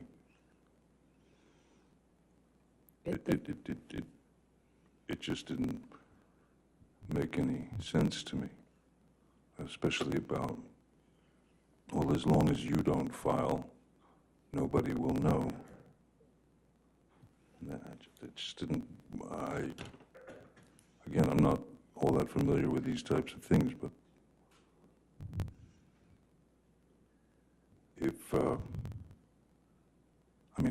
if it's two people in a relationship and the relationship is ending, in any case, the outcome is divorce. So I didn't understand these explanations of this can happen or it cannot happen, and I only did this because my lawyers said to. It just didn't make any sense to me, and it looked like she was kind of grabbing at straws, trying to figure out what, in fact, to do. Mr. Depp, I'd like to just ask you about a couple statements Ms. Hurd makes in this text message. She first says, just confirm that the cover letter is completely private and has nothing to do with any public record. Do you see that? The first sentence in the text message? Yes, I do. Do you know what cover letter Ms. Hurd is referring to? No, I don't. Okay. And then she says, and only included the domestic violence / restraining order stuff because I called the lawyer when the cops were here and I didn't know what to do or why that happened and was scared. Do you see that? Yes. Do you know what Ms. Hurd is referring to when she said that? No. And then dropping down to the bottom, it says 2 lines up, I thought you filed. Do you see that? Yes. And do you have any understanding as to why Ms. Hurd thought you had already filed? No.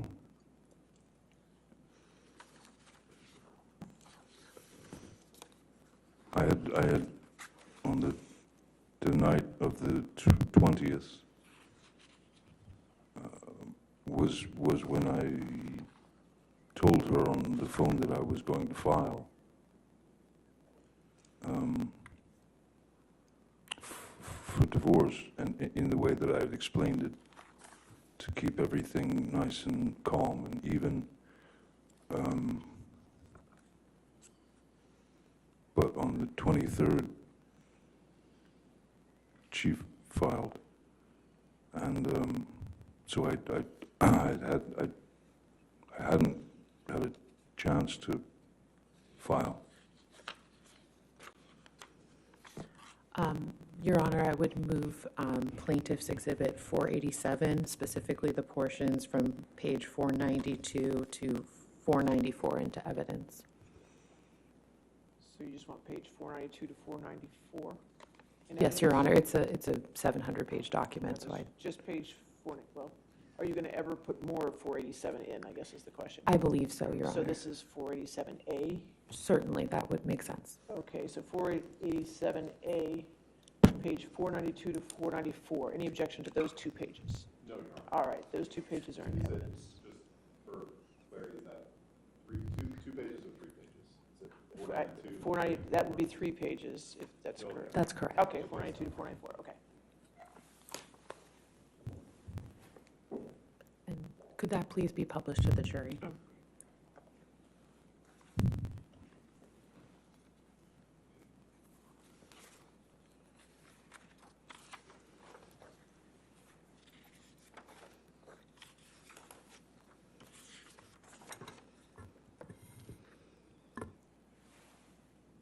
Mr. Depp, Ms. Hurd did end up seeking a temporary restraining order against you, correct? Yes, she did. And what, I believe you already said this, but could you just remind the jury, what date was that? The 27th of May. And where were you when you learned that Ms. Hurd actually filed a temporary restraining order against you?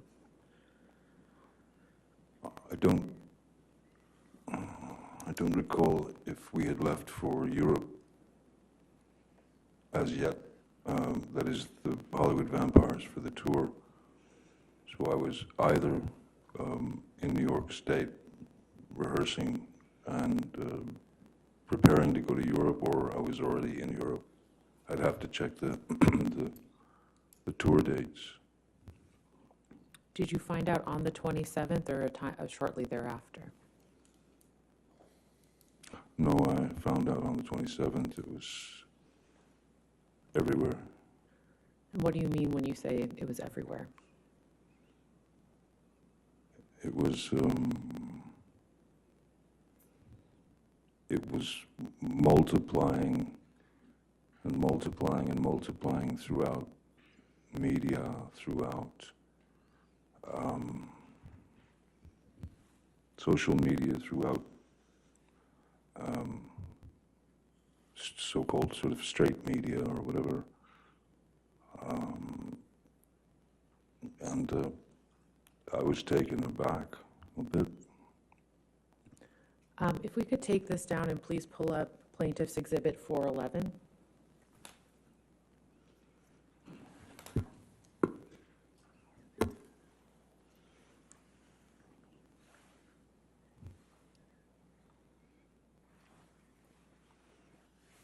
Mr. Depp, is this some of the media coverage that you were referring to? Many things of this nature, yes. Many. And do you recall actually seeing this specific article? I don't remember seeing this specific article, but there were already plenty, and certainly more than I was happy to go through. I think once you read one or two of them, the general idea is I mean, the point had been made clearly. Your Honor, I'd move Plaintiff's Exhibit 411 into evidence. Any objection? No, Your Honor. All right, 411 in evidence.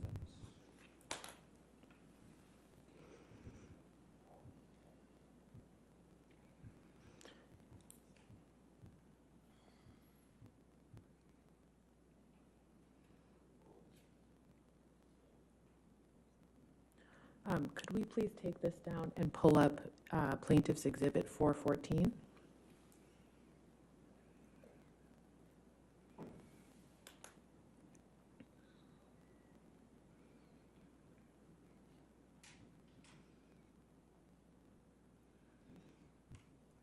Mr. Depp, Yes.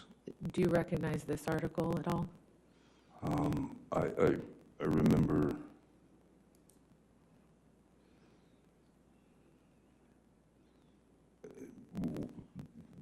yeah, I don't know if it was this one in particular, but I do remember seeing all the various reasons behind her reasons behind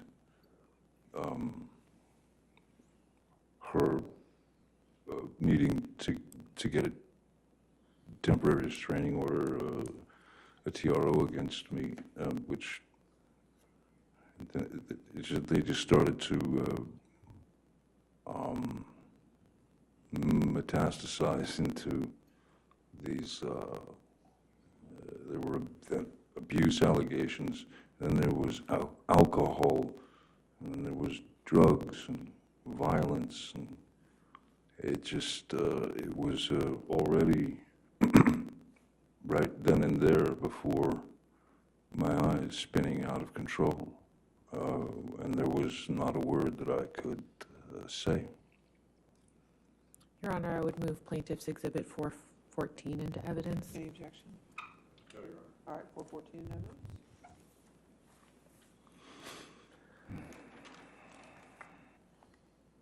And if we could take this down now, please, and put up Plaintiff's Exhibit 409.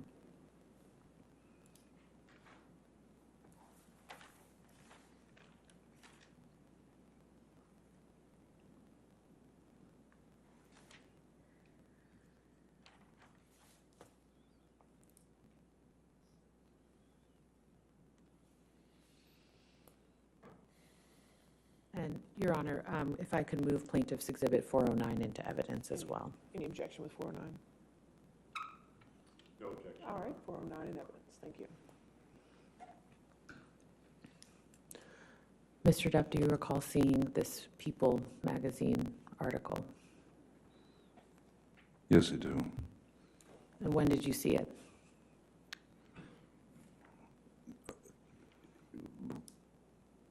Right when it was released, right when it came out. Did you speak to anyone about this article?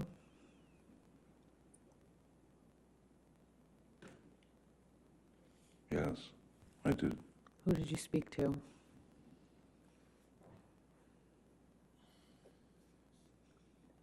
Mostly friends, and my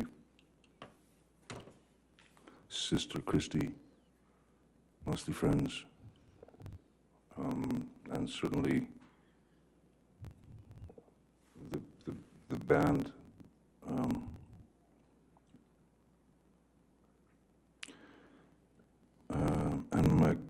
And my kids. I had to alert them that there might be some ugly things coming out that were most assuredly going to put me in the position of some violent, drug-addled, alcoholic,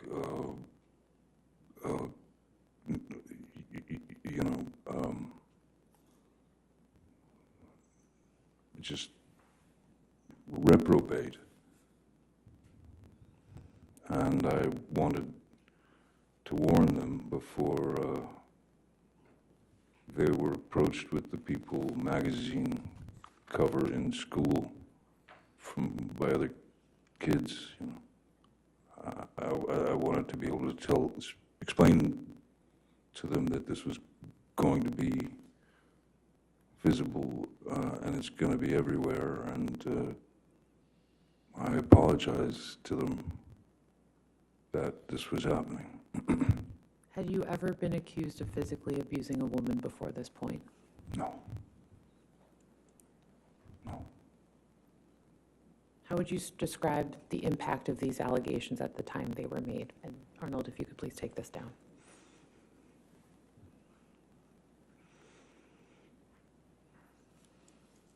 I felt ill. I felt sick. I mean, I'm sick in a sense that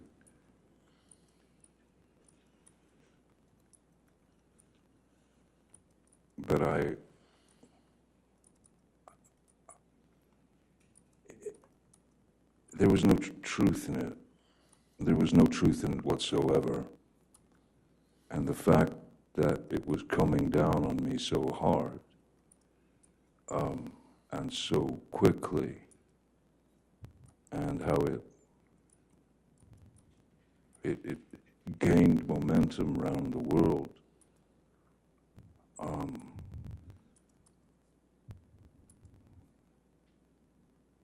And then you notice people looking at you differently. And then you notice calls start coming from agents and producers and that sort of thing. This was before, in fact, the Me Too movement had come around. This was a while before that, so I couldn't have expected the Me Too movement to happen, but once that happened, then it just went into skyrocket mode. So you're showered with you're running between drops of lava. You're trying to run between raindrops that are that kill you and destroy you. So I was very confused. I was very hurt because, as I said before, when you're in a relationship and you do give your truth to intimate truths to that person that you're with, and then they start to use all that information and stretch it out into something that is completely shocking, because as I said, it just didn't happen. And so I felt like it was incredibly cruel and I felt it was treachery. It was I don't know if she wanted me to just be erased or drop dead or just let me stick around and allow her to ruin my life for a while and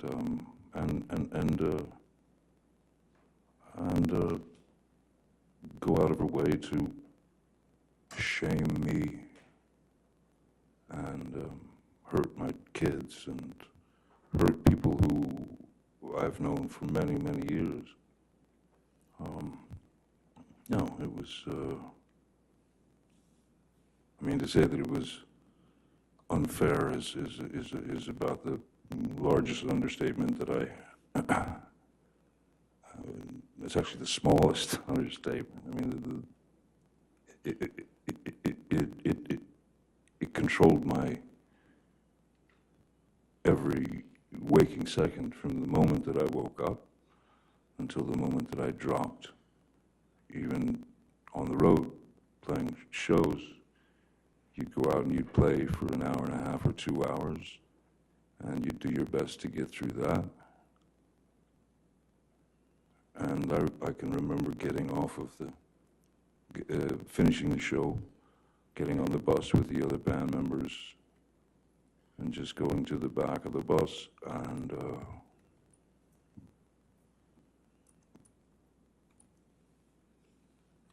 just you know, you had to get it out. So I just sat back in the back of the bus and cried and hid it from people. Mr. Depp, did you ever discuss Ms. Hurd's domestic abuse allegations with any producers or directors in the movie industry?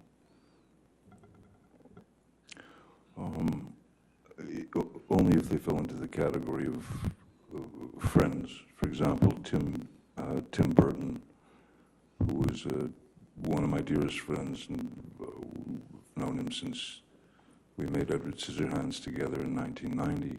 And we've been very, very, very close friends ever since then.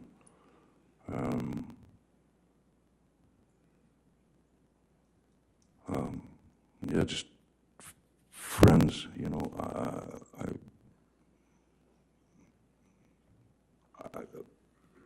And then, of course, as we were on the road, you know, the fellas in the band, you know, Alice Cooper is the singer of the Vampires, who's a dear friend, and Joe Perry from Aerosmith is in the band, and he's also a dear friend, and then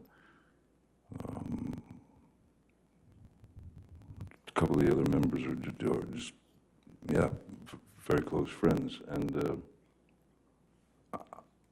I was bereft of any. You just don't know what to say anymore. You just know what to. So I tried not to talk about it very much at all. But just a friend. Mr. Depp, when did you and Miss Hurd divorce? When was the divorce final? Yes. The divorce was final January 2017 on Friday the 13th. And how were your divorce proceedings resolved ultimately?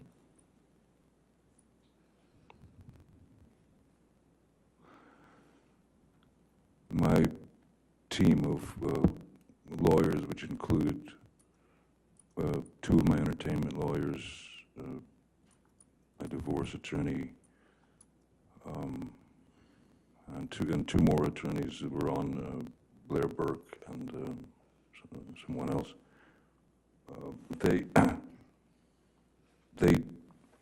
I wanted to, for lack of a better word, I wanted to fight it. I wanted to fight it because it was there, because there wasn't an ounce, not a grain, not a molecule of truth to it. So I wanted to fight it. They Calls for hearsay, Your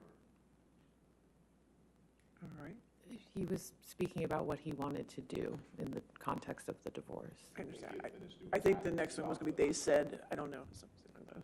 So Okay, you can do your next question. sure, certainly. Did you pay Ms. Hurd any money in connection with your divorce? Yes. And how much was that?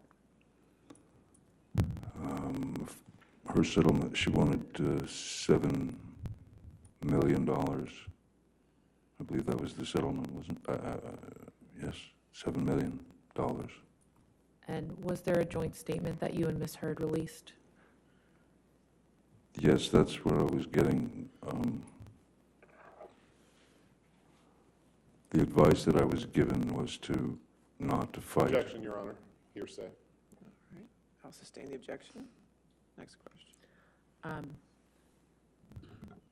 Who wrote the joint statement? No idea.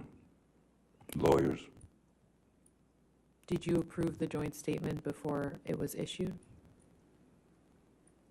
I'll put it this way, I wasn't given much of a choice. Could we please pull up Plaintiff's Exhibit 408?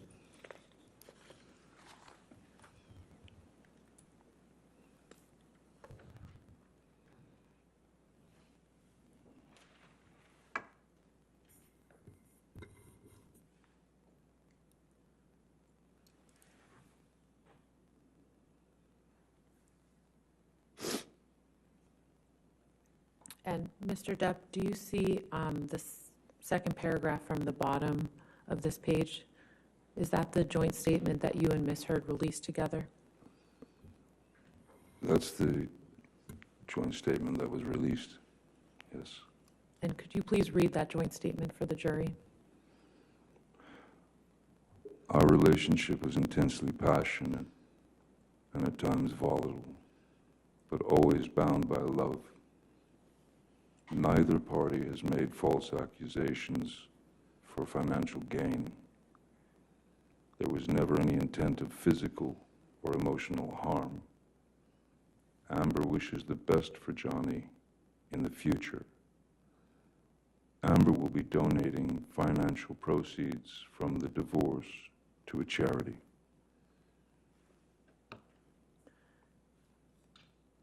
What happened after this joint statement was issued, Mr. Depp?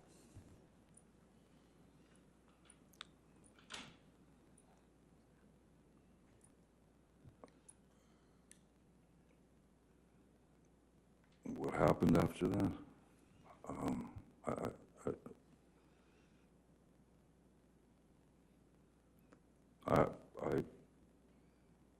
I suppose, you know, the next move was to start making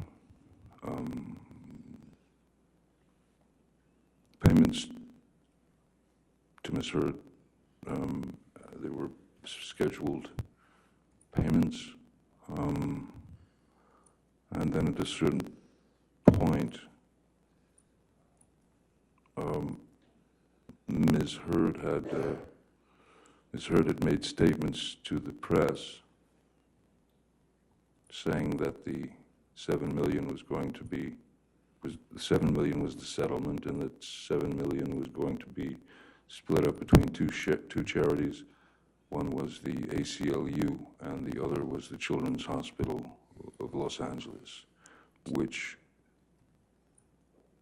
in fact was a breach of the agreement. Neither one of us were supposed to speak about details, money, anything of that nature. So when Ms. Hurd breached that agreement, that was when I asked Ed White, my business manager, to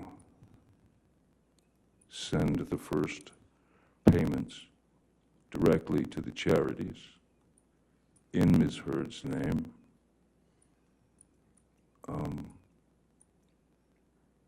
And after I did that, Ms. Hurd was very, very angry that I had made those first payments, and she went into a kind of a tirade about how I should be charged double the 7. I should be charged 14 million, so that because she thought that I was looking for a tax break. Mr. Depp, between the time that the joint statement was released and the time that the op-ed came out, how many movies did you work on in that time period, if you can recall?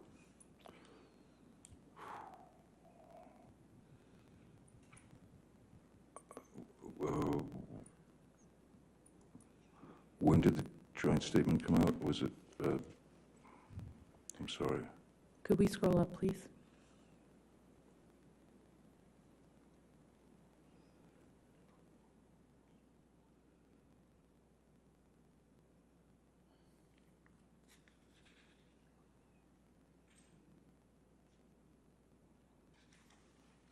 I'll withdraw the question for the moment.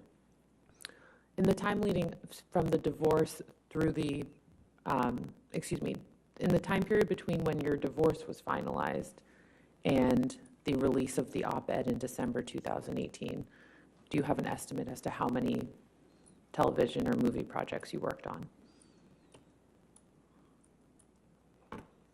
I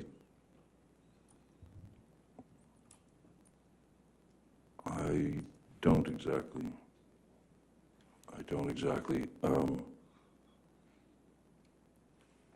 I believe there was another, maybe a smaller tour with the vampires, and I can't.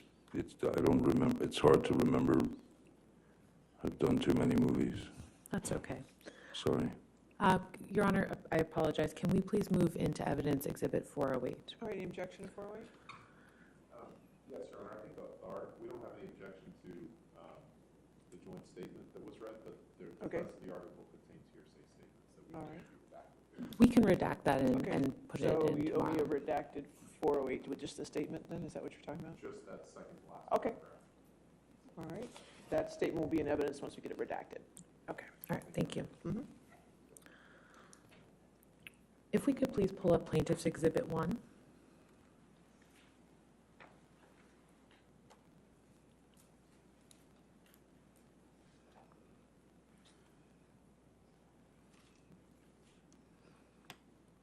Mr. Depp, do you recognize this document? Excuse me. Yes, I do. And what is it? This is Ms. Hurd's op-ed for the Washington Post that I believe came out in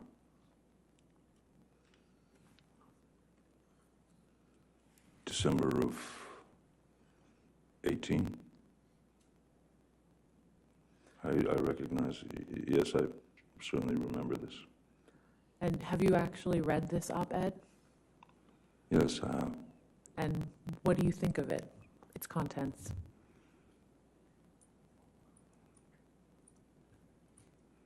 well, it was a hell of a start, I'd say, in terms of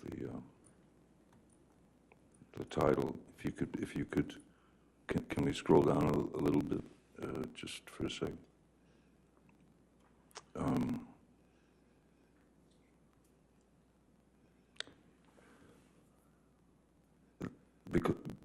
Because I'd like to make a point.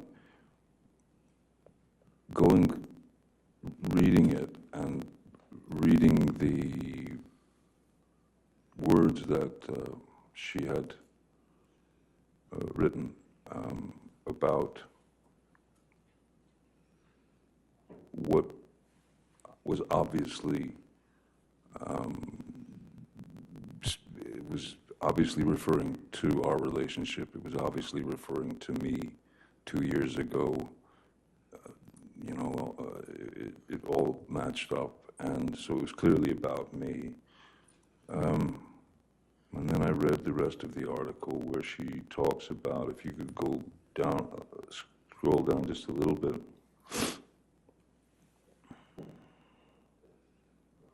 After the imagine a powerful man as a ship. Because she goes into, she talks about, in this section of the piece, she talks about the plight of women, not just in Hollywood, but in general in the world, and there were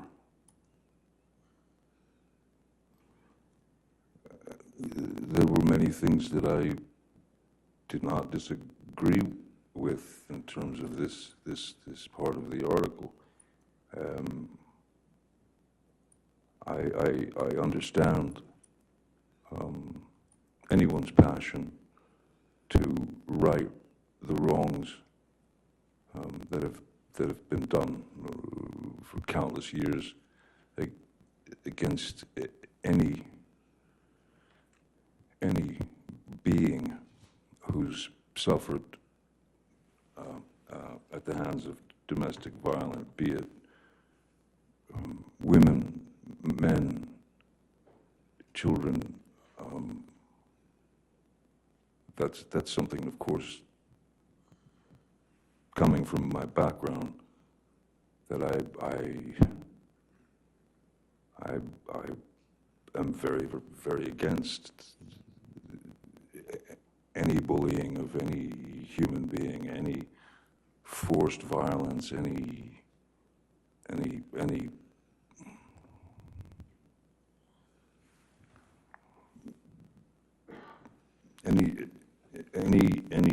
injustice committed against any human being.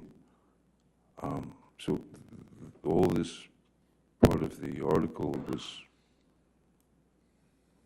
strangely, I understood it very well, and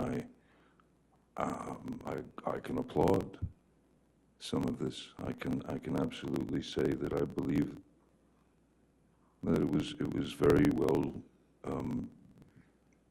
done with regard to violence against women or violence against anyone. It just seemed kind of a strange other side, like a two-headed coin. Mr. Depp, did you experience any consequences after the release of the op-ed?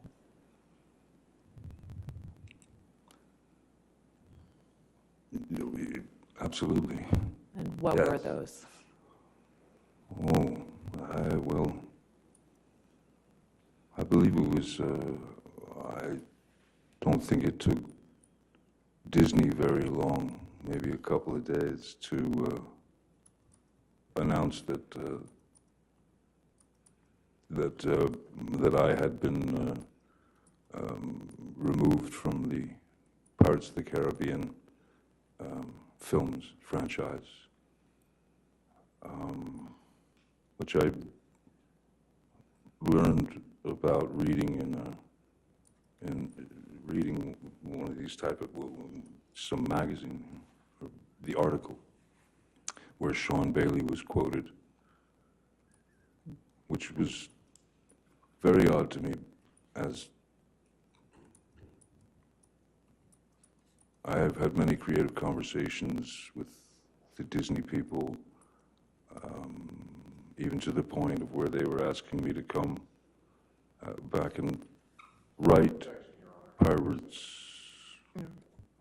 Sorry. What Disney executives told him is hearsay. We can move If on, you Your want Honor. to, if you want to, just restart. So, let me see. So I can read it out of someone's article, but not from the man's mouth. Is that what happens? Next question. Mr. Depp, what to your understanding is the status of Pirates 6? At this point, Yes. I believe it's in dangle mode. Mr. Depp, have you ever physically assaulted Miss Hurd? Never. Have you ever sexually assaulted Miss Hurd? Never. Certainly not. What have you lost as a result of Miss Hurd making these allegations against you?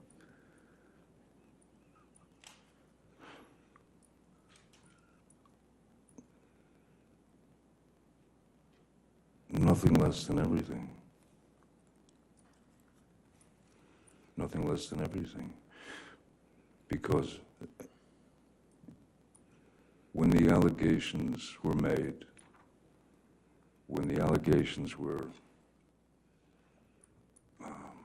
rapidly circling the globe,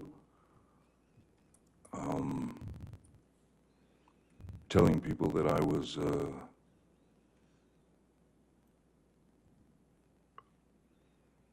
a drunken, cocaine-fueled menace who beat women suddenly in my 50s.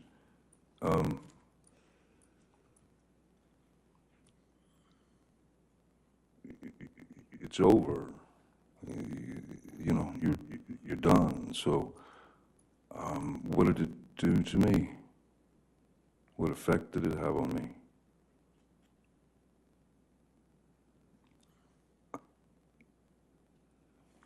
I'll put it to you this way. No matter the outcome of this trial, the second the allegations were made against me, the accusations, the second that more and more of these things, as I said, metastasized and turned into fodder for the media. Once that happens, or once that happened, I lost then. That is to say, I lost because that is not a thing that anyone is going to just put on your back for a short period of time. I will live with that for the rest of my life because of the allegations and because it was such a high-profile case. So I lost then, no matter the outcome of this trial. I'll carry that for the rest of my days. And it never had to be that way. It never had to happen. And I don't quite understand why it did in the way that it did. I have no further questions, Your Honor. All right. I think I assume you'd rather start tomorrow morning, is that correct? I'm perfectly happy to start now, Your Honor, or tomorrow morning, whatever Your Honor prefers. Why don't we go ahead and start a little bit today, just because time is not on our side, okay? Certainly. All right, thank you. Cross-examination?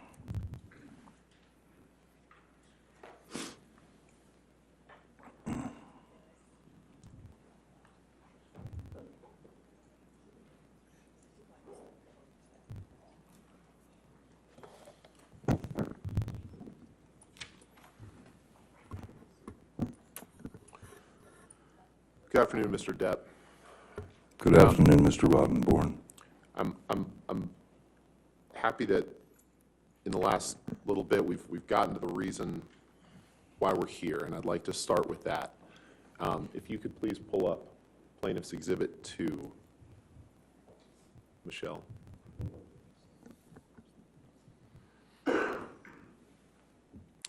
Next page. Your Honor, I believe this is either in evidence or has been stipulated as part of the opening. I assume no objection to 2. No objection, Your Honor. Okay. Permission to publish? Yes, sir.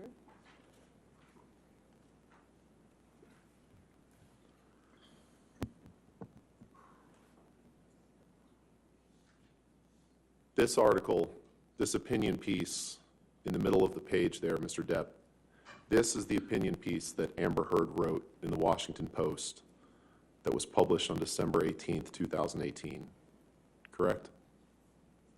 Doesn't that say December 19th on it? You- At the top of the page, doesn't that say December 19th, 2018? Go ahead and I blow that believe up, that the Michelle. 2018 was the online, was it not? Okay, so December 18th, December 19th, this piece in the middle of the page is the opinion piece Ms. Hurd wrote, right?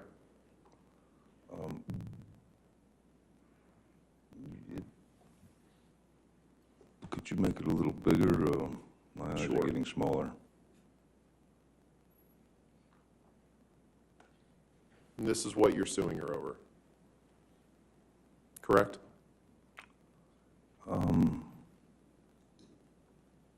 I'm suing her over defamation and the various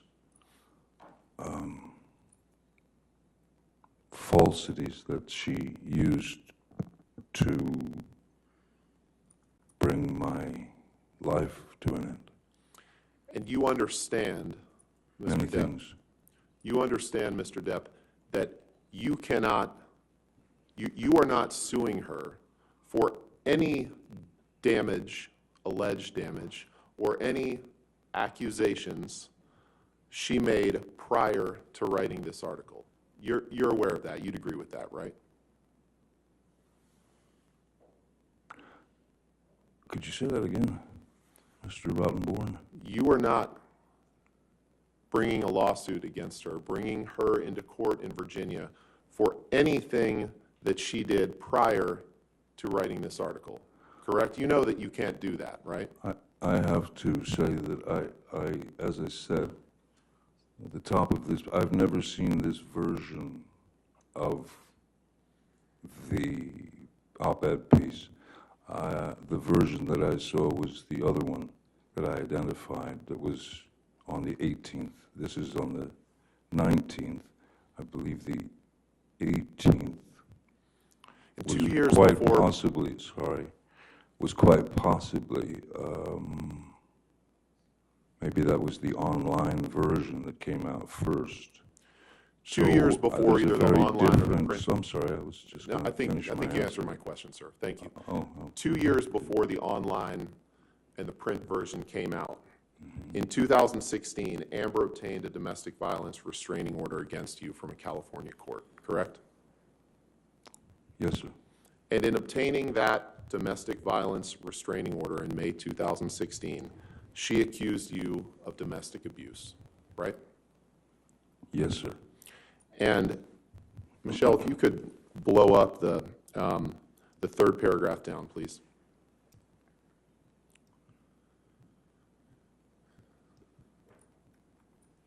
And in the opinion piece that's before you, published in the Washington Post, she wrote, "Then 2 years ago, I became a public figure representing domestic abuse." Correct? I can't say correct. She wrote it. And the Or piece somebody did. doesn't contain your name, correct? No, it does not, no. And other than mentioning the fact of abuse accusations that were made 2 years prior to the publication of this article, the opinion piece doesn't contain any details of your time together, correct? Oh, I think that I think it's very easy to write a piece and put the finger on someone without saying their name. There are sneaky ways of writing things. And as I've seen also what the ACLU and their team had to say, they clearly described to Ms. Hurd that... I'll move to strike this as hearsay, Your Honor. All right, I'll do that. Next, And I appreciate... Sorry, it's evidence. sorry. Next question, okay? Thank you, Your Honor. Mr. Depp, I appreciate you've gotten a lot of chance to talk, and I'm trying to be respectful of the court's time and the jury's time. So I'm going to ask you that question again, because I think it's a pretty simple yes or no question, which is... You'd like it to be, sir. Nothing simple in this case. Other than mentioning the fact of abuse accusations made 2 years prior, this opinion piece does not contain any details of your time together. Yes or no? It contains fragments. This piece here, I don't know, is this word for word with the other piece? And the article discusses proposed legislation, which you just talked about, correct? You'd agree with that, right? Yes, yeah. And it discusses Amber's experiences after she had separated from you. You'd agree with that, right? 2 years ago, I became the public face for domestic violence. 2018, 2016, it seemed to me that the puzzle was going to work no matter your angle, sir. Okay. So I'll take that response as a no, that this piece does not discuss that this piece does not discuss anything prior to Ms. Hurd separating from you, and it only discusses her experiences, her biographical experiences after she separated from you. Correct? I can't say that. Okay. Now, you're claiming that due to Amber's allegations of abuse, you can't be in Pirates 6, correct? I'm saying that after everything had basically hit its media targets and the hit pieces kept coming, it would be, I would be a real simpleton to not think that there was an effect on my career based on Ms. Hurd's words, whether they mention my name or not. You became aware prior to the publication of this op-ed that you were likely out for Pirates 6, that Disney was considering dropping or dramatically shrinking your role, correct? No. Can you pull up Defense Exhibit 113, please?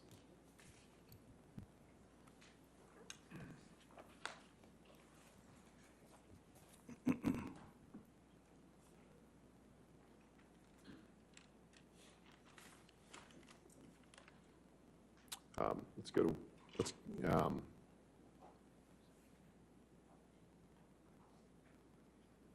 to 114, please. Are you changing on me? Yeah, I'm sorry, Your Honor, but it's the next one, so it's... Okay, 114? All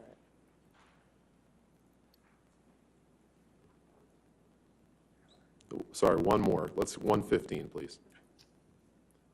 115.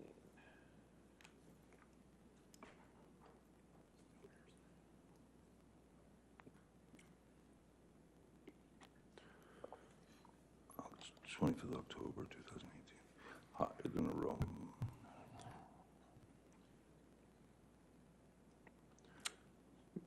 Mr. Depp, do you see... Personal dramas, yes. Sorry. Do you have the questions, Ron? I did. I was just giving him time to read. Do you see the date of this article beneath those bullet points is October 25th, 2018? Do you see that? Yes, I do. And do you see that the headline, Hide the Rum, Johnny Depp is out Objection, Your as Honor. Jack This is- Sparrow in Disney's Pirates of the Caribbean? Yes, Objection, hearsay. hearsay objection. I was asking if he became aware. I'm not offering an article for the truth. This is His an awareness. article from the Daily Mail, Your Honor. Right, I'm asking if his awareness that he was likely I'll out. allow that question. Thank you. Okay. So, Mr. Depp, Yes, sir. were you aware that as of October 25th, 2018, about 2 months before this op-ed was published, that it was being reported, as it is in this article, that Johnny Depp is out as Jack Sparrow in Disney's Pirates of the Caribbean film franchise as actor battles financial issues and personal dramas? Were you aware of that?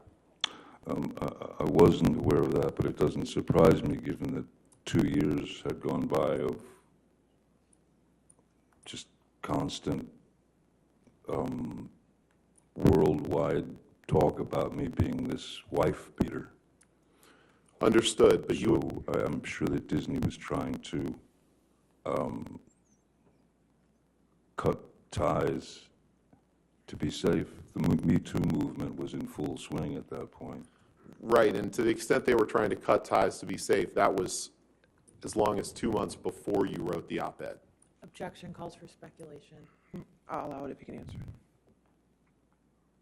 it. I'm sorry, the question? To the extent that Disney was trying to cut ties with you, as you say, to be safe, that was as much as 2 months prior to you to Ms. Hurd publishing the op-ed in the Washington Post, correct? Objection, lack of foundation.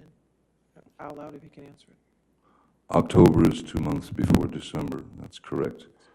But it's odd that they were going to release me from my role as Captain Jack Sparrow, but yet kept me on every ride across the world.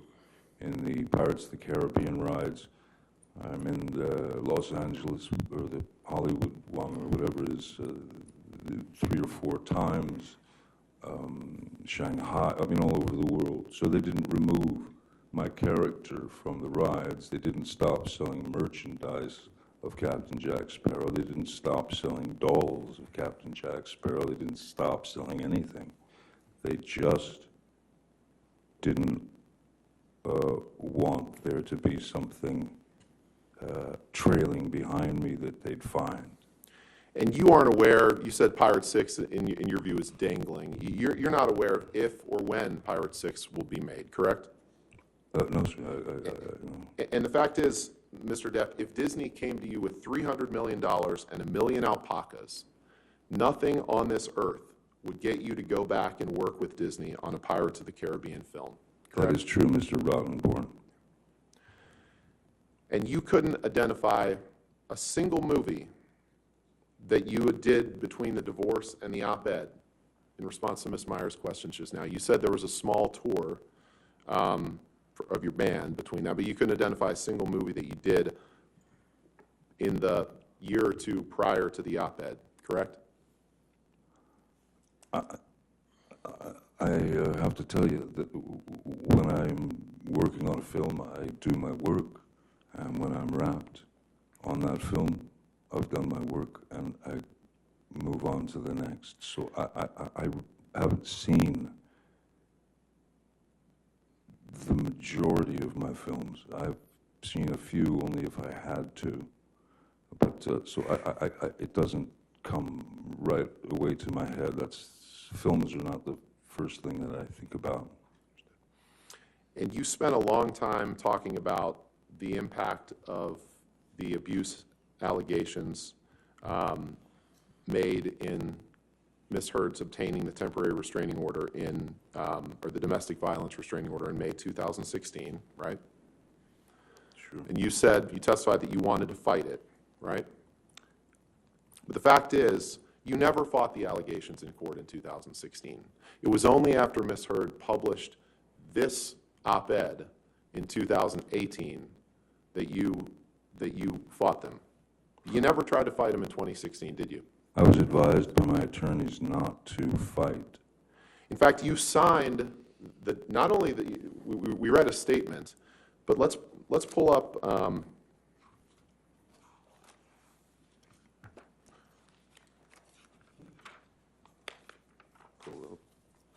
Let's pull up.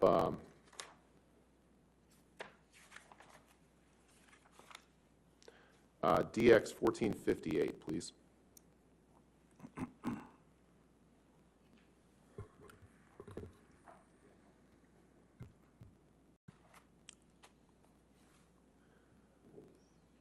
Mr. Depp, you see that this says marriage of Depp, correct? I see that. It's a legal document. Can you scroll to the signature page, Michelle, please? This was a document that you signed as part of your divorce proceedings, correct? That's my signature indeed, yes. Okay. Your Honor, move for admission of this document. Any objection to that document? No objection, Your Honor. All right, 1458 in evidence. May we publish, please? Yes, sir. Mr. Depp, that is your signature on the right, correct? Yes, it is. Dated August 15th, 2016, right? That's what it says, yes. And this is, this is a document you signed, right? For the third time, that is my signature, yes, sir. Go to paragraph 27, please.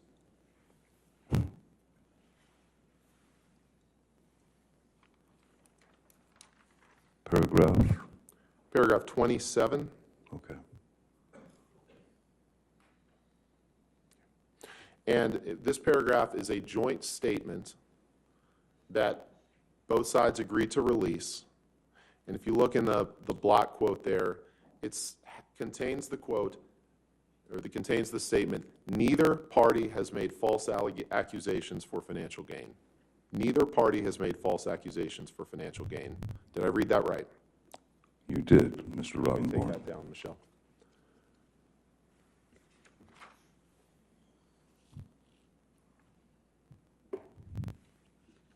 And that was a document you signed in August of 2016, correct? Is that the same one that I signed 3 times before? Yes, Yeah. that's the fourth. Well, I wanted to make clear that you signed made it that in clear. the summer of 2016, 2 years before Ms. Hurd published her op-ed. I don't have anything else for the day, Your Honor. Okay, you want to, okay, all right, we'll go ahead and take our evening. If that's okay. That works for me. I was going to stop you at 5 o'clock anyway, so that's fine. All right, ladies and gentlemen, that'll conclude our day-to-day. Again, don't do any outside research, do not talk to anybody, we'll see you in the morning, okay? All right, have a good evening.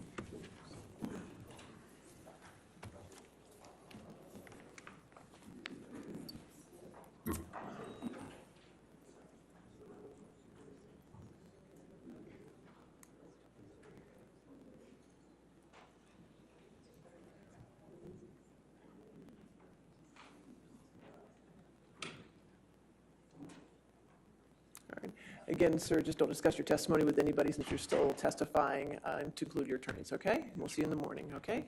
10 o'clock? Good? Yeah. All right, thank you. Thank you, Your Honor. All rise.